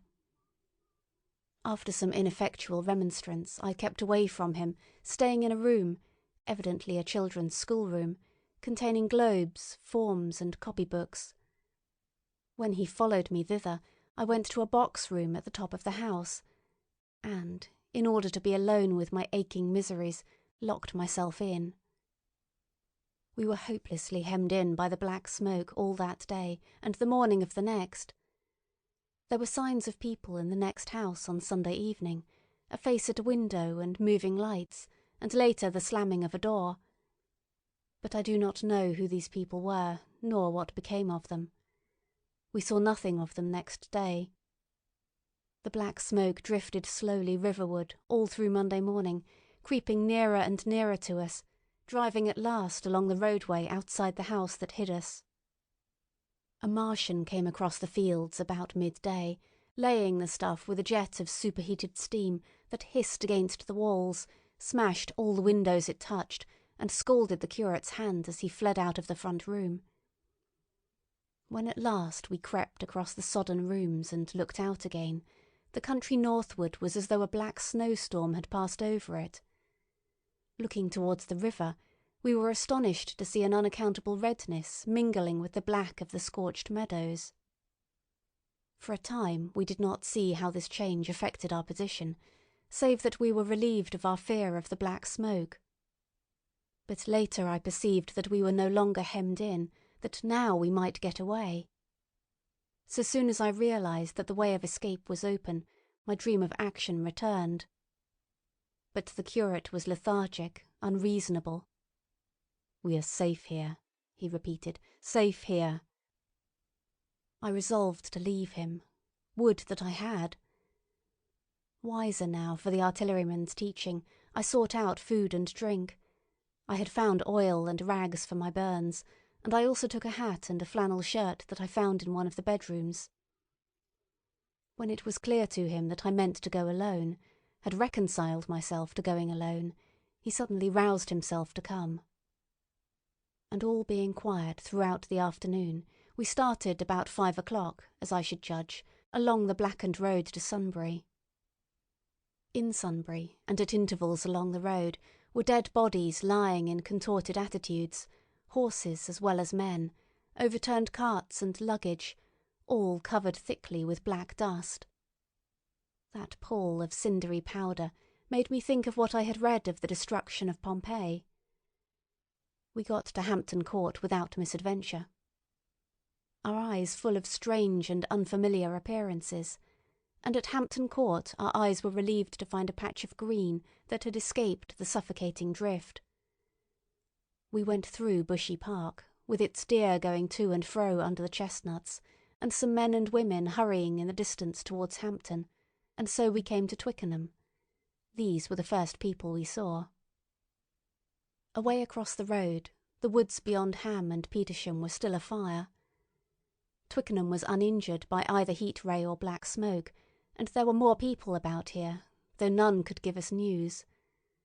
For the most part they were like ourselves, taking advantage of a lull to shift their quarters. I have an impression that many of the houses here were still occupied by scared inhabitants, too frightened even for flight. Here, too, the evidence of a hasty rout was abundant along the road. I remember most vividly 3 smashed bicycles in a heap, pounded into the road by the wheels of subsequent carts. We crossed Richmond Bridge about 8:30. We hurried across the exposed bridge, of course, but I noticed floating down the stream a number of red masses, some many feet across. I did not know what these were. There was no time for scrutiny, and I put a more horrible interpretation on them than they deserved. Here again on the Surrey side were black dust that had once been smoke, and dead bodies, a heap near the approach to the station, but we had no glimpse of the Martians until we were some way towards Barnes. We saw in the blackened distance a group of 3 people running down a side street towards the river, but otherwise it seemed deserted. Up the hill, Richmond town was burning briskly. Outside the town of Richmond there was no trace of the black smoke. Then suddenly, as we approached Kew, came a number of people running, and the upper works of a Martian fighting machine loomed in sight over the housetops, not 100 yards away from us. We stood aghast at our danger, and had the Martian looked down we must immediately have perished. We were so terrified that we dared not go on, but turned aside and hid in a shed in a garden. There the curate crouched, weeping silently and refusing to stir again. But my fixed idea of reaching Leatherhead would not let me rest, and in the twilight I ventured out again. I went through a shrubbery and along a passage beside a big house standing in its own grounds, and so emerged upon the road towards Kew. The curate I left in the shed, but he came hurrying after me. That second start was the most foolhardy thing I ever did, for it was manifest the Martians were about us. No sooner had the curate overtaken me than we saw either the fighting machine we had seen before, or another, far away across the meadows in the direction of Kew Lodge. 4 or 5 little black figures hurried before it across the green-grey of the field, and in a moment it was evident this Martian pursued them. In 3 strides he was among them, and they ran radiating from his heat in all directions. He used no heat ray to destroy them, but picked them up one by one. Apparently he tossed them into the great metallic carrier which projected behind him, much as a workman's basket hangs over his shoulder. It was the first time I realized that the Martians might have any other purpose than destruction with defeated humanity. We stood for a moment petrified, then turned and fled through a gate behind us into a walled garden, fell into, rather than found, a fortunate ditch, and lay there, scarce daring to whisper to each other until the stars were out. I suppose it was nearly 11 o'clock before we gathered courage to start again, no longer venturing into the road, but sneaking along hedgerows and through plantations, and watching keenly through the darkness, he on the right and I on the left, for the Martians, who seemed to be all about us. In one place we blundered upon a scorched and blackened area, now cooling and ashen, and a number of scattered dead bodies of men, burned horribly about the heads and trunks, but with their legs and boots mostly intact, and of dead horses, 50 feet perhaps, behind a line of 4 ripped guns and smashed gun carriages.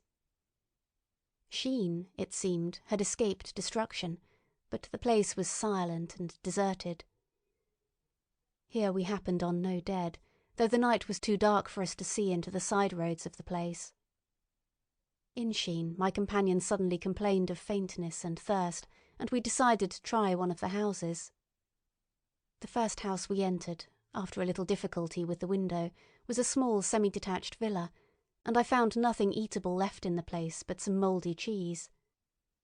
There was, however, water to drink, and I took a hatchet, which promised to be useful in our next housebreaking. We then crossed to a place where the road turns towards Mortlake. Here there stood a white house within a walled garden, and in the pantry of this domicile we found a store of food, 2 loaves of bread in a pan, an uncooked steak, and the half of a ham. I give this catalogue so precisely because, as it happened, we were destined to subsist upon this store for the next fortnight. Bottled beer stood under a shelf, and there were 2 bags of haricot beans and some limp lettuces. This pantry opened into a kind of wash-up kitchen, and in this was firewood. There was also a cupboard, in which we found nearly a dozen of burgundy, tinned soups and salmon, and 2 tins of biscuits. We sat in the adjacent kitchen in the dark, for we dared not strike a light, and ate bread and ham, and drank beer out of the same bottle. The curate, who was still timorous and restless, was now, oddly enough, for pushing on, and I was urging him to keep up his strength by eating, when the thing happened that was to imprison us. "It can't be midnight yet," I said, and then came a blinding glare of vivid green light. Everything in the kitchen leaped out, clearly visible in green and black, and vanished again. And then followed such a concussion as I have never heard before or since.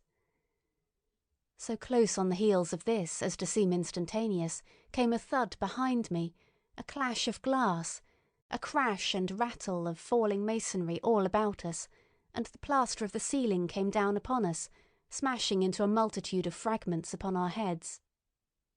I was knocked headlong across the floor against the oven handle and stunned. I was insensible for a long time, the curate told me, and when I came to we were in darkness again, and he, with a face wet, as I found afterwards, with blood from a cut forehead, was dabbing water over me. For some time I could not recollect what had happened. Then things came to me slowly. A bruise on my temple asserted itself. "Are you better?" asked the curate in a whisper. At last I answered him. I sat up. "Don't move," he said. "The floor is covered with smashed crockery from the dresser. You can't possibly move without making a noise, and I fancy they are outside." We both sat quite silent, so that we could scarcely hear each other breathing. Everything seemed deadly still, but once something near us, some plaster or broken brickwork, slid down with a rumbling sound. Outside, and very near, was an intermittent metallic rattle. "That," said the curate, when presently it happened again. "Yes," I said, "but what is it?" "A Martian," said the curate. I listened again.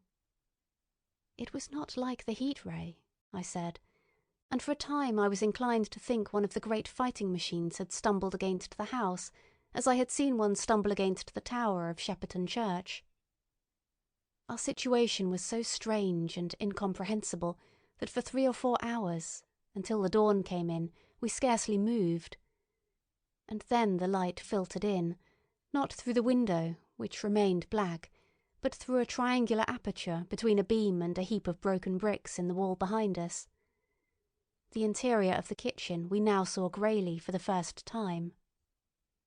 The window had been burst in by a mass of garden mould, which flowed over the table upon which we had been sitting and lay about our feet.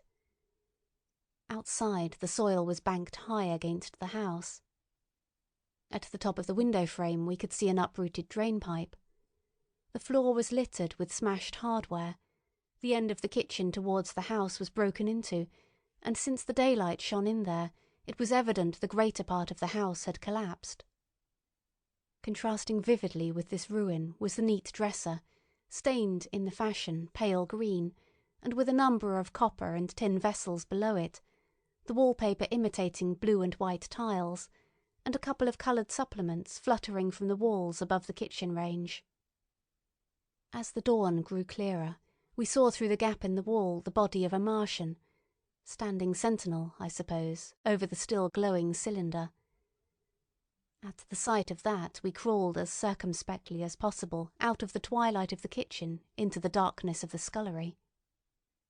Abruptly the right interpretation dawned upon my mind.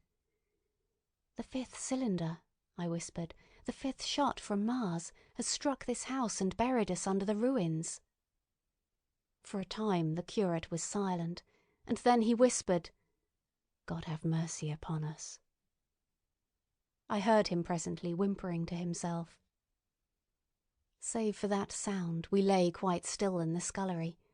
I for my part scarce dared breathe, and sat with my eyes fixed on the faint light of the kitchen door. I could just see the curate's face, a dim oval shape, and his collar and cuffs. Outside there began a metallic hammering, then a violent hooting, and then again, after a quiet interval, a hissing like the hissing of an engine. These noises, for the most part problematical, continued intermittently, and seemed, if anything, to increase in number as time wore on. Presently a measured thudding and a vibration that made everything about us quiver and the vessels in the pantry ring and shift began and continued. Once the light was eclipsed, and the ghostly kitchen doorway became absolutely dark. For many hours we must have crouched there, silent and shivering, until our tired attention failed. At last I found myself awake and very hungry. I am inclined to believe we must have spent the greater portion of a day before that awakening. My hunger was at a stride so insistent that it moved me to action. I told the curate I was going to seek food, and felt my way towards the pantry. He made me no answer, but so soon as I began eating, The faint noise I made stirred him up, and I heard him crawling after me. End of section 18.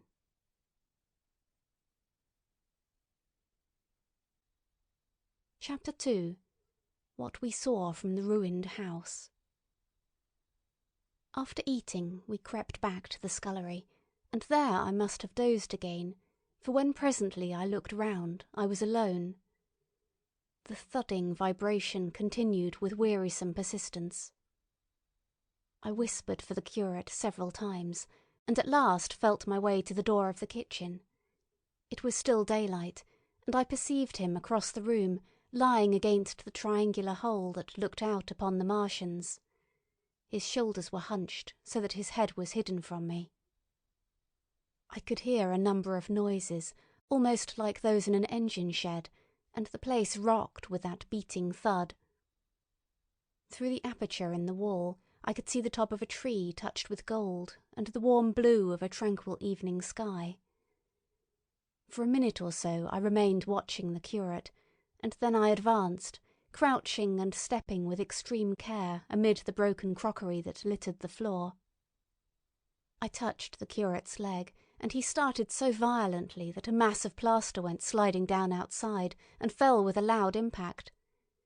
I gripped his arm, fearing he might cry out, and for a long time we crouched motionless.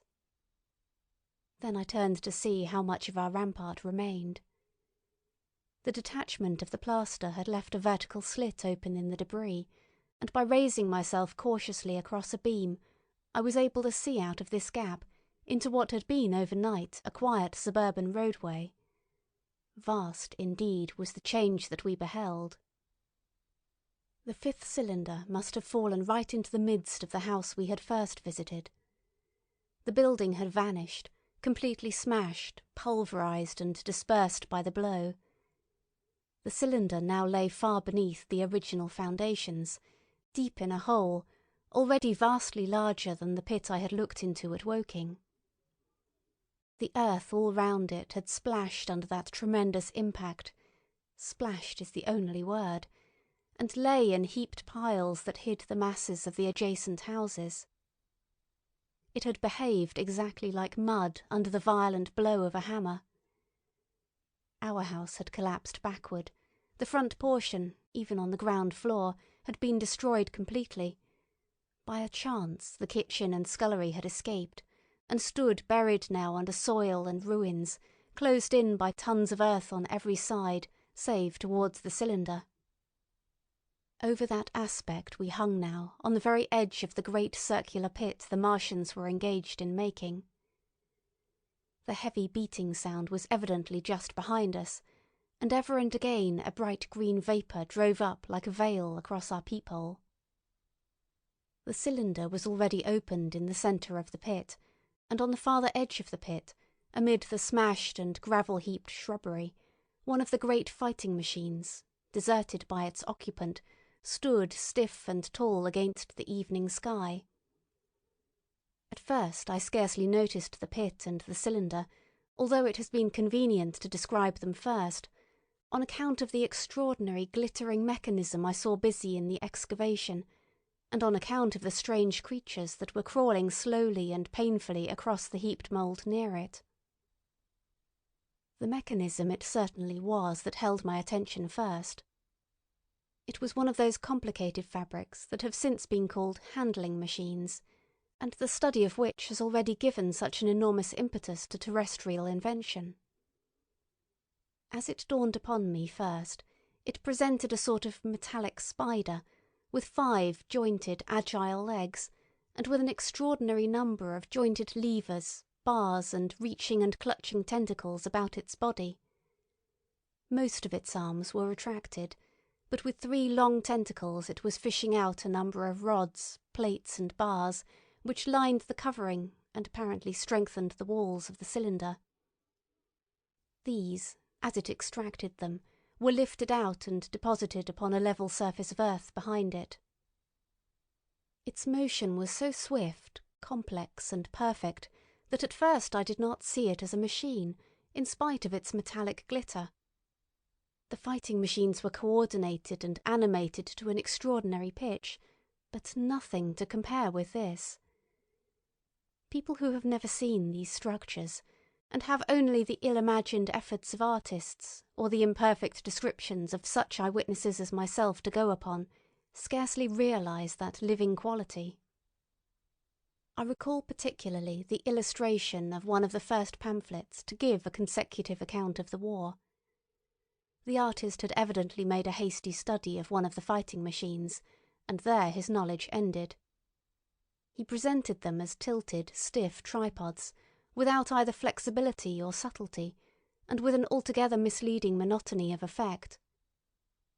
The pamphlet containing these renderings had a considerable vogue, and I mention them here simply to warn the reader against the impression they may have created. They were no more like the Martians I saw in action than a Dutch doll is like a human being. To my mind, the pamphlet would have been much better without them. At first, I say, the handling machine did not impress me as a machine, but as a crab-like creature with a glittering integument. The controlling Martian whose delicate tentacles actuated its movements, seeming to be simply the equivalent of the crab's cerebral portion. But then I perceived the resemblance of its grey-brown, shiny, leathery integument to that of the other sprawling bodies beyond, and the true nature of this dexterous workman dawned upon me. With that realization, my interest shifted to those other creatures, the real Martians. Already I had had a transient impression of these, and the first nausea no longer obscured my observation. Moreover, I was concealed and motionless, and under no urgency of action. They were, I now saw, the most unearthly creatures it is possible to conceive. They were huge round bodies, or rather heads, about 4 feet in diameter, each body having in front of it a face. This face had no nostrils. Indeed, the Martians do not seem to have had any sense of smell, but it had a pair of very large dark-coloured eyes, and just beneath this a kind of fleshy beak. In the back of this head or body, I scarcely know how to speak of it, was the single tight tympanic surface, since known to be anatomically an ear, though it must have been almost useless in our dense air. In a group round the mouth were 16 slender, almost whip-like tentacles, arranged in 2 bunches of 8 each. These bunches have since been named rather aptly by that distinguished anatomist, Professor Howes, the hands. Even as I saw these Martians for the first time, they seemed to be endeavouring to raise themselves on these hands, but of course, with the increased weight of terrestrial conditions, this was impossible. There is reason to suppose that on Mars they may have progressed upon them with some facility. The internal anatomy, I may remark here, as dissection has since shown, was almost equally simple. The greater part of the structure was the brain, sending enormous nerves to the eyes, ear, and tactile tentacles. Besides this were the bulky lungs, into which the mouth opened, and the heart and its vessels. The pulmonary distress caused by the denser atmosphere and greater gravitational attraction was only too evident in the convulsive movements of the outer skin. And this was the sum of the Martian organs. Strange as it may seem to a human being, all the complex apparatus of digestion, which makes up the bulk of our bodies, did not exist in the Martians. They were heads, merely heads. Entrails they had none. They did not eat, much less digest. Instead, they took the fresh, living blood of other creatures and injected it into their own veins. I have myself seen this being done, as I shall mention in its place. But, squeamish as I may seem, I cannot bring myself to describe what I could not endure even to continue watching. Let it suffice to say, blood obtained from a still-living animal, in most cases from a human being, was run directly, by means of a little pipette, into the recipient canal. The bare idea of this is, no doubt, horribly repulsive to us, but at the same time I think that we should remember how repulsive our carnivorous habits would seem to an intelligent rabbit. The physiological advantages of the practice of injection are undeniable, if one thinks of the tremendous waste of human time and energy occasioned by eating and the digestive process. Our bodies are half made up of glands and tubes and organs, occupied in turning heterogeneous food into blood.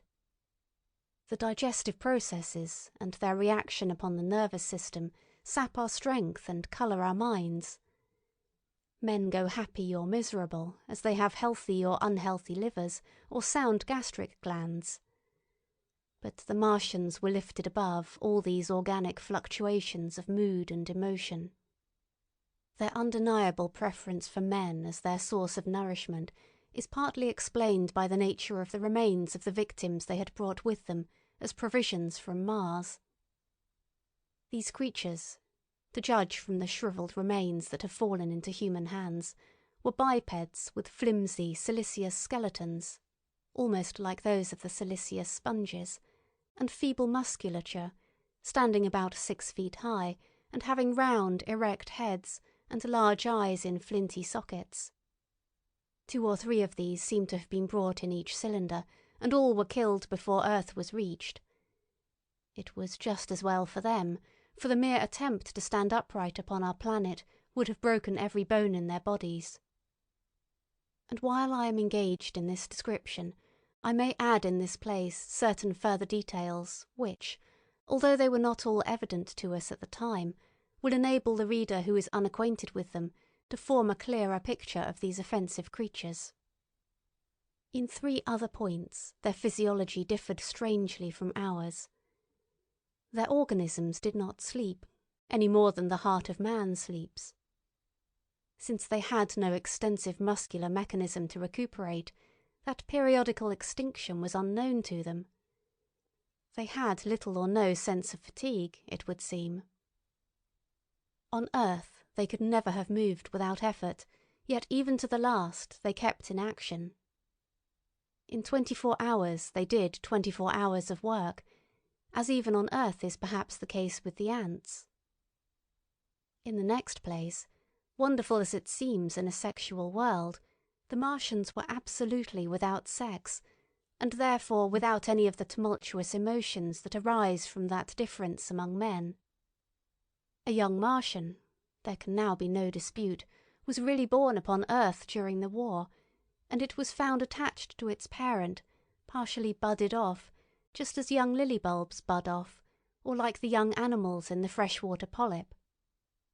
In man, in all the higher terrestrial animals, such a method of increase has disappeared, but even on this earth it was certainly the primitive method.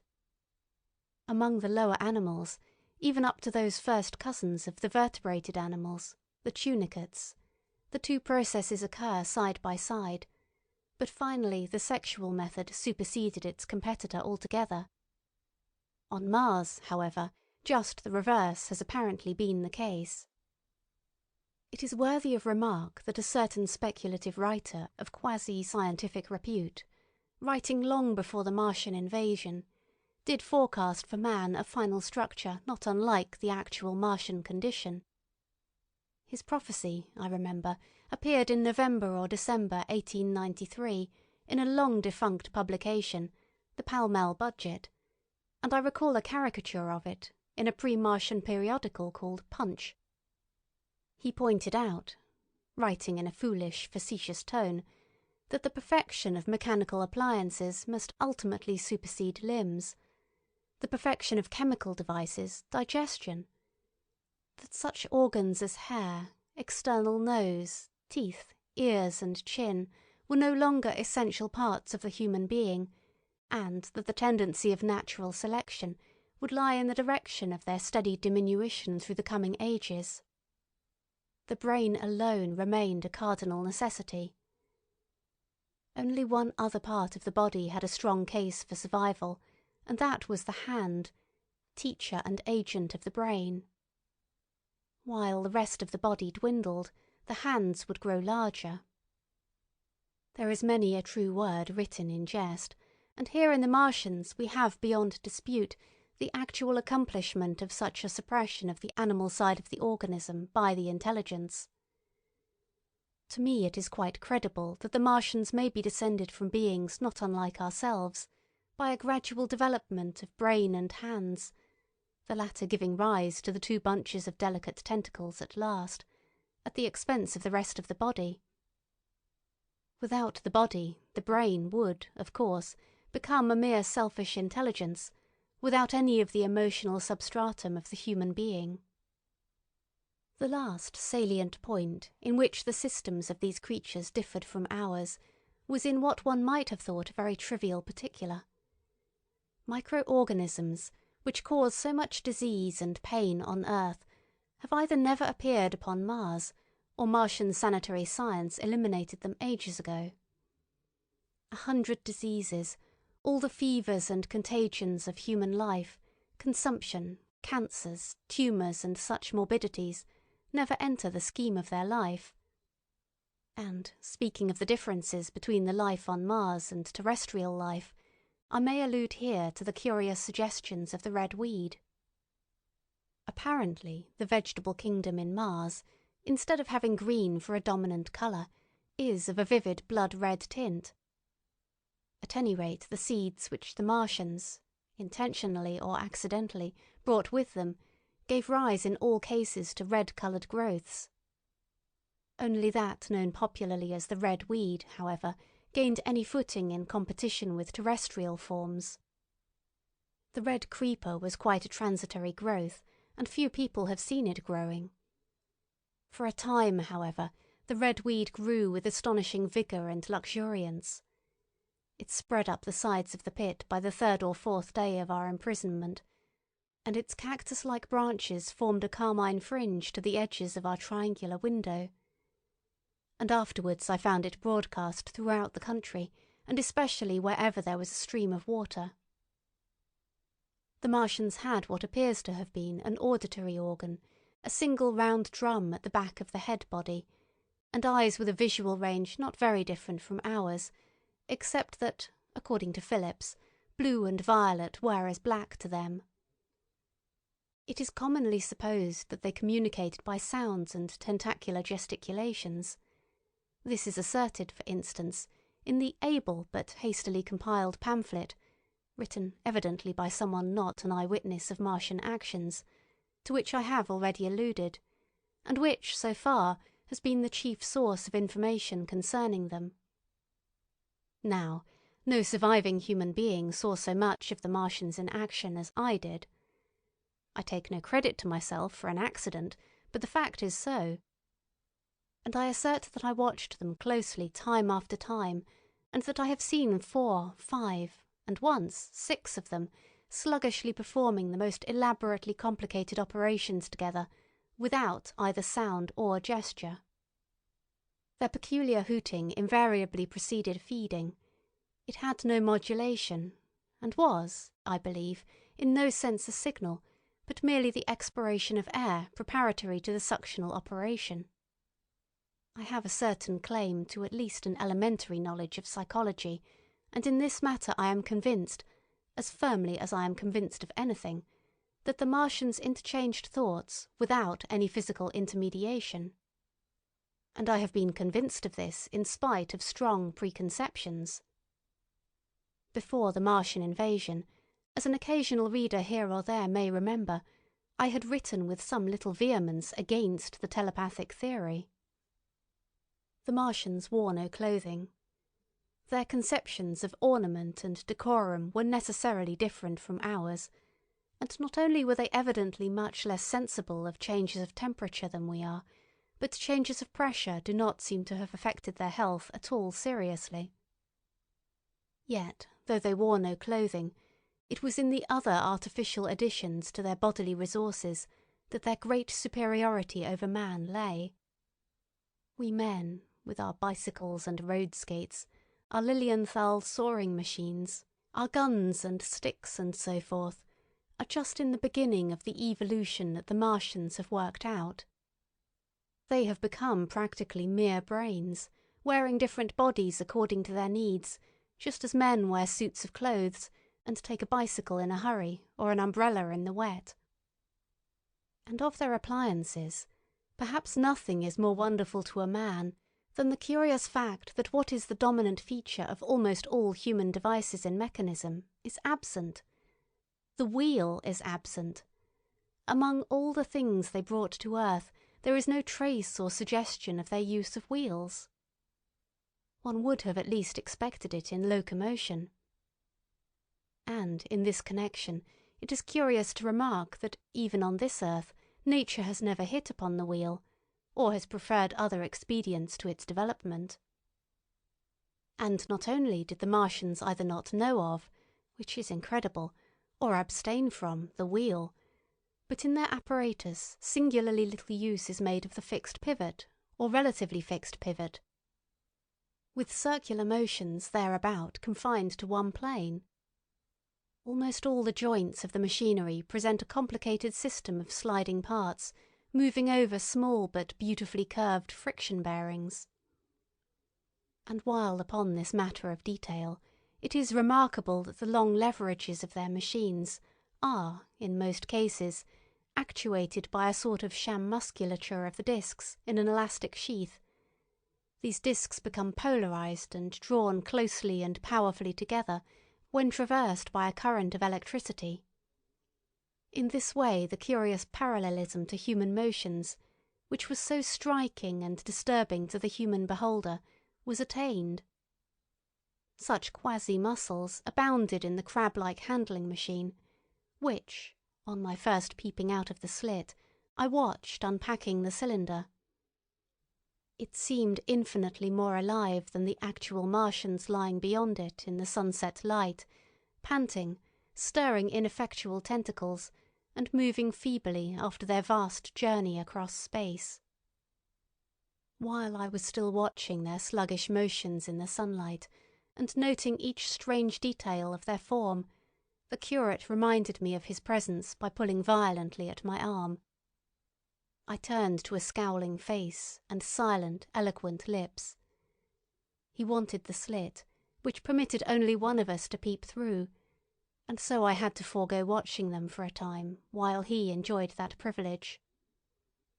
When I looked again, the busy handling machine had already put together several of the pieces of apparatus it had taken out of the cylinder into a shape having an unmistakable likeness to its own, and down on the left a busy little digging mechanism had come into view, emitting jets of green vapour and working its way round the pit, excavating and embanking in a methodical and discriminating manner. This it was which had caused the regular beating noise and the rhythmic shocks that had kept our ruinous refuge quivering. It piped and whistled as it worked.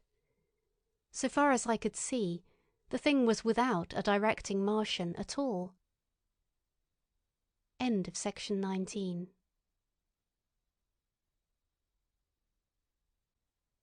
Chapter 3.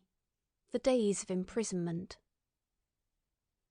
The arrival of a second fighting machine drove us from our peephole into the scullery, for we feared that from his elevation the Martian might see down upon us behind our barrier. At a later date we began to feel less in danger of their eyes, for to an eye in the dazzle of the sunlight outside our refuge must have been blank blackness. But at first the slightest suggestion of approach drove us into the scullery in heart-throbbing retreat. Yet, terrible as was the danger we incurred, the attraction of peeping was, for both of us, irresistible. And I recall now, with a sort of wonder, that, in spite of the infinite danger in which we were between starvation and a still more terrible death, we could yet struggle bitterly for that horrible privilege of sight. We would race across the kitchen in a grotesque way between eagerness and the dread of making a noise, and strike each other and thrust and kick within a few inches of exposure. The fact is that we had absolutely incompatible dispositions and habits of thought and action, and our danger and isolation only accentuated the incompatibility. At Halliford I had already come to hate the curate's trick of helpless exclamation, his stupid rigidity of mind. His endless muttering monologue vitiated every effort I made to think out a line of action, and drove me at times, thus pent up and intensified, almost to the verge of craziness. He was as lacking in restraint as a silly woman. He would weep for hours together, and I verily believe that to the very end this spoiled child of life thought his weak tears in some way efficacious. And I would sit in the darkness, unable to keep my mind off him by reason of his importunities. He ate more than I did, and it was in vain I pointed out that our only chance of life was to stop in the house until the Martians had done with their pit, that in that long patience a time might presently come when we should need food. He ate and drank impulsively in heavy meals at long intervals. He slept little. As the days wore on, his utter carelessness of any consideration so intensified our distress and danger that I had, much as I loathed doing it, to retort to threats, and at last to blows. That brought him to reason for a time. But he was one of those weak souls, void of pride, timorous, anemic, hateful souls, full of shifty cunning, who face neither God nor man, who face not even themselves. It is disagreeable for me to recall and write these things, but I set them down that my story may lack nothing. Those who have escaped the dark and terrible aspects of life will find my brutality, my flash of rage in our final tragedy, easy enough to blame, for they know what is wrong as well as any, but not what is possible to tortured men. But those who have been under the shadow, who have gone down at last to elemental things, will have a wider charity. And while within we fought out our dark, dim contest of whispers, snatched food and drink, and gripping hands and blows, without, in the pitiless sunlight of that terrible June, was the strange wonder, the unfamiliar routine of the Martians in the pit. Let me return to those first new experiences of mine. After a long time I ventured back to the peephole, to find that the newcomers had been reinforced by the occupants of no fewer than 3 of the fighting machines. These last had brought with them certain fresh appliances that stood in an orderly manner about the cylinder. The second handling machine was now completed, and was busied in serving one of the novel contrivances the big machine had brought. This was a body resembling a milk can in its general form, above which oscillated a pear-shaped receptacle, and from which a stream of white powder flowed into a circular basin below. The oscillatory motion was imparted to this by one tentacle of the handling machine. With 2 spatulate hands, the handling machine was digging out and flinging masses of clay into the pear-shaped receptacle above, while, with another arm, it periodically opened a door and removed rusty and blackened clinkers from the middle part of the machine. Another steely tentacle directed the powder from the basin along a ribbed channel towards some receiver that was hidden from me by the mound of bluish dust. From this unseen receiver a little thread of green smoke rose vertically into the quiet air. As I looked, the handling machine, with a faint and musical clicking, extended, telescopic fashion, a tentacle that had been a moment before a mere blunt projection, until its end was hidden behind the mound of clay. In another second it had lifted a bar of white aluminium into sight, untarnished as yet and shining dazzlingly, and deposited it in a growing stack of bars that stood at the side of the pit. Between sunset and starlight this dexterous machine must have made more than 100 such bars out of the crude clay, and the mound of bluish dust rose steadily until it topped the side of the pit. The contrast between the swift and complex movements of these contrivances and the inert panting clumsiness of their masters was acute, and for days I had to tell myself repeatedly that these latter were indeed the living of the 2 things. The curate had possession of the slit when the first men were brought to the pit. I was sitting below, huddled up, listening with all my ears. He made a sudden movement backward, and I, fearful that we were observed, crouched in a spasm of terror. He came sliding down the rubbish and crept beside me in the darkness, inarticulate, gesticulating, and for a moment I shared his panic. His gesture suggested a resignation of the slit, and after a little while my curiosity gave me courage, and I rose up, stepped across him, and clambered up to it. At first I could see no reason for his frantic behaviour. The twilight had now come, the stars were little and faint, but the pit was illuminated by the flickering green fire that came from the aluminium making. The whole picture was a flickering scheme of green gleams and shifting rusty black shadows, strangely trying to the eyes. Over and through it all went the bats, heeding it not at all. The sprawling Martians were no longer to be seen, the mound of blue-green powder had risen to cover them from sight, and a fighting machine, with its legs contracted, crumpled and abbreviated, stood across the corner of the pit. And then, amid the clangor of the machinery, came a drifting suspicion of human voices that I entertained at first only to dismiss. I crouched, watching this fighting machine closely, satisfying myself now for the first time that the hood did indeed contain a Martian. As the green flames lifted, I could see the oily gleam of his integument and the brightness of his eyes. And suddenly I heard a yell, and saw a long tentacle reaching over the shoulder of the machine to the little cage that hunched upon its back.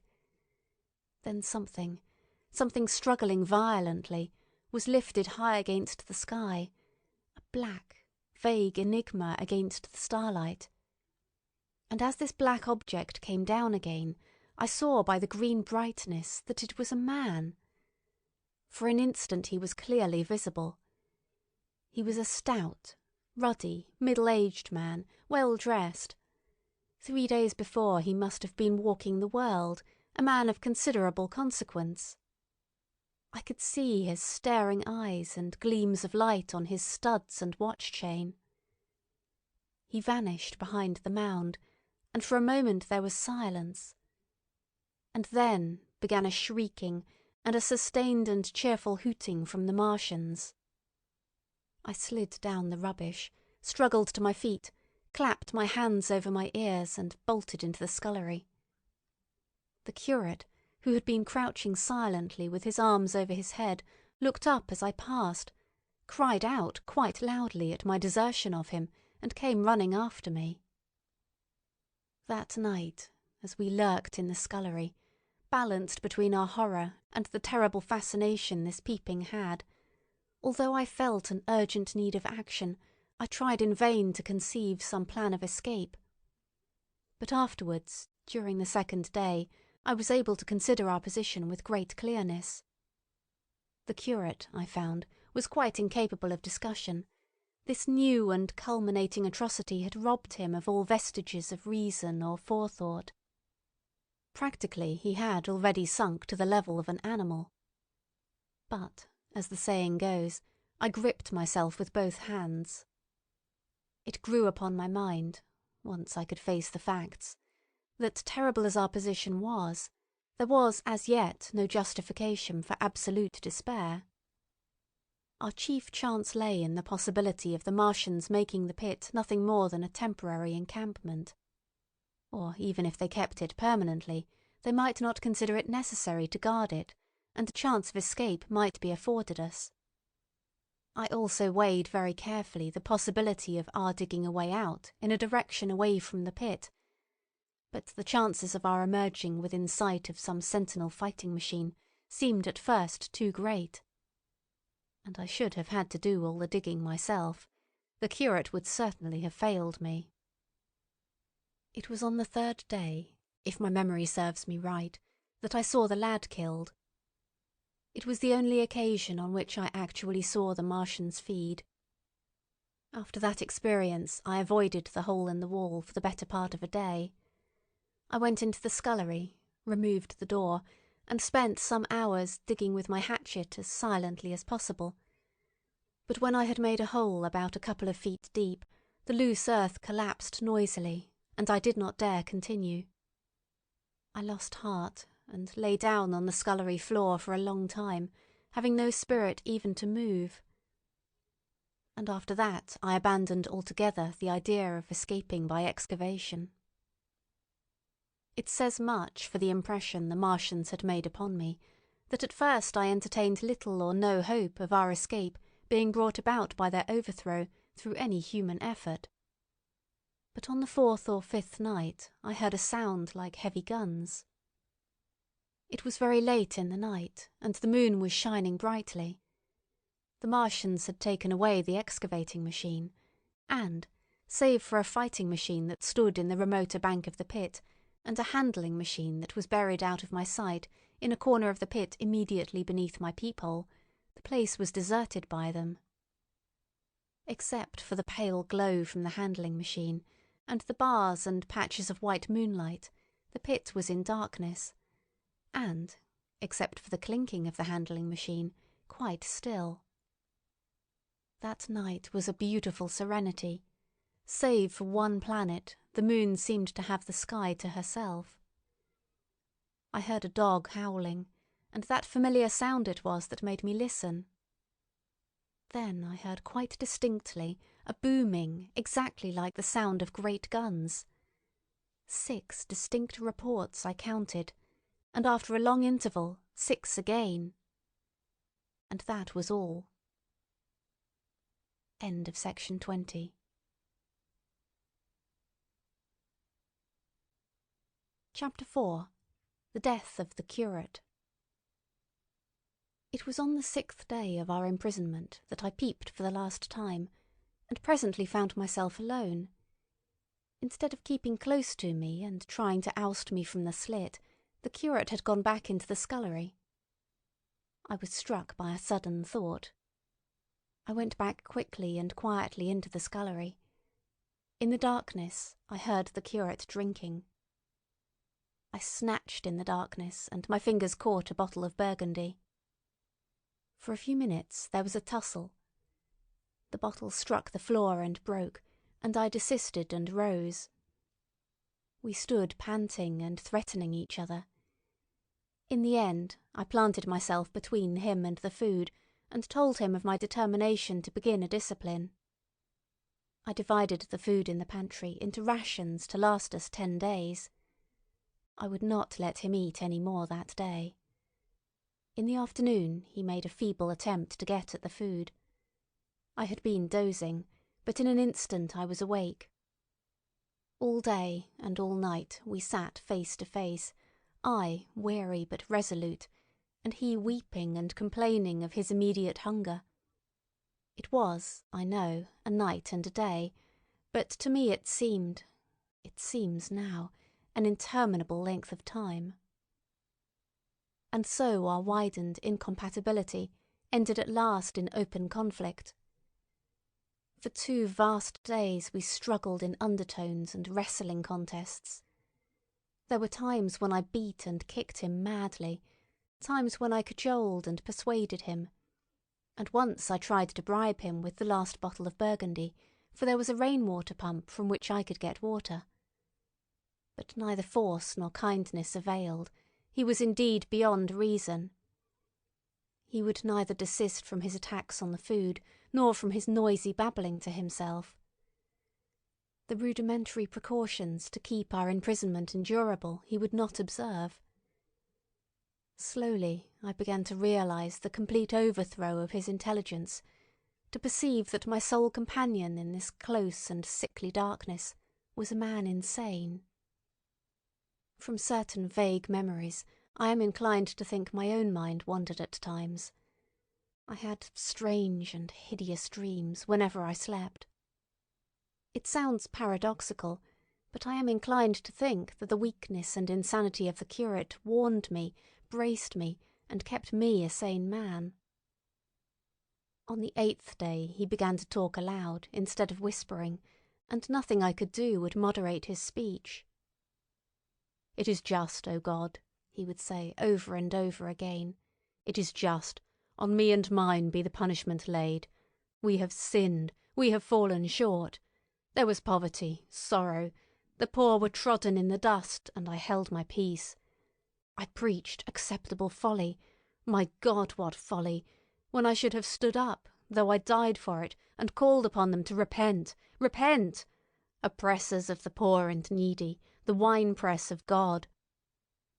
Then he would suddenly revert to the matter of the food I withheld from him, praying, begging, weeping, at last threatening. He began to raise his voice. I prayed him not to.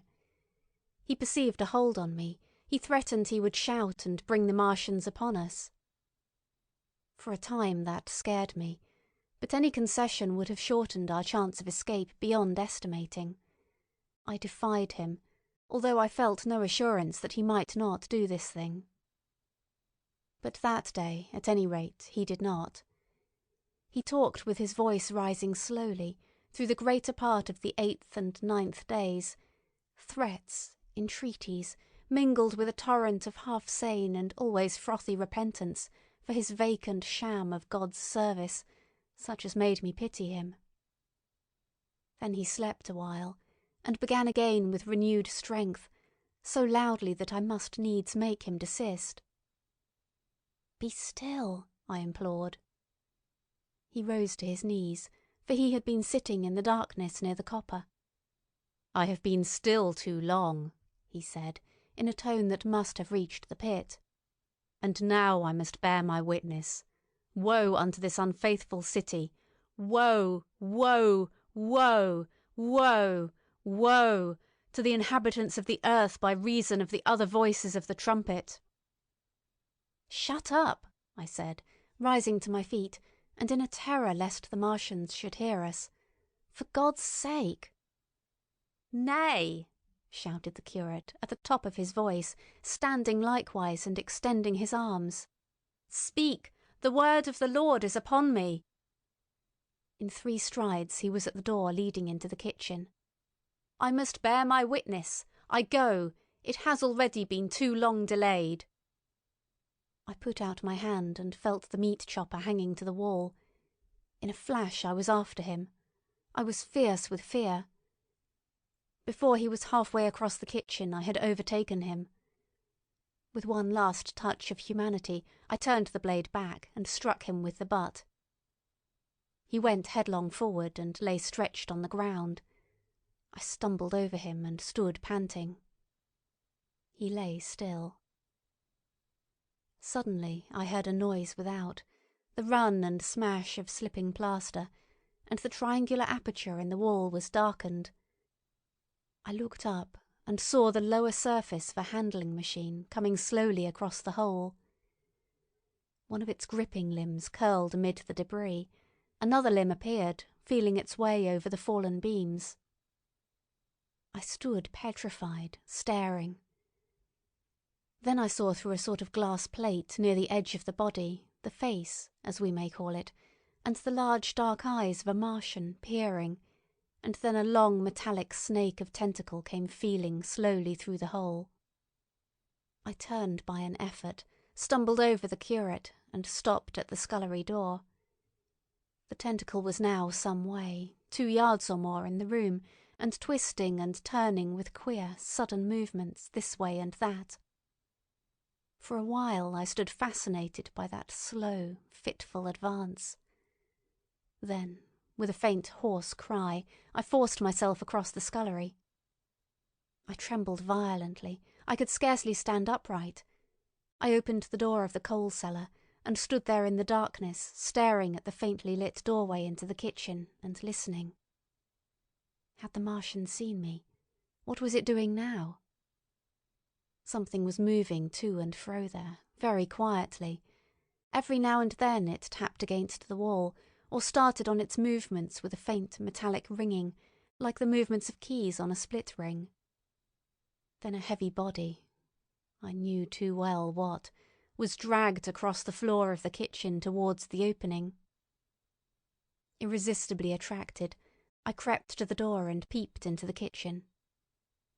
In the triangle of bright outer sunlight I saw the Martian, in its Briareus of a handling machine, scrutinising the curate's head. I thought at once that it would infer my presence from the mark of the blow I had given him.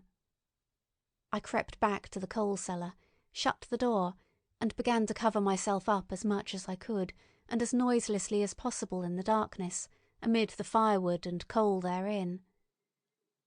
Every now and then I paused, rigid, to hear if the Martian had thrust its tentacles through the opening again. Then the faint metallic jingle returned. I traced it slowly, feeling over the kitchen. Presently I heard it nearer, in the scullery, as I judged. I thought that its length might be insufficient to reach me. I prayed copiously. It passed, scraping faintly across the cellar door. An age of almost intolerable suspense intervened. Then I heard it fumbling at the latch. It had found the door. The Martians understood doors. It worried at the catch for a minute perhaps, and then the door opened. In the darkness I could just see the thing, like an elephant's trunk more than anything else, waving towards me and touching and examining the wall, coals, wood and ceiling. It was like a black worm swaying its blind head to and fro. Once, even, it touched the heel of my boot. I was on the verge of screaming. I bit my hand. For a time the tentacle was silent.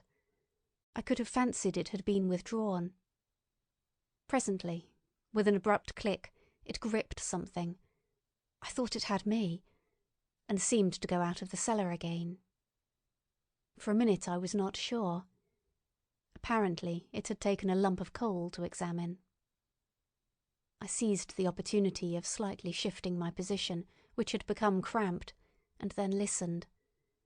I whispered passionate prayers for safety. Then I heard the slow, deliberate sound creeping towards me again. Slowly, slowly it drew near, scratching against the walls and tapping the furniture. While I was still doubtful, it rapped smartly against the cellar door and closed it. I heard it go into the pantry, and the biscuit tins rattled and a bottle smashed, and then came a heavy bump against the cellar door. Then silence that passed into an infinity of suspense. Had it gone? At last I decided that it had. It came into the scullery no more, but I lay all the 10th day in the close darkness, buried among coals and firewood, not daring even to crawl out for the drink for which I craved. It was the 11th day before I ventured so far from my security. End of section 21.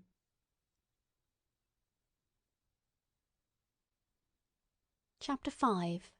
The Stillness. My first act before I went into the pantry was to fasten the door between the kitchen and the scullery. But the pantry was empty. Every scrap of food had gone. Apparently the Martian had taken it all on the previous day. At that discovery I despaired for the first time. I took no food, or no drink either, on the 11th or the 12th day. At first my mouth and throat were parched, and my strength ebbed sensibly. I sat about in the darkness of the scullery in a state of despondent wretchedness. My mind ran on eating. I thought I had become deaf, for the noises of movement I had been accustomed to hear from the pit had ceased absolutely. I did not feel strong enough to crawl noiselessly to the peephole, or I would have gone there. On the 12th day my throat was so painful that, taking the chance of alarming the Martians, I attacked the creaking rainwater pump that stood by the sink, and got a couple of glassfuls of blackened and tainted rainwater. I was greatly refreshed by this, and emboldened by the fact that no inquiring tentacle followed the noise of my pumping. During these days, in a rambling, inconclusive way, I thought much of the curate and of the manner of his death. On the 13th day I drank some more water, and dozed, and thought disjointedly of eating, and of vague, impossible plans of escape. Whenever I dozed, I dreamt of horrible phantasms, of the death of the curate, or of sumptuous dinners. But, asleep or awake, I felt a keen pain that urged me to drink again and again. The light that came into the scullery was no longer grey, but red. To my disordered imagination, it seemed the colour of blood. On the 14th day I went into the kitchen, and I was surprised to find that the fronds of the red weed had grown right across the hole in the wall, turning the half-light of the place into a crimson-coloured obscurity. It was early on the 15th day that I heard a curious, familiar sequence of sounds in the kitchen, and, listening, identified it as the snuffing and scratching of a dog. Going into the kitchen, I saw a dog's nose peering in through a break among the ruddy fronds. This greatly surprised me. At the scent of me, he barked shortly. I thought if I could induce him to come into the place quietly, I should be able, perhaps, to kill and eat him, and in any case it would be advisable to kill him, lest his actions attracted the attention of the Martians. I crept forward, saying, "Good dog," very softly, but he suddenly withdrew his head and disappeared. I listened. I was not deaf, but certainly the pit was still. I heard a sound like the flutter of a bird's wings and a horse croaking, but that was all. For a long while I lay close to the peephole, but not daring to move aside the red plants that obscured it. Once or twice I heard a faint pitter-patter, like the feet of the dog going hither and thither on the sand far below me, and there were more bird-like sounds, but that was all. At length, encouraged by the silence, I looked out. Except in the corner, where a multitude of crows hopped and fought over the skeletons of the dead the Martians had consumed, there was not a living thing in the pit. I stared about me, scarcely believing my eyes. All the machinery had gone. Save for the big mound of greyish-blue powder in one corner, certain bars of aluminium in another, the black birds and the skeletons of the killed, the place was merely an empty, circular pit in the sand.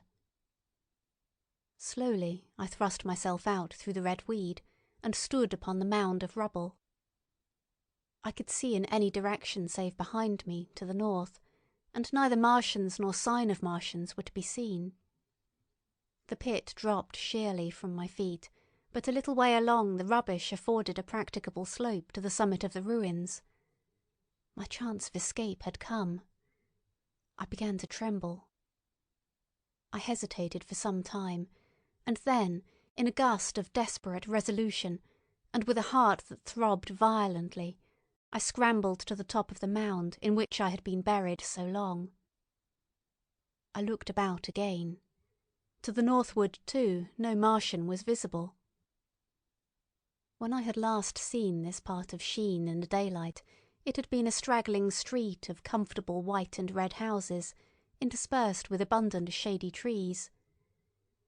Now I stood on a mound of smashed brickwork, clay and gravel, over which spread a multitude of red cactus-shaped plants, knee-high, without a solitary terrestrial growth to dispute their footing. The trees near me were dead and brown, but further a network of red thread scaled the still-living stems. The neighbouring houses had all been wrecked, but none had been burned. Their walls stood, sometimes to the second story, with smashed windows and shattered doors. The red weed grew tumultuously in their roofless rooms. Below me was the great pit, with the crows struggling for its refuse. A number of other birds hopped about among the ruins. Far away I saw a gaunt cat slink crouchingly along a wall, but traces of men there were none. The day seemed, by contrast with my recent confinement, dazzlingly bright, the sky a glowing blue. A gentle breeze kept the red weed that covered every scrap of unoccupied ground gently swaying. And oh, the sweetness of the air. End of section 22.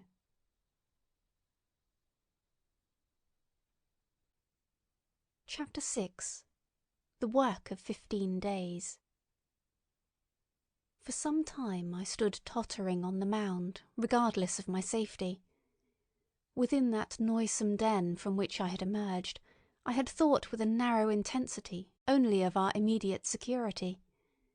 I had not realized what had been happening to the world, had not anticipated this startling vision of unfamiliar things. I had expected to see Sheen in ruins. I found about me the landscape, weird and lurid, of another planet. For that moment I touched an emotion beyond the common range of men, yet one that the poor brutes we dominate know only too well. I felt as a rabbit might feel returning to his burrow and suddenly confronted by the work of a dozen busy navvies digging the foundations of a house. I felt the first inkling of a thing that presently grew quite clear in my mind, that oppressed me for many days, a sense of dethronement, a persuasion that I was no longer a master, but an animal among the animals, under the Martian heel. With us it would be as with them, to lurk and watch, to run and hide. The fear and empire of man had passed away. But so soon as this strangeness had been realized, it passed, and my dominant motive became the hunger of my long and dismal fast. In the direction away from the pit I saw, beyond a red-covered wall, a patch of garden ground unburied. This gave me a hint, and I went knee-deep, and sometimes neck-deep, in the red weed. The density of the weed gave me a reassuring sense of hiding. The wall was some 6 feet high, and when I attempted to clamber it, I found I could not lift my feet to the crest.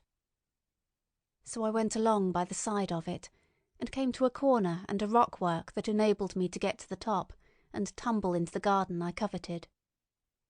Here I found some young onions, a couple of gladiolus bulbs, and a quantity of immature carrots, all of which I secured, and, scrambling over a ruined wall, went on my way through scarlet and crimson trees towards Kew.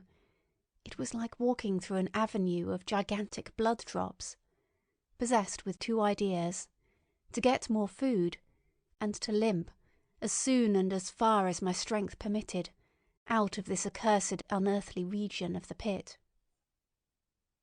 Some way farther, in a grassy place, was a group of mushrooms, which also I devoured, and then I came upon a brown sheet of flowing shallow water where meadows used to be. These fragments of nourishment served only to whet my hunger. At first I was surprised at this flood in a hot, dry summer, but afterwards I discovered that it was caused by the tropical exuberance of the red weed. Directly this extraordinary growth encountered water, it straightway became gigantic and of unparalleled fecundity. Its seeds were simply poured down into the water of the Wey and Thames, and its swiftly growing and titanic water fronds speedily choked both those rivers. At Putney, as I afterwards saw, the bridge was almost lost in a tangle of this weed, and at Richmond, too, the Thames water poured in a broad and shallow stream across the meadows of Hampton and Twickenham. As the water spread, the weed followed them, until the ruined villas of the Thames Valley were, for a time, lost in this red swamp whose margin I explored, and much of the desolation the Martians had caused was concealed. In the end, the red weed succumbed almost as quickly as it had spread. A cankering disease, due, it is believed, to the action of certain bacteria, presently seized upon it.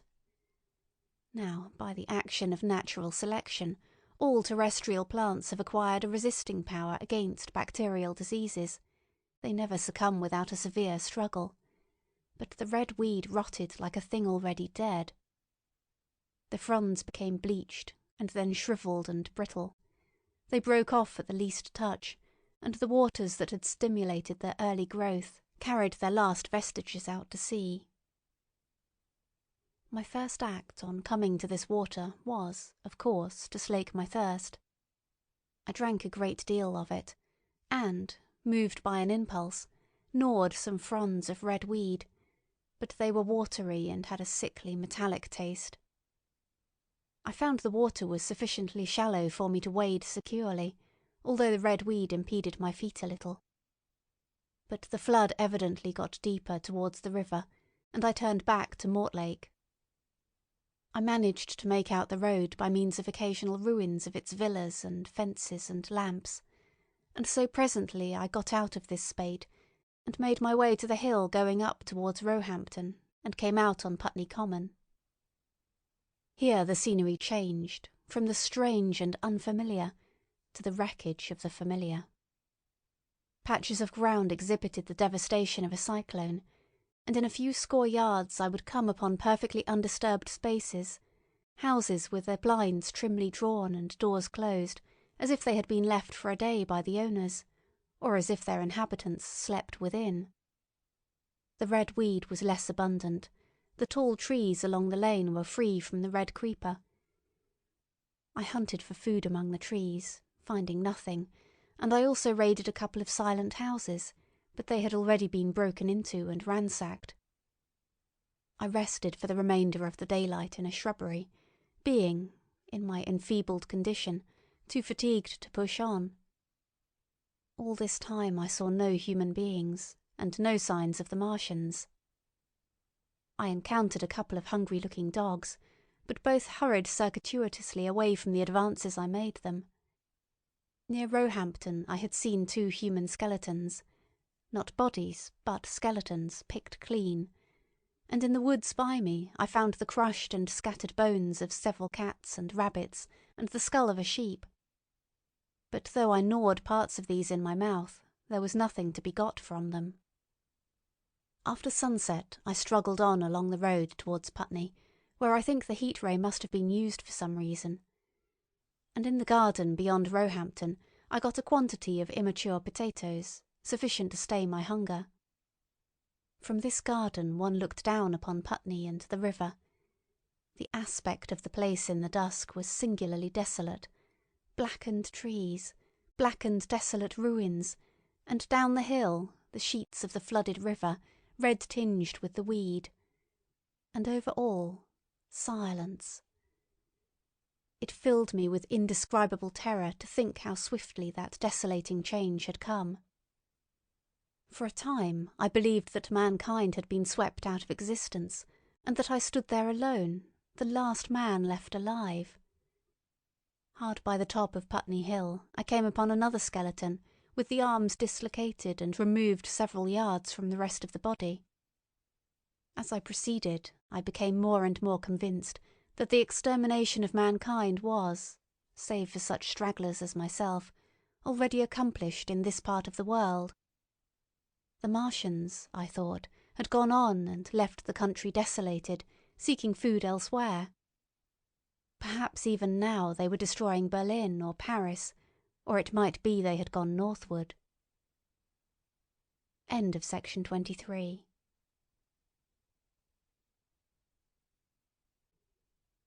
Chapter 7. The Man on Putney Hill. I spent that night in the inn that stands at the top of Putney Hill, sleeping in a made bed for the first time since my flight to Leatherhead. I will not tell the needless trouble I had breaking into that house. Afterwards I found the front door was on the latch, nor how I ransacked every room for food, until, just on the verge of despair, in what seemed to me to be a servant's bedroom, I found a rat-gnawed crust and 2 tins of pineapple. The place had been already searched and emptied. In the bar I afterwards found some biscuits and sandwiches that had been overlooked. The latter I could not eat, they were too rotten, but the former not only stayed my hunger, but filled my pockets. I lit no lamps, fearing some Martian might come beating that part of London for food in the night. Before I went to bed I had an interval of restlessness, and prowled from window to window, peering out for some sign of these monsters. I slept little. As I lay in bed, I found myself thinking consecutively, a thing I do not remember to have done since my last argument with the curate. During all the intervening time, My mental condition had been a hurrying succession of vague emotional states, or a sort of stupid receptivity. But in the night my brain, reinforced I suppose by the food I had eaten, grew clear again, and I thought. 3 things struggled for possession of my mind: the killing of the curate, the whereabouts of the Martians, and the possible fate of my wife. The former gave me no sensation of horror or remorse to recall. I saw it simply as a thing done, a memory infinitely disagreeable, but quite without the quality of remorse. I saw myself then as I see myself now, driven step by step towards that hasty blow, the creature of a sequence of accidents leading inevitably to that. I felt no condemnation, yet the memory, static, unprogressive, haunted me. In the silence of the night, with that sense of the nearness of God that sometimes comes into the stillness and the darkness, I stood my trial, my only trial, for that moment of wrath and fear. I retraced every step of our conversation, from the moment when I had found him crouching beside me, heedless of my thirst, and pointing to the fire and smoke that streamed up from the ruins of Weybridge. We had been incapable of cooperation. Grim chance had taken no heed of that. Had I foreseen, I should have left him at Halliford. But I did not foresee, and crime is to foresee and do. And I set this down as I have set all this story down, as it was. There were no witnesses. All these things I might have concealed. But I set it down, and the reader must form his judgment as he will. And when, by an effort, I had set aside that picture of a prostrate body, I faced the problem of the Martians and the fate of my wife. For the former I had no data. I could imagine 100 things, and so, unhappily, I could for the latter. And suddenly that night became terrible. I found myself sitting up in bed, staring at the dark. I found myself praying that the heat ray might have suddenly and painlessly struck her out of being. Since the night of my return from Leatherhead I had not prayed. I had uttered prayers, fetish prayers, had prayed as heathens mutter charms when I was in extremity, but now I prayed indeed, pleading steadfastly and sanely, face to face with the darkness of God. Strangest in this, that so soon as dawn had come, I, who had talked with God, crept out of the house like a rat leaving its hiding-place, a creature scarcely larger, an inferior animal, a thing that for any passing whim of our masters might be hunted and killed. Perhaps they also prayed confidently to God. Surely, if we have learned nothing else, this war has taught us pity, pity for those witless souls that suffer our dominion. The morning was bright and fine, and the eastern sky glowed pink, and was fretted with little golden clouds. In the road that runs from the top of Putney Hill to Wimbledon was a number of poor vestiges of the panic torrent that must have poured Londonward on the Sunday night after the fighting began. There was a little 2-wheeled cart inscribed with the name of Thomas Lobb, greengrocer, New Malden, with a smashed wheel and an abandoned tin trunk. There was a straw hat trampled into the now hardened mud, and at the top of West Hill a lot of blood-stained glass about the overturned water trough. My movements were languid, my plans of the vaguest. I had an idea of going to Leatherhead, though I knew that there I had the poorest chance of finding my wife. Certainly, unless death had overtaken them suddenly, my cousins and she would have fled thence, but it seemed to me I might find or learn there whither the Surrey people had fled. I knew I wanted to find my wife, that my heart ached for her and the world of men, but I had no clear idea how the finding might be done. I was also sharply aware now of my intense loneliness. From the corner I went, under cover of a thicket of trees and bushes, to the edge of Wimbledon Common, stretching wide and far. That dark expanse was lit in patches by yellow gorse and broom. There was no red weed to be seen, and as I prowled, hesitating, on the verge of the open, the sun rose, flooding it all with light and vitality. I came upon a busy swarm of little frogs in a swampy place among the trees. I stopped to look at them, drawing a lesson from their stout resolve to live. And presently, turning suddenly, with an odd feeling of being watched, I beheld something crouching amid a clump of bushes. I stood regarding this. I made a step towards it, and it rose up and became a man armed with a cutlass. I approached him slowly. He stood silent and motionless, regarding me. As I drew nearer, I perceived he was dressed in clothes as dusty and filthy as my own. He looked, indeed, as though he had been dragged through a culvert. Nearer, I distinguished the green slime of ditches mixing with the pale drab of dried clay and shiny coaly patches. His black hair fell over his eyes, and his face was dark and dirty and sunken, so that at first I did not recognize him. There was a red cut across the lower part of his face. "Stop!" he cried, when I was within 10 yards of him, and I stopped. His voice was hoarse. "Where do you come from?" he said. I thought, surveying him. "I come from Mortlake," I said. "I was buried near the pit the Martians made about their cylinder. I have worked my way out and escaped." "There is no food about here," he said. "This is my country. All this hill down to the river and back to Clapham, and up to the edge of the common. There is only food for one. Which way are you going?" I answered slowly. "I don't know," I said. "I have been buried in the ruins of a house 13 or 14 days. I don't know what has happened." He looked at me doubtfully, then started and looked with a changed expression. "I've no wish to stop about here," said I. "I think I shall go to Leatherhead, for my wife was there." He shot out a pointing finger. "It is you," said he, "the man from Woking. And you weren't killed at Weybridge." I recognised him at the same moment. "You are the artilleryman who came into my garden."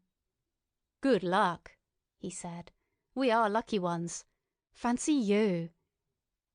He put out a hand and I took it. "I crawled up a drain," he said, "but they didn't kill everyone, and after they went away I got off towards Walton across the fields. But it's not 16 days altogether, and your hair is grey." He looked over his shoulder suddenly.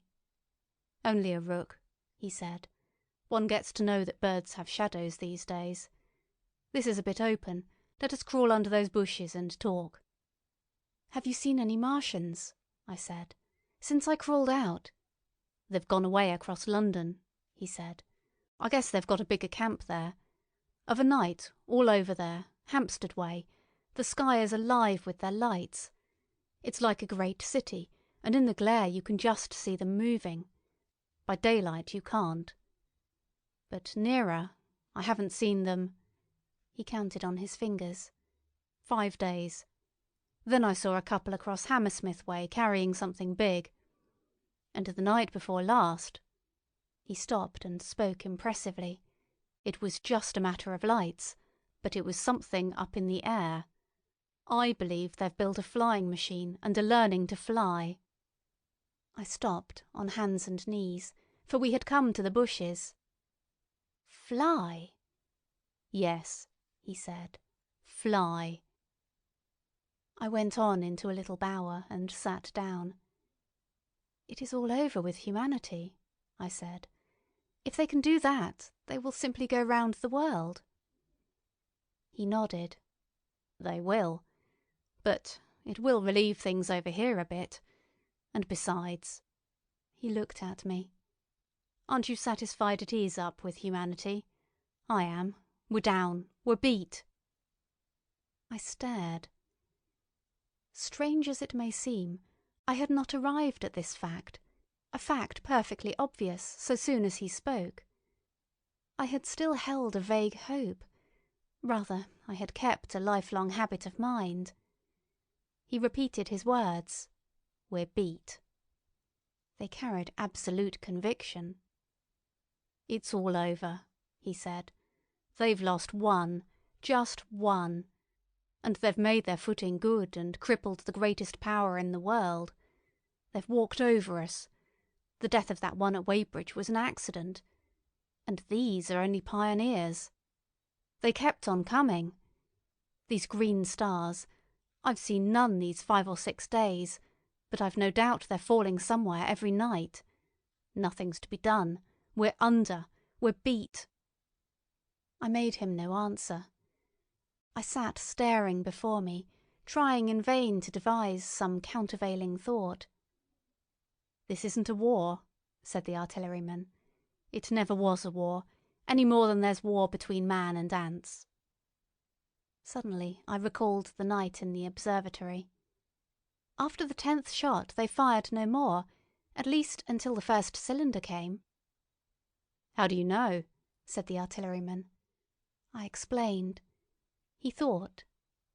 "Something wrong with the gun," he said. "But what if there is? They'll get it right again. And even if there's a delay, how can it alter the end? It's just men and ants. There's the ants build their cities, live their lives, have wars, revolutions, until the men want them out of the way, and then they go out of the way. That's what we are now, just ants. Only—" "Yes," I said. "We're eatable ants." We sat looking at each other. "And what will they do with us?" I said. "That's what I've been thinking," he said. "That's what I've been thinking. After Weybridge I went south, thinking. I saw what was up. Most of the people were hard at it, squealing and exciting themselves. But I'm not so fond of squealing. I've been in sight of death once or twice. I'm not an ornamental soldier, and at the best and worst, death. It's just death. And it's the man that keeps on thinking comes through. I saw everyone tracking away south. Says I, food won't last this way, and I turned right back. I went for the Martians like a sparrow goes for man. All round." He waved a hand to the horizon. "They're starving in heaps, bolting, treading on each other." He saw my face and halted awkwardly. "No doubt lots who had money have gone away to France," he said. He seemed to hesitate whether to apologise, met my eyes and went on. "There's food all about here, canned things in shops, wines, spirits, mineral waters, and the water mains and drains are empty. Well, I was telling you what I was thinking. Here's intelligent things, I said, and it seems they want us for food. First, they'll smash us up. Ships, machines, guns, cities, all the order and organisation. All that will go. If we were the size of ants, we might pull through. But we're not. It's all too bulky to stop. That's the first certainty, eh?" I assented. "It is. I've thought it out." "Very well, then. Next. At present, we're caught as we're wanted. A Martian has only to go a few miles to get a crowd on the run. And I saw one day, out by Wandsworth, picking houses to pieces and routing among the wreckage. But they won't go on doing that. So soon as they've settled all our guns and ships, and smashed our railways, and done all the things they are doing over there, they will begin catching us systematic, picking the best and storing us in cages and things. That's what they will start doing in a bit. Lord, they haven't begun on us yet. Don't you see that?" "Not begun!" I exclaimed. "Not begun. All that's happened so far is through our not having the sense to keep quiet, worrying them with guns and such foolery, and losing our heads and rushing off in crowds to where there wasn't any more safety than where we were. They don't want to bother us yet. They're making their things, making all the things they couldn't bring with them, getting things ready for the rest of their people. Very likely that's why the cylinders have stopped for a bit, for fear of hitting those who are here. And instead of our rushing about blind, on the howl, or getting dynamite on the chance of busting them up, we've got to fix ourselves up according to the new state of affairs. That's how I figure it out. It isn't quite according to what a man wants for his species, but it's about what the facts point to. And that's the principle I acted upon. Cities, nations, civilization, progress. It's all over. That game's up. We're beat. But if that is so, what is there to live for? The artilleryman looked at me for a moment. There won't be any more blessed concerts for 1,000,000 years or so. There won't be any Royal Academy of Arts, and no nice little feeds at restaurants. If it's amusement you're after, I reckon the game is up. If you've got any drawing-room manners, or a dislike to eating peas with a knife or dropping H's, you better chuck 'em away. They ain't no further use. You mean? I mean that men like me are going on living, for the sake of the breed. I tell you, I'm grim set on living. And if I'm not mistaken, you'll show what insides you've got too, before long.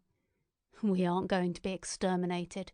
And I don't mean to be caught either, and tamed and fattened and bred like a thundering ox. Ugh, fancy those brown creepers. You don't mean to say... I do. I'm going on, under their feet. I've got it planned. I've thought it out. We men are beat. We don't know enough. We've got to learn before we've got a chance. And we've got to live and keep independent while we learn. See, that's what has to be done. I stared, astonished, and stirred profoundly by the man's resolution. Great God! Cried I. But you are a man indeed. And suddenly I gripped his hand. Eh? He said, with his eyes shining. I've thought it out, eh? Go on, I said. Well, those who mean to escape their catching must get ready. I'm getting ready. Mind you, it isn't all of us that are made for wild beasts, and that's what it's got to be. That's why I watched you. I had my doubts. You're slender. I didn't know that it was you, you see, or just how you'd been buried. All these, the sort of people that lived in these houses, and all those damn little clerks that used to live down that way, they'd be no good. They haven't any spirit in them, no proud dreams and no proud lusts, and a man who hasn't one or the other, Lord, what is he but funk and precautions? They just used to skedaddle off to work. I've seen hundreds of 'em, bit of breakfast in hand, running wild and shining to catch their little season ticket train, for fear they'd get dismissed if they didn't. Working at businesses they were afraid to take the trouble to understand, skedaddling back for fear they wouldn't be in time for dinner, keeping indoors after dinner for fear of the back streets, and sleeping with the wives they married, not because they wanted them, but because they had a bit of money that would make for safety in their one little miserable skedaddle through the world. Lives insured and a bit invested for fear of accidents. And on Sundays, fear of the hereafter, as if hell was built for rabbits. Well, the Martians will be just a godsend to these. Nice roomy cages, fattening food, careful breeding, no worry. After a week or so chasing about the fields and lands on empty stomachs, they'll come and be caught cheerful. They'll be quite glad after a bit. They'll wonder what people did before there were Martians to take care of them. And the bar loafers and mashers and singers, I can imagine them. I can imagine them, he said, with a sort of sombre gratification. There'll be any amount of sentiment and religion loose among them. There's hundreds of things I saw with my eyes that I've only begun to see clearly these last few days. There's lots will take things as they are, fat and stupid, and lots will be worried by a sort of feeling that it's all wrong and that they ought to be doing something. Now, whenever things are so that a lot of people feel they ought to be doing something, the weak, and those who go weak with a lot of complicated thinking, always make for a sort of do-nothing religion, very pious and superior, and submit to persecution and the will of the Lord. Very likely you've seen the same thing. It's energy in a gale of funk and turned clean inside out. These cages will be full of psalms and hymns and piety. And those of a less simple sort will work in a bit of, what is it, eroticism. He paused. Very likely these Martians will make pets of some of them, train them to do tricks. Who knows? Get sentimental over the pet boy who grew up and had to be killed. And some, maybe, they will train to hunt us. No, I cried. That's impossible. No human being. What's the good of going on with such lies? Said the artilleryman. There's men who'd do it cheerful. What nonsense to pretend there isn't. And I succumbed to his conviction. If they come after me, he said. Lord, if they come after me. And subsided into a grim meditation. I sat contemplating these things. I could find nothing to bring against this man's reasoning. In the days before the invasion, no one would have questioned my intellectual superiority to his.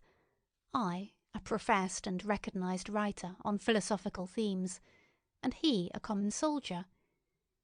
And yet he had already formulated a situation that I had scarcely realised. "What are you doing?" I said presently. "What plans have you made?" He hesitated.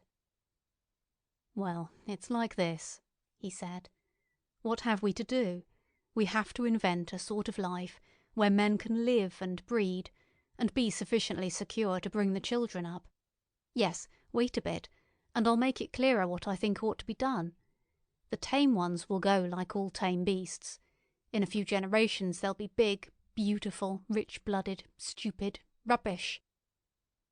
The risk is that we who keep wild will go savage, degenerate into a sort of big savage rat.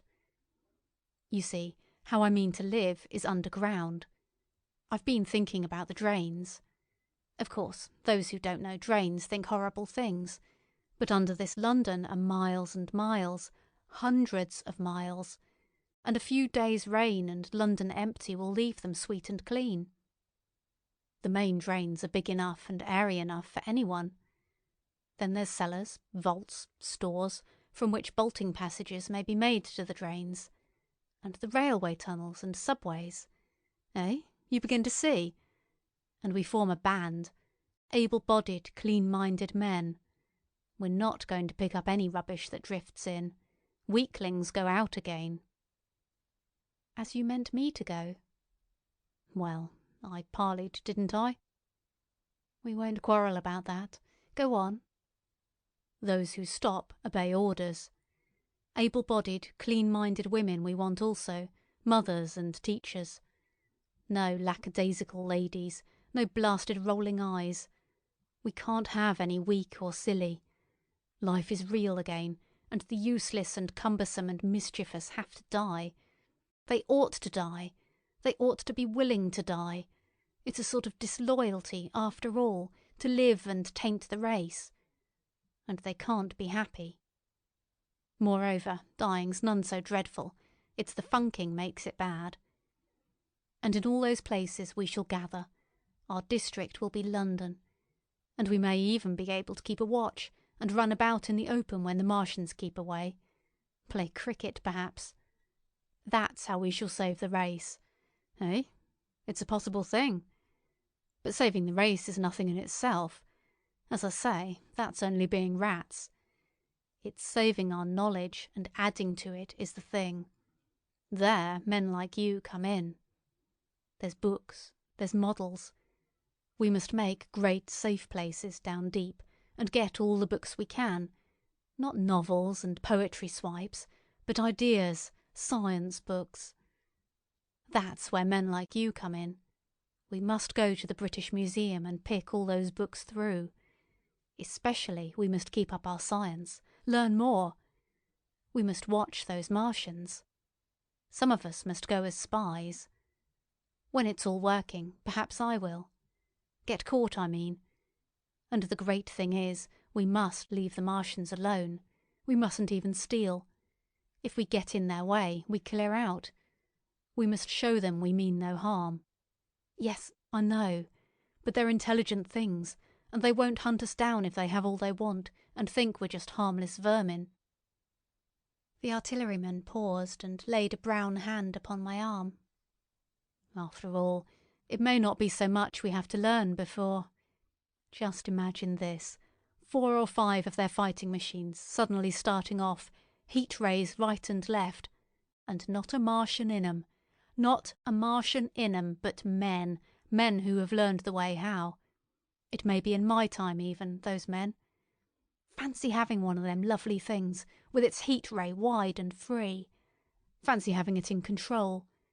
What would it matter if you smashed to smithereens at the end of the run, after a bust like that?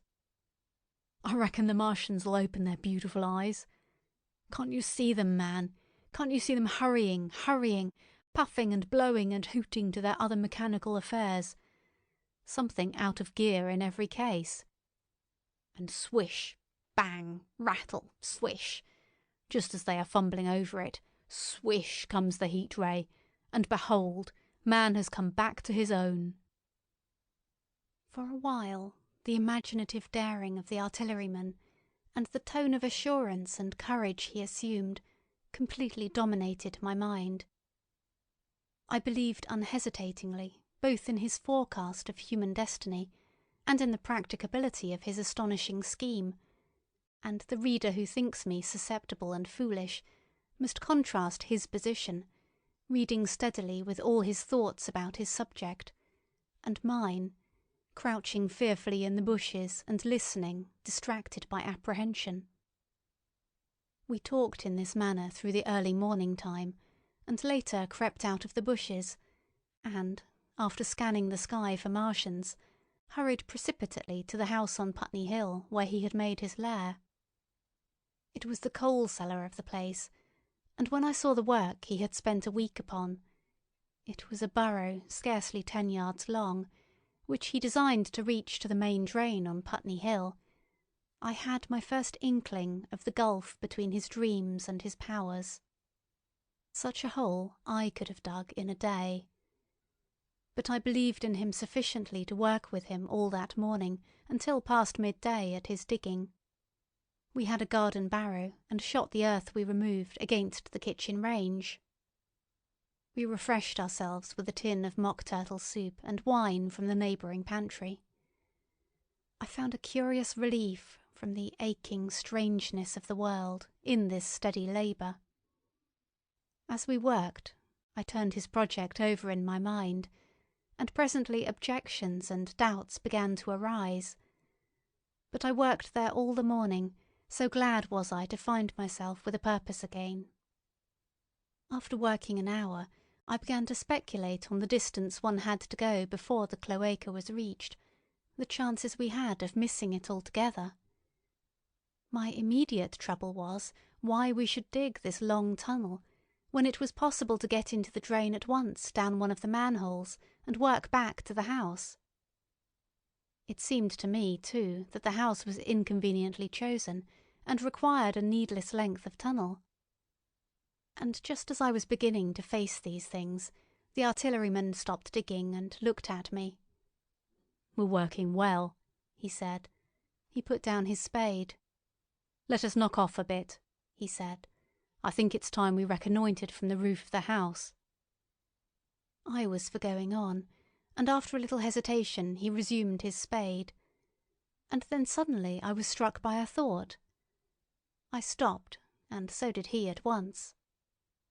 "Why were you walking about the common," I said, "instead of being here?" "Taking the air," he said. "I was coming back. It's safer by night." "But the work?" "Oh, one can't always work," he said, and in a flash I saw the man plain. He hesitated, holding his spade. "We ought to reconnoitre now," he said, "because if any come near they may hear the spades and drop upon us unawares." I was no longer disposed to object. We went together to the roof and stood on a ladder peeping out of the roof door. No Martians were to be seen, and we ventured out on the tiles and slipped down under shelter of the parapet. From this position a shrubbery hid the greater portion of Putney, but we could see the river below, a bubbly mass of red weed, and the low parts of Lambeth flooded and red. The red creeper swarmed up the trees about the old palace, and their branches stretched gaunt and dead, and set with shrivelled leaves, from amid its clusters. It was strange how entirely dependent both these things were upon flowing water for their propagation. About us neither had gained a footing. Laburnums, pink maize, snowballs, and trees of arbor vitae rose out of laurels and hydrangeas, green and brilliant into the sunlight. Beyond Kensington dense smoke was rising, and that and a blue haze hid the northward hills.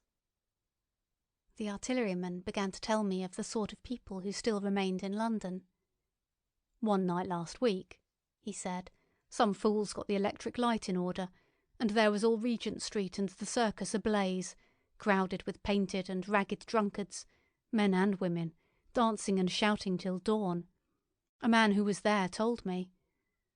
And as the day came, they became aware of a fighting machine standing near by the Langham and looking down at them. Heaven knows how long he had been there. It must have given some of them a nasty turn. He came down the road towards them and picked up nearly 100 too drunk or frightened to run away." Grotesque gleam of a time no history will ever fully describe. From that, in answer to my questions, he came round to his grandiose plans again. He grew enthusiastic. He talked so eloquently of the possibility of capturing a fighting machine that I more than half believed in him again. But now that I was beginning to understand something of his quality, I could divine the stress he laid on doing nothing precipitately. And I noted that now there was no question that he personally was to capture and fight the great machine. After a time we went down to the cellar. Neither of us seemed disposed to resume digging, and when he suggested a meal I was nothing loath. He became suddenly very generous, and when we had eaten he went away and returned with some excellent cigars. We lit these, and his optimism glowed. He was inclined to regard my coming as a great occasion. "There's some champagne in the cellar," he said. "We can dig better on this Thames-side Burgundy," said I. "No," said he. "I am host today. Champagne. Great God, we've a heavy enough task before us. Let us take a rest and gather strength while we may. Look at these blistered hands." And, pursuant to this idea of a holiday, he insisted upon playing cards after we had eaten. He taught me euchre, and after dividing London between us, I taking the north side and he the southern, we played for parish points. Grotesque and foolish as this will seem to the sober reader, it is absolutely true. And what is more remarkable, I found the card game and several others we played extremely interesting. Strange mind of man, that, with our species upon the edge of extermination or appalling degradation, with no clear prospect before us but the chance of a horrible death, we could sit following the chance of this painted pasteboard, and playing the joker with vivid delight.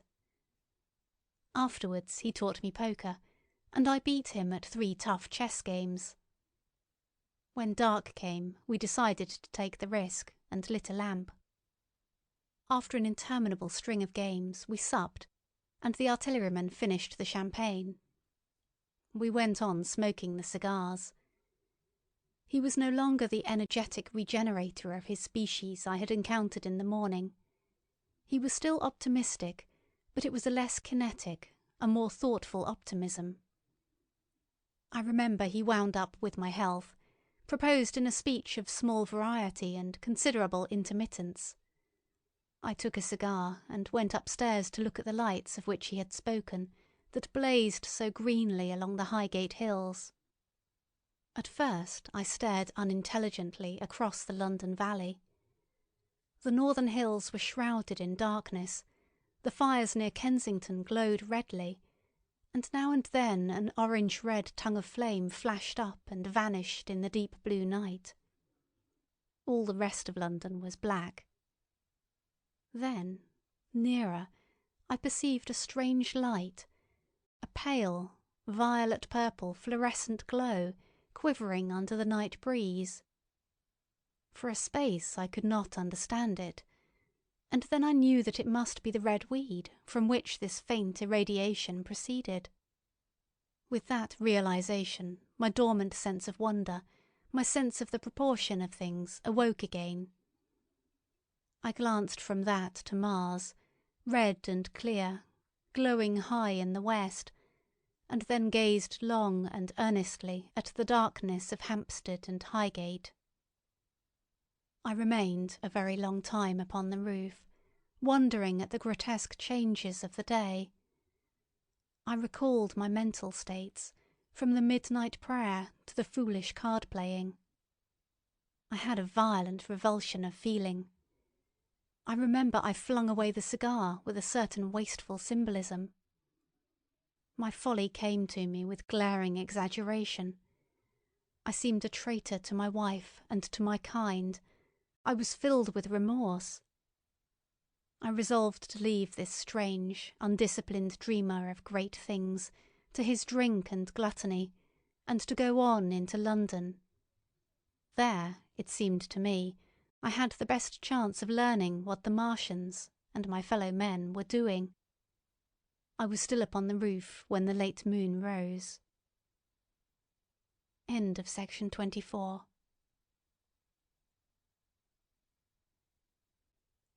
Chapter 8. Dead London. After I had parted from the artilleryman, I went down the hill and by the High Street across the bridge to Fulham.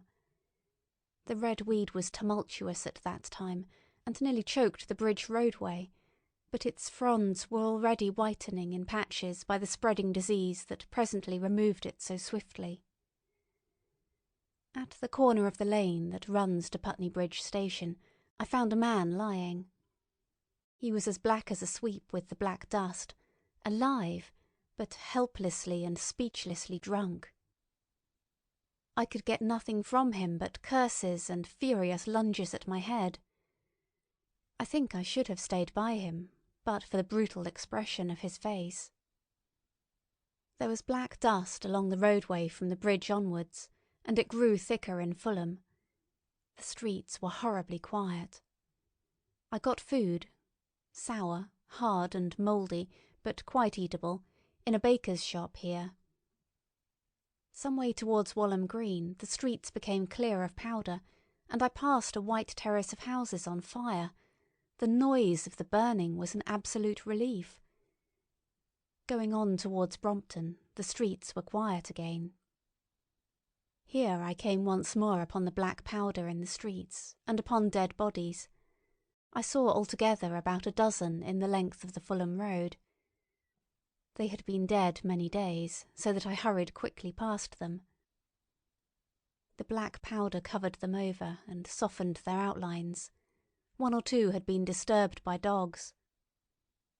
Where there was no black powder, it was curiously like a Sunday in the city, with the closed shops, the houses locked up and the blinds drawn, the desertion and the stillness. In some places plunderers had been at work, but rarely at other than the provision and wine shops. A jeweller's window had been broken open in one place, but apparently the thief had been disturbed, and a number of gold chains and a watch lay scattered on the pavement. I did not trouble to touch them. Farther on was a tattered woman in a heap on a doorstep. The hand that hung over her knee was gashed and bled down her rusty brown dress, and a smashed magnum of champagne formed a pool across the pavement. She seemed asleep, but she was dead. The farther I penetrated into London, the profounder grew the stillness.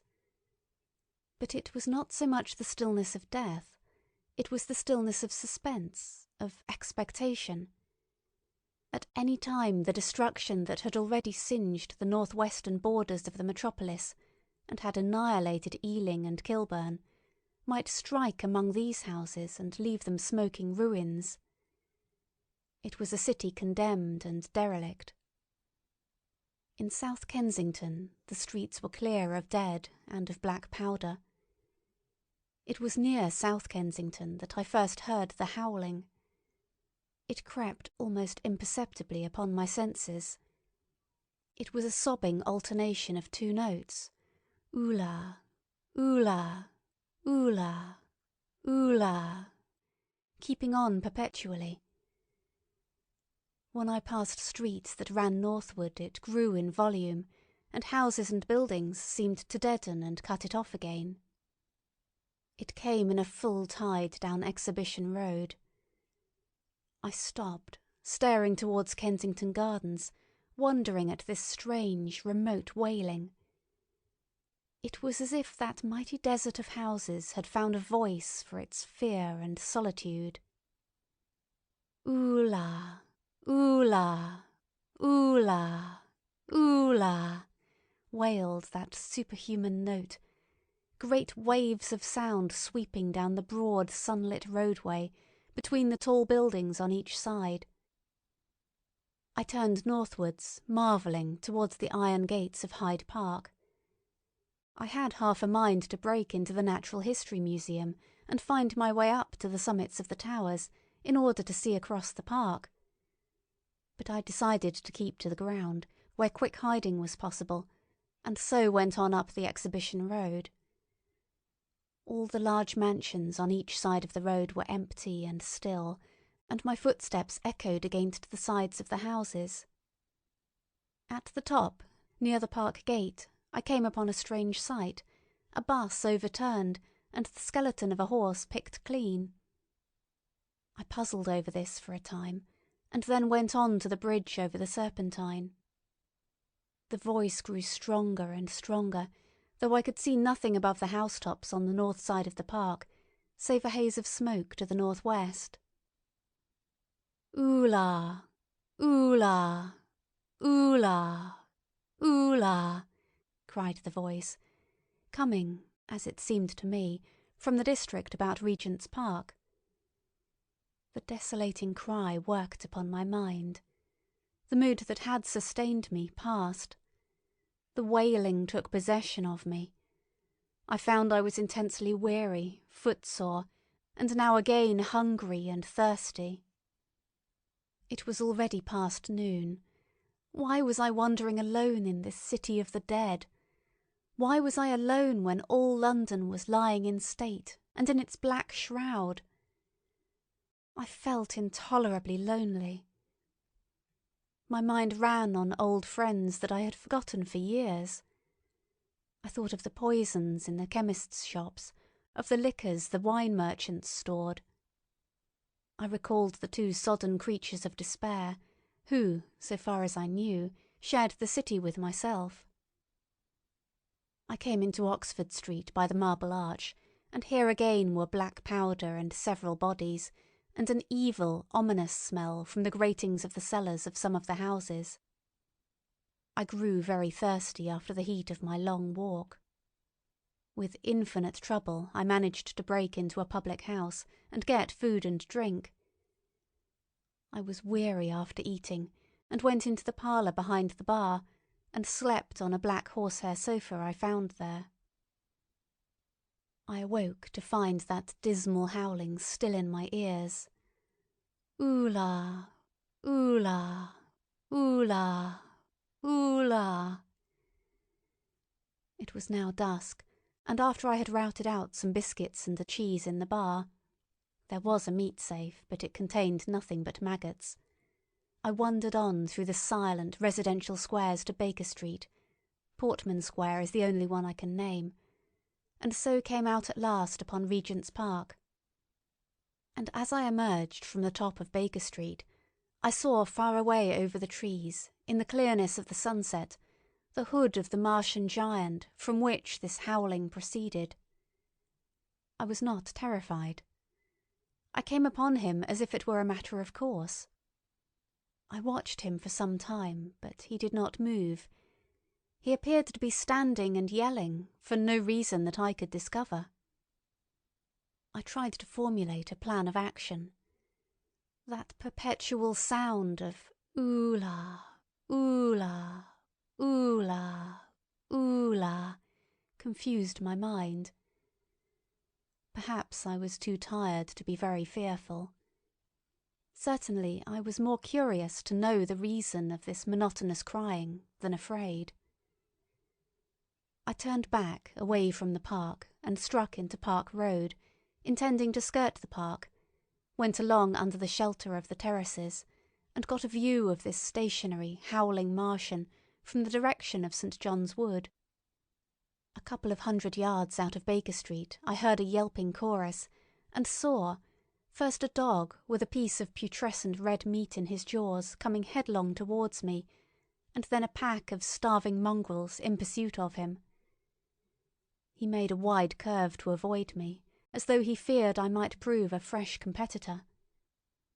As the yelping died away down the silent road, the wailing sound of ooh-la, ooh-la, ooh-la, ooh-la reasserted itself. I came upon the wrecked handling machine halfway to St. John's Wood Station. At first I thought a house had fallen across the road. It was only as I clambered among the ruins that I saw, with a start, this mechanical Samson lying, with its tentacles bent and smashed and twisted, among the ruins it had made. The forepart was shattered. It seemed as if it had driven blindly straight at the house, and had been overwhelmed in its overthrow. It seemed to me then that this might have happened by a handling machine escaping from the guidance of its Martian. I could not clamber among the ruins to see it, and the twilight was now so far advanced that the blood with which its seat was smeared, and the gnawed gristle of the Martian that the dogs had left, were invisible to me. Wondering still more at all that I had seen, I pushed on towards Primrose Hill. Far away, through a gap in the trees, I saw a second Martian, as motionless as the first, standing in the park towards the Zoological Gardens, and silent. A little beyond the ruins about the smashed handling machine, I came upon the red weed again, and found the Regent's Canal, a spongy mass of dark red vegetation. As I crossed the bridge, the sound of ooh-la, ooh-la, ooh-la, ooh-la ceased. It was, as it were, cut off. The silence came like a thunderclap. The dusky houses about me stood faint and tall and dim. The trees towards the park were growing black. All about me the red weed clambered among the ruins, writhing to get above me in the dimness. Night, the mother of fear and mystery, was coming upon me. But while that voice sounded, the solitude, the desolation had been endurable. By virtue of it, London had still seemed alive, and the sense of life about me had upheld me. Then suddenly a change, the passing of something, I knew not what, and then a stillness that could be felt. Nothing but this gaunt quiet. London about me gazed at me spectrally. The windows in the white houses were like the eye sockets of skulls. About me, my imagination found 1,000 noiseless enemies moving. Terror seized me, a horror of my temerity. In front of me, the road became pitchy black, as though it was tarred, and I saw a contorted shape lying across the pathway. I could not bring myself to go on. I turned down St. John's Wood Road and ran headlong from this unendurable stillness towards Kilburn. I hid from the night and the silence until long after midnight in a cabmen's shelter in Harrow Road. But before the dawn my courage returned, and while the stars were still in the sky, I turned once more towards Regent's Park. I missed my way among the streets, and presently saw down a long avenue, in the half-light of the early dawn, the curve of Primrose Hill. On the summit, towering up to the fading stars, was a third Martian, erect and motionless like the others. An insane resolve possessed me. I would die and end it, and I would save myself even the trouble of killing myself. I marched on recklessly towards this Titan, and then, as I drew nearer and the light grew, I saw that a multitude of black birds was circling and clustering about the hood. At that, my heart gave a bound, and I began running along the road. I hurried through the red weed that choked St. Edmund's Terrace. I waded breast-high across a torrent of water that was rushing down from the waterworks towards the Albert Road, and emerged upon the grass before the rising of the sun. Great mounds had been heaped about the crest of the hill, making a huge redoubt of it. It was the final and largest place the Martians had made, and from behind these heaps there rose a thin smoke against the sky. Against the skyline an eager dog ran and disappeared. The thought that had flashed into my mind grew real, grew credible. I felt no fear, only a wild, trembling exultation as I ran up the hill towards the motionless monster. Out of the hood hung lank shreds of brown, at which the hungry birds pecked and tore. In another moment I had scrambled up the earthen rampart and stood upon its crest, and the interior of the redoubt was below me. A mighty space it was, with gigantic machines here and there within it, huge mounds of material and strange shelter places. And scattered about it, some in their overturned war machines, some in the now rigid handling machines, and a dozen of them stark and silent and laid in a row, were the Martians, dead, slain by the putrefactive and disease bacteria against which their systems were unprepared, slain as the red weed was being slain, slain after all man's devices had failed, by the humblest things that God, in his wisdom, has put upon this earth. For so it had come about, as indeed I and many men might have foreseen, had not terror and disaster blinded our minds. These germs of disease have taken toll of humanity since the beginning of things, taken toll of our pre-human ancestors since life began here. But, by virtue of this natural selection of our kind, we have developed resisting power. To no germs do we succumb without a struggle, and to many, those that cause putrefaction in dead matter, for instance, our living frames are altogether immune. But there are no bacteria in Mars, and, directly these invaders arrived, directly they drank and fed, our microscopic allies began to work their overthrow. Already when I watched them they were irrevocably doomed, dying and rotting even as they went to and fro. It was inevitable. By the toll of 1 billion deaths man has bought his birthright of the earth, and it is his against all comers.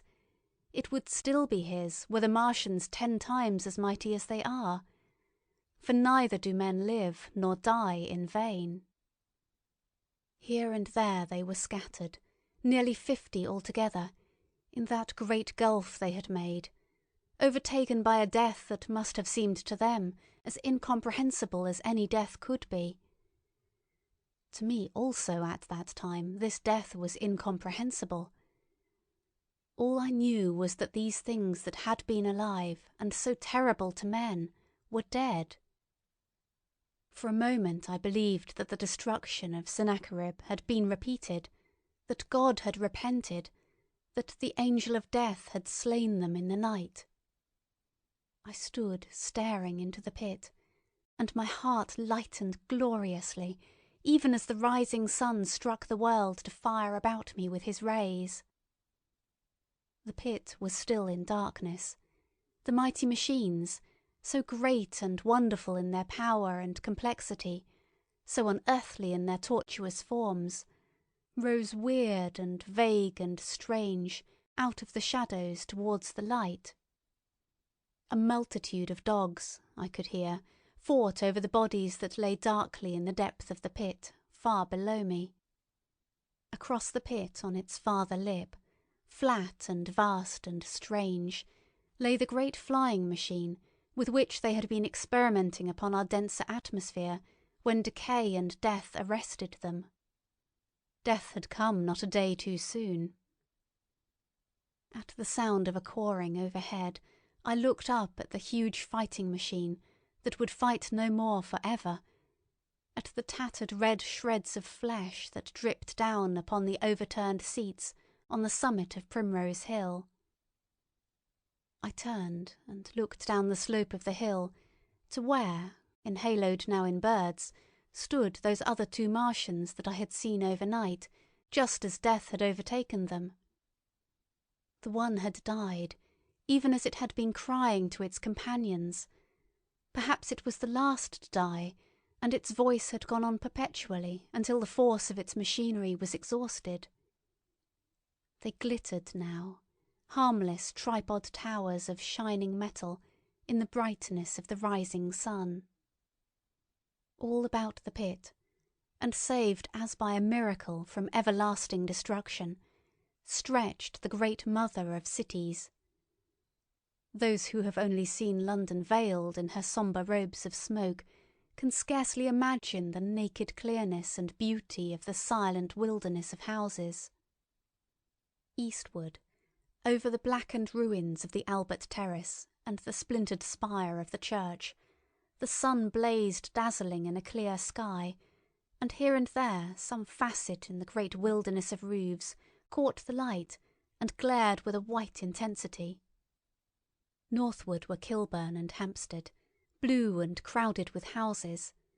Westward the great city was dimmed, and southward, beyond the Martians, the green waves of Regent's Park, the Langham Hotel, the dome of the Albert Hall, the Imperial Institute, and the giant mansions of the Brompton Road came out clear and little in the sunrise, the jagged ruins of Westminster rising hazily beyond.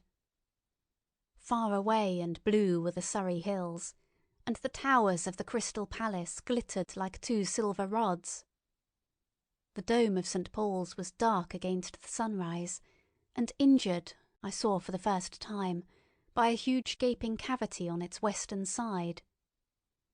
And as I looked at this wide expanse of houses and factories and churches, silent and abandoned, as I thought of the multitudinous hopes and efforts, the innumerable hosts of lives that had gone to build this human reef, and of all the swift and ruthless destruction that had hung over it all, when I realized that the shadow had been rolled back, and that men might still live in the streets, and this dear, vast, dead city of mine be once again alive and powerful, I felt a wave of emotion that was near akin to tears. The torment was over. Even that day the healing would begin. The survivors of the people scattered over the country, leaderless, lawless, foodless, like sheep without a shepherd, the thousands who had fled by sea, would begin to return. The pulse of life, growing stronger and stronger, would beat again in the empty streets and pour across the vacant squares. Whatever destruction was done, the hand of the destroyer was stayed.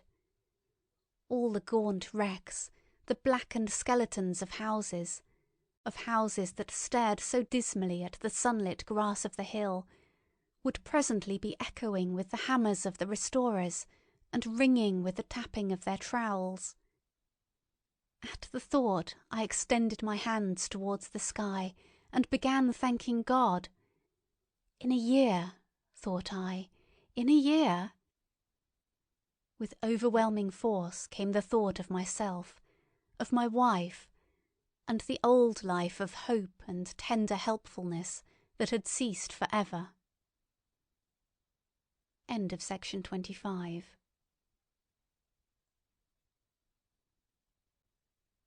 Chapter 9. Wreckage. And now comes the strangest thing in my story. Yet, perhaps, it is not altogether strange.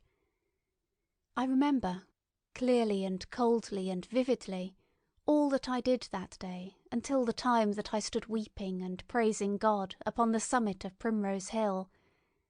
And then I forget. Of the next 3 days I know nothing.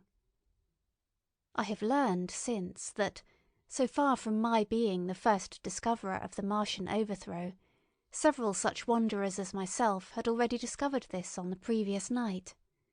One man, the first, had gone to St. Martin's-le-Grand, and while I sheltered in the cabman's hut, had contrived to telegraph to Paris. Thence the joyful news had flashed all over the world. 1,000 cities, chilled by ghastly apprehensions, suddenly flashed into frantic illuminations. They knew of it in Dublin, Edinburgh, Manchester, Birmingham, at the time when I stood upon the verge of the pit. Already men, weeping with joy, as I have heard, shouting and staying their work to shake hands and shout, were making up trains, even as near as Crewe, to descend upon London. The church bells that had ceased a fortnight since suddenly caught the news, until all England was bell-ringing. Men on cycles, lean-faced, unkempt, scorched along every country lane, shouting of unhoped deliverance, shouting to gaunt, staring faces of despair. And for the food, across the Channel, across the Irish Sea, across the Atlantic, corn, bread, and meat were tearing to our relief. All the shipping in the world seemed going Londonward in those days. But of all this I have no memory. I drifted, a demented man. I found myself in a house of kindly people, who had found me on the 3rd day wandering, weeping and raving through the streets of St. John's Wood. They have told me since that I was singing some insane doggerel about "the last man left alive, hurrah, the last man left alive." Troubled as they were with their own affairs, these people, whose name, much as I would like to express my gratitude to them, I may not even give here, nevertheless cumbered themselves with me, sheltered me, and protected me from myself. Apparently they had learned something of my story from me during the days of my lapse. Very gently, when my mind was assured again, did they break to me what they had learned of the fate of Leatherhead. 2 days after I was imprisoned, it had been destroyed, with every soul in it, by a Martian. He had swept it out of existence, as it seemed, without any provocation, as a boy might crush an ant-hill, in the mere wantonness of power. I was a lonely man, and they were very kind to me. I was a lonely man and a sad one, and they bore with me. I remained with them 4 days after my recovery. All that time I felt a growing craving to look once more on whatever remained of the little life that seemed so happy and bright in my past. It was a mere hopeless desire to feast upon my misery. They dissuaded me. They did all they could to divert me from this morbidity. But at last I could resist the impulse no longer, and, promising faithfully to return to them, and parting, as I will confess, from these 4-day friends with tears, I went out again into the streets that had lately been so dark and strange and empty. Already they were busy with returning people. In places even there were shops open, and I saw a drinking fountain running water. I remember how mockingly bright the day seemed as I went back on my melancholy pilgrimage to the little house at Woking, how busy the streets and vivid the moving life about me. So many people were abroad everywhere, busied in 1,000 activities, that it seemed incredible that any great proportion of the population could have been slain. But then I noticed how yellow were the skins of the people I met, how shaggy the hair of the men, how large and bright their eyes, and that every other man still wore his dirty rags. Their faces seemed all with one of two expressions, a leaping exultation and energy, or a grim resolution. Save for the expression of the faces, London seemed a city of tramps. The vestries were indiscriminately distributing bread sent us by the French government. The ribs of the few horses showed dismally. Haggard special constables with white badges stood at the corners of every street. I saw little of the mischief wrought by the Martians until I reached Wellington Street, and there I saw the red weed clambering over the buttresses of Waterloo Bridge.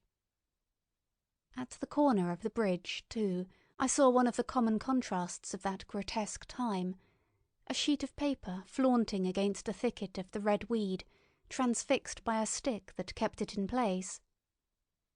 It was the placard of the first newspaper to resume publication, the Daily Mail.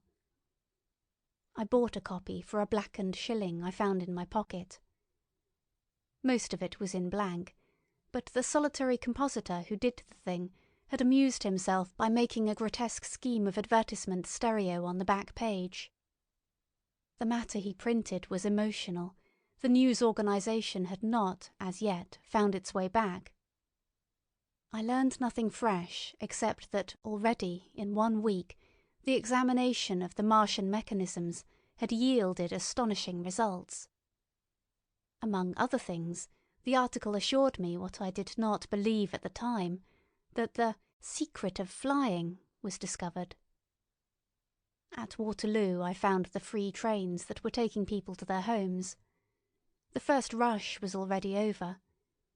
There were few people in the train, and I was in no mood for casual conversation. I got a compartment to myself, and sat with folded arms, looking greyly at the sunlit devastation that flowed past the windows. And just outside the terminus, the train jolted over temporary rails, and on either side of the railway the houses were blackened ruins.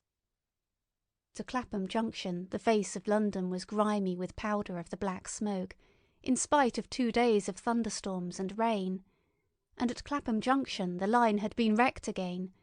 There were hundreds of out-of-work clerks and shopmen working side by side with the customary navvies, and we were jolted over a hasty relaying.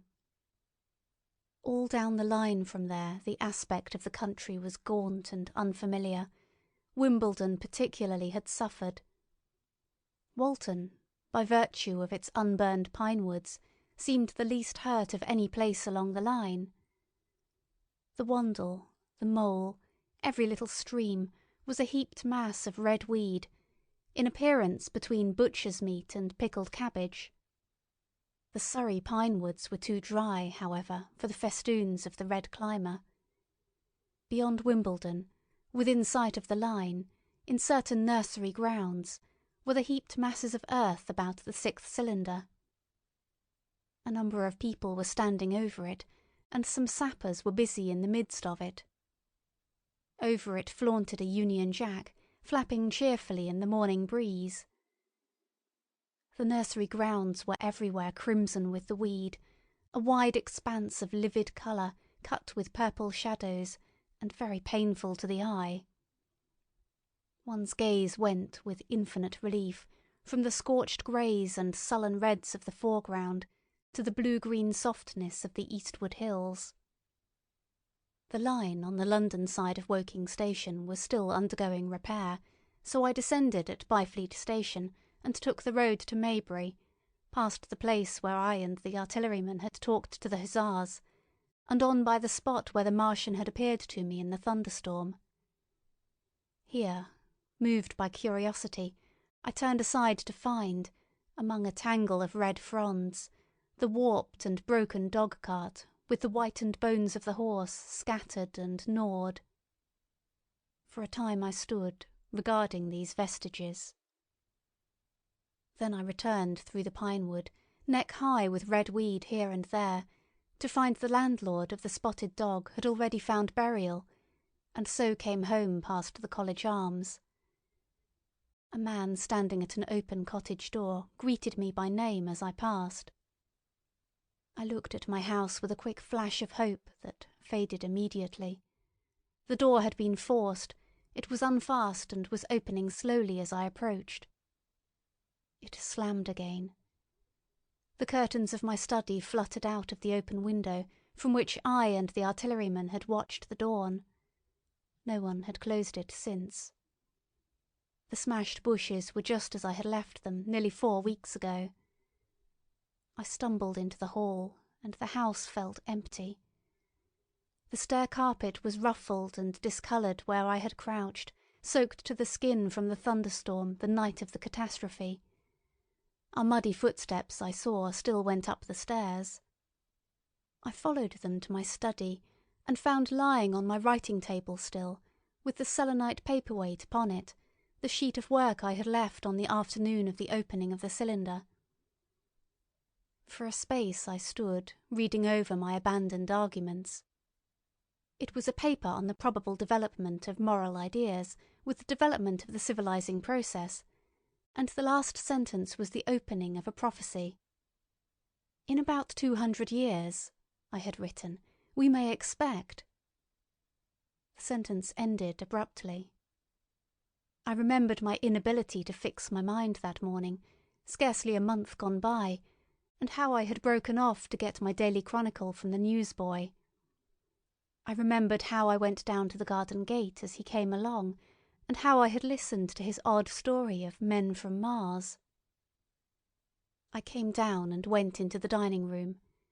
There were the mutton and the bread, both far gone now in decay, and a beer bottle overturned, just as I and the artilleryman had left them.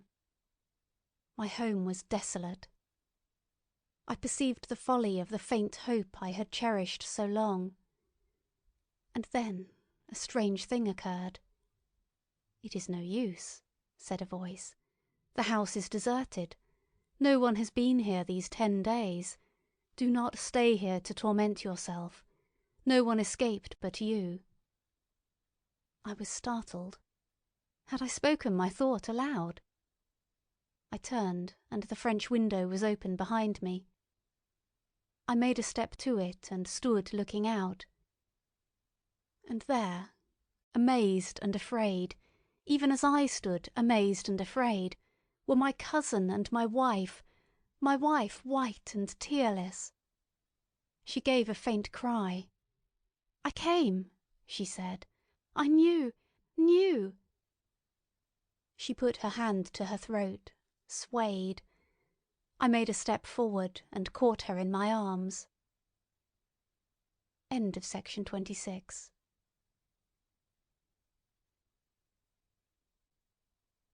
Chapter 10. The Epilogue. I cannot but regret, now that I am concluding my story, how little I am able to contribute to the discussion of the many debatable questions which are still unsettled. In one respect I shall certainly provoke criticism. My particular province is speculative philosophy. My knowledge of comparative physiology is confined to a book or two, but it seems to me that Carver's suggestions as to the reason of the rapid death of the Martians is so probable as to be regarded almost as a proven conclusion. I have assumed that in the body of my narrative. At any rate, in all the bodies of the Martians that were examined after the war, no bacteria except those already known as terrestrial species were found. That they did not bury any of their dead, and the reckless slaughter they perpetrated, point also to an entire ignorance of the putrefactive process. But, probable as this seems, it is by no means a proven conclusion. Neither is the composition of the black smoke known, which the Martians used with such deadly effect, and the generator of the heat rays remains a puzzle. The terrible disasters at the Ealing and South Kensington laboratories have disinclined analysts for further investigations upon the latter. Spectrum analysis of the black powder points unmistakably to the presence of an unknown element, with a brilliant group of 3 lines in the green, and it is possible that it combines with argon to form a compound which acts at once with deadly effect upon some constituent in the blood. But such unproven speculations will scarcely be of interest to the general reader to whom this story is addressed. None of the brown scum that drifted down the Thames after the destruction of Shepperton was examined at the time, and now none is forthcoming. The results of an anatomical examination of the Martians, so far as the prowling dogs had left such an examination possible, I have already given. But everyone is familiar with the magnificent and almost complete specimen in spirits at the Natural History Museum, and the countless drawings that have been made from it, and beyond that, the interest of their physiology and structure is purely scientific. A question of graver and universal interest is the possibility of another attack from the Martians. I do not think that nearly enough attention is being given to this aspect of the matter. At present, the planet Mars is in conjunction, but with every return to opposition, I, for one, anticipate a renewal of their adventure. In any case, we should be prepared. It seems to me that it should be possible to define the position of the gun from which the shots are discharged, to keep a sustained watch upon this part of the planet, and to anticipate the arrival of the next attack. In that case, the cylinder might be destroyed with dynamite or artillery before it was sufficiently cool for the Martians to emerge, or they might be butchered by means of guns so soon as the screw opened. It seems to me that they have lost a vast advantage in the failure of their first surprise. Possibly they see it in the same light. Lessing has advanced excellent reasons for supposing that the Martians have actually succeeded in effecting a landing on the planet Venus. 7 months ago now, Venus and Mars were in alignment with the Sun. That is to say, Mars was in opposition from the point of view of an observer on Venus. Subsequently, a peculiar luminous and sinuous marking appeared on the unillumined half of the inner planet, and almost simultaneously a faint dark mark of a similar sinuous character was detected upon a photograph of the Martian disk. One needs to see the drawings of these appearances in order to appreciate fully their remarkable resemblance in character. At any rate, whether we expect another invasion or not, our views of the human future must be greatly modified by these events. We have learned now that we cannot regard this planet as being fenced in and a secure abiding place for man. We can never anticipate the unseen good or evil that may come upon us suddenly out of space. It may be that in the larger design of the universe, this invasion from Mars is not without its ultimate benefit for men. It has robbed us of that serene confidence in the future which is the most fruitful source of decadence. The gifts to human science it has brought are enormous, and it has done much to promote the conception of the commonweal of mankind. It may be that across the immensity of space the Martians have watched the fate of these pioneers of theirs and learned their lesson, and that on the planet Venus they have found a securer settlement. Be that as it may, for many years yet there will certainly be no relaxation of the eager scrutiny of the Martian disk, and those fiery darts of the sky, the shooting stars, will bring with them as they fall an unavoidable apprehension to all the sons of men. The broadening of men's views that has resulted can scarcely be exaggerated. Before the cylinder fell, there was a general persuasion that through all the deep of space no life existed beyond the petty surface of our minute sphere. Now we see further.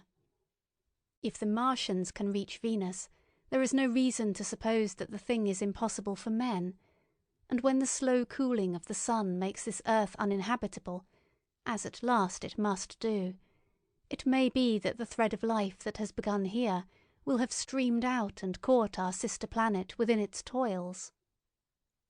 Dim and wonderful is the vision I have conjured up in my mind of life spreading slowly from this little seedbed of the solar system throughout the inanimate vastness of sidereal space. But that is a remote dream. It may be, on the other hand, that the destruction of the Martians is only a reprieve. To them, and not to us, perhaps, is the future ordained. I must confess the stress and danger of the time have left an abiding sense of doubt and insecurity in my mind. I sit in my study writing by lamplight, and suddenly I see again the healing valley below set with writhing flames, and feel the house behind and about me empty and desolate.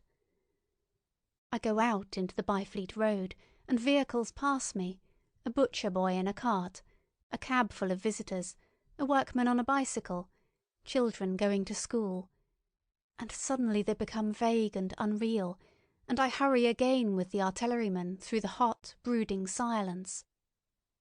Of a night I see the black powder darkening the silent streets, and the contorted bodies shrouded in that lair. They rise upon me tattered and dog-bitten. They gibber and grow fiercer, paler, uglier, mad distortions of humanity at last, and I wake, cold and wretched, in the darkness of the night. I go to London and see the busy multitudes in Fleet Street and the Strand, and it comes across my mind that they are but the ghosts of the past, haunting the streets that I have seen silent and wretched, going to and fro, phantasms in a dead city, the mockery of life in a galvanized body. And strange, too, it is to stand on Primrose Hill, as I did but a day before writing this last chapter, to see the great province of houses, dim and blue through the haze of the smoke and mist, vanishing at last into the vague lower sky, to see the people walking to and fro among the flower-beds on the hill, to see the sightseers about the Martian machine that stands there still, to hear the tumult of playing children, and to recall the time when I saw it all bright and clear-cut, hard and silent, under the dawn of that last great day. And strangest of all is it to hold my wife's hand again, and to think that I have counted her, and that she has counted me, among the dead. End of section 27. End of The War of the Worlds by H. G. Wells.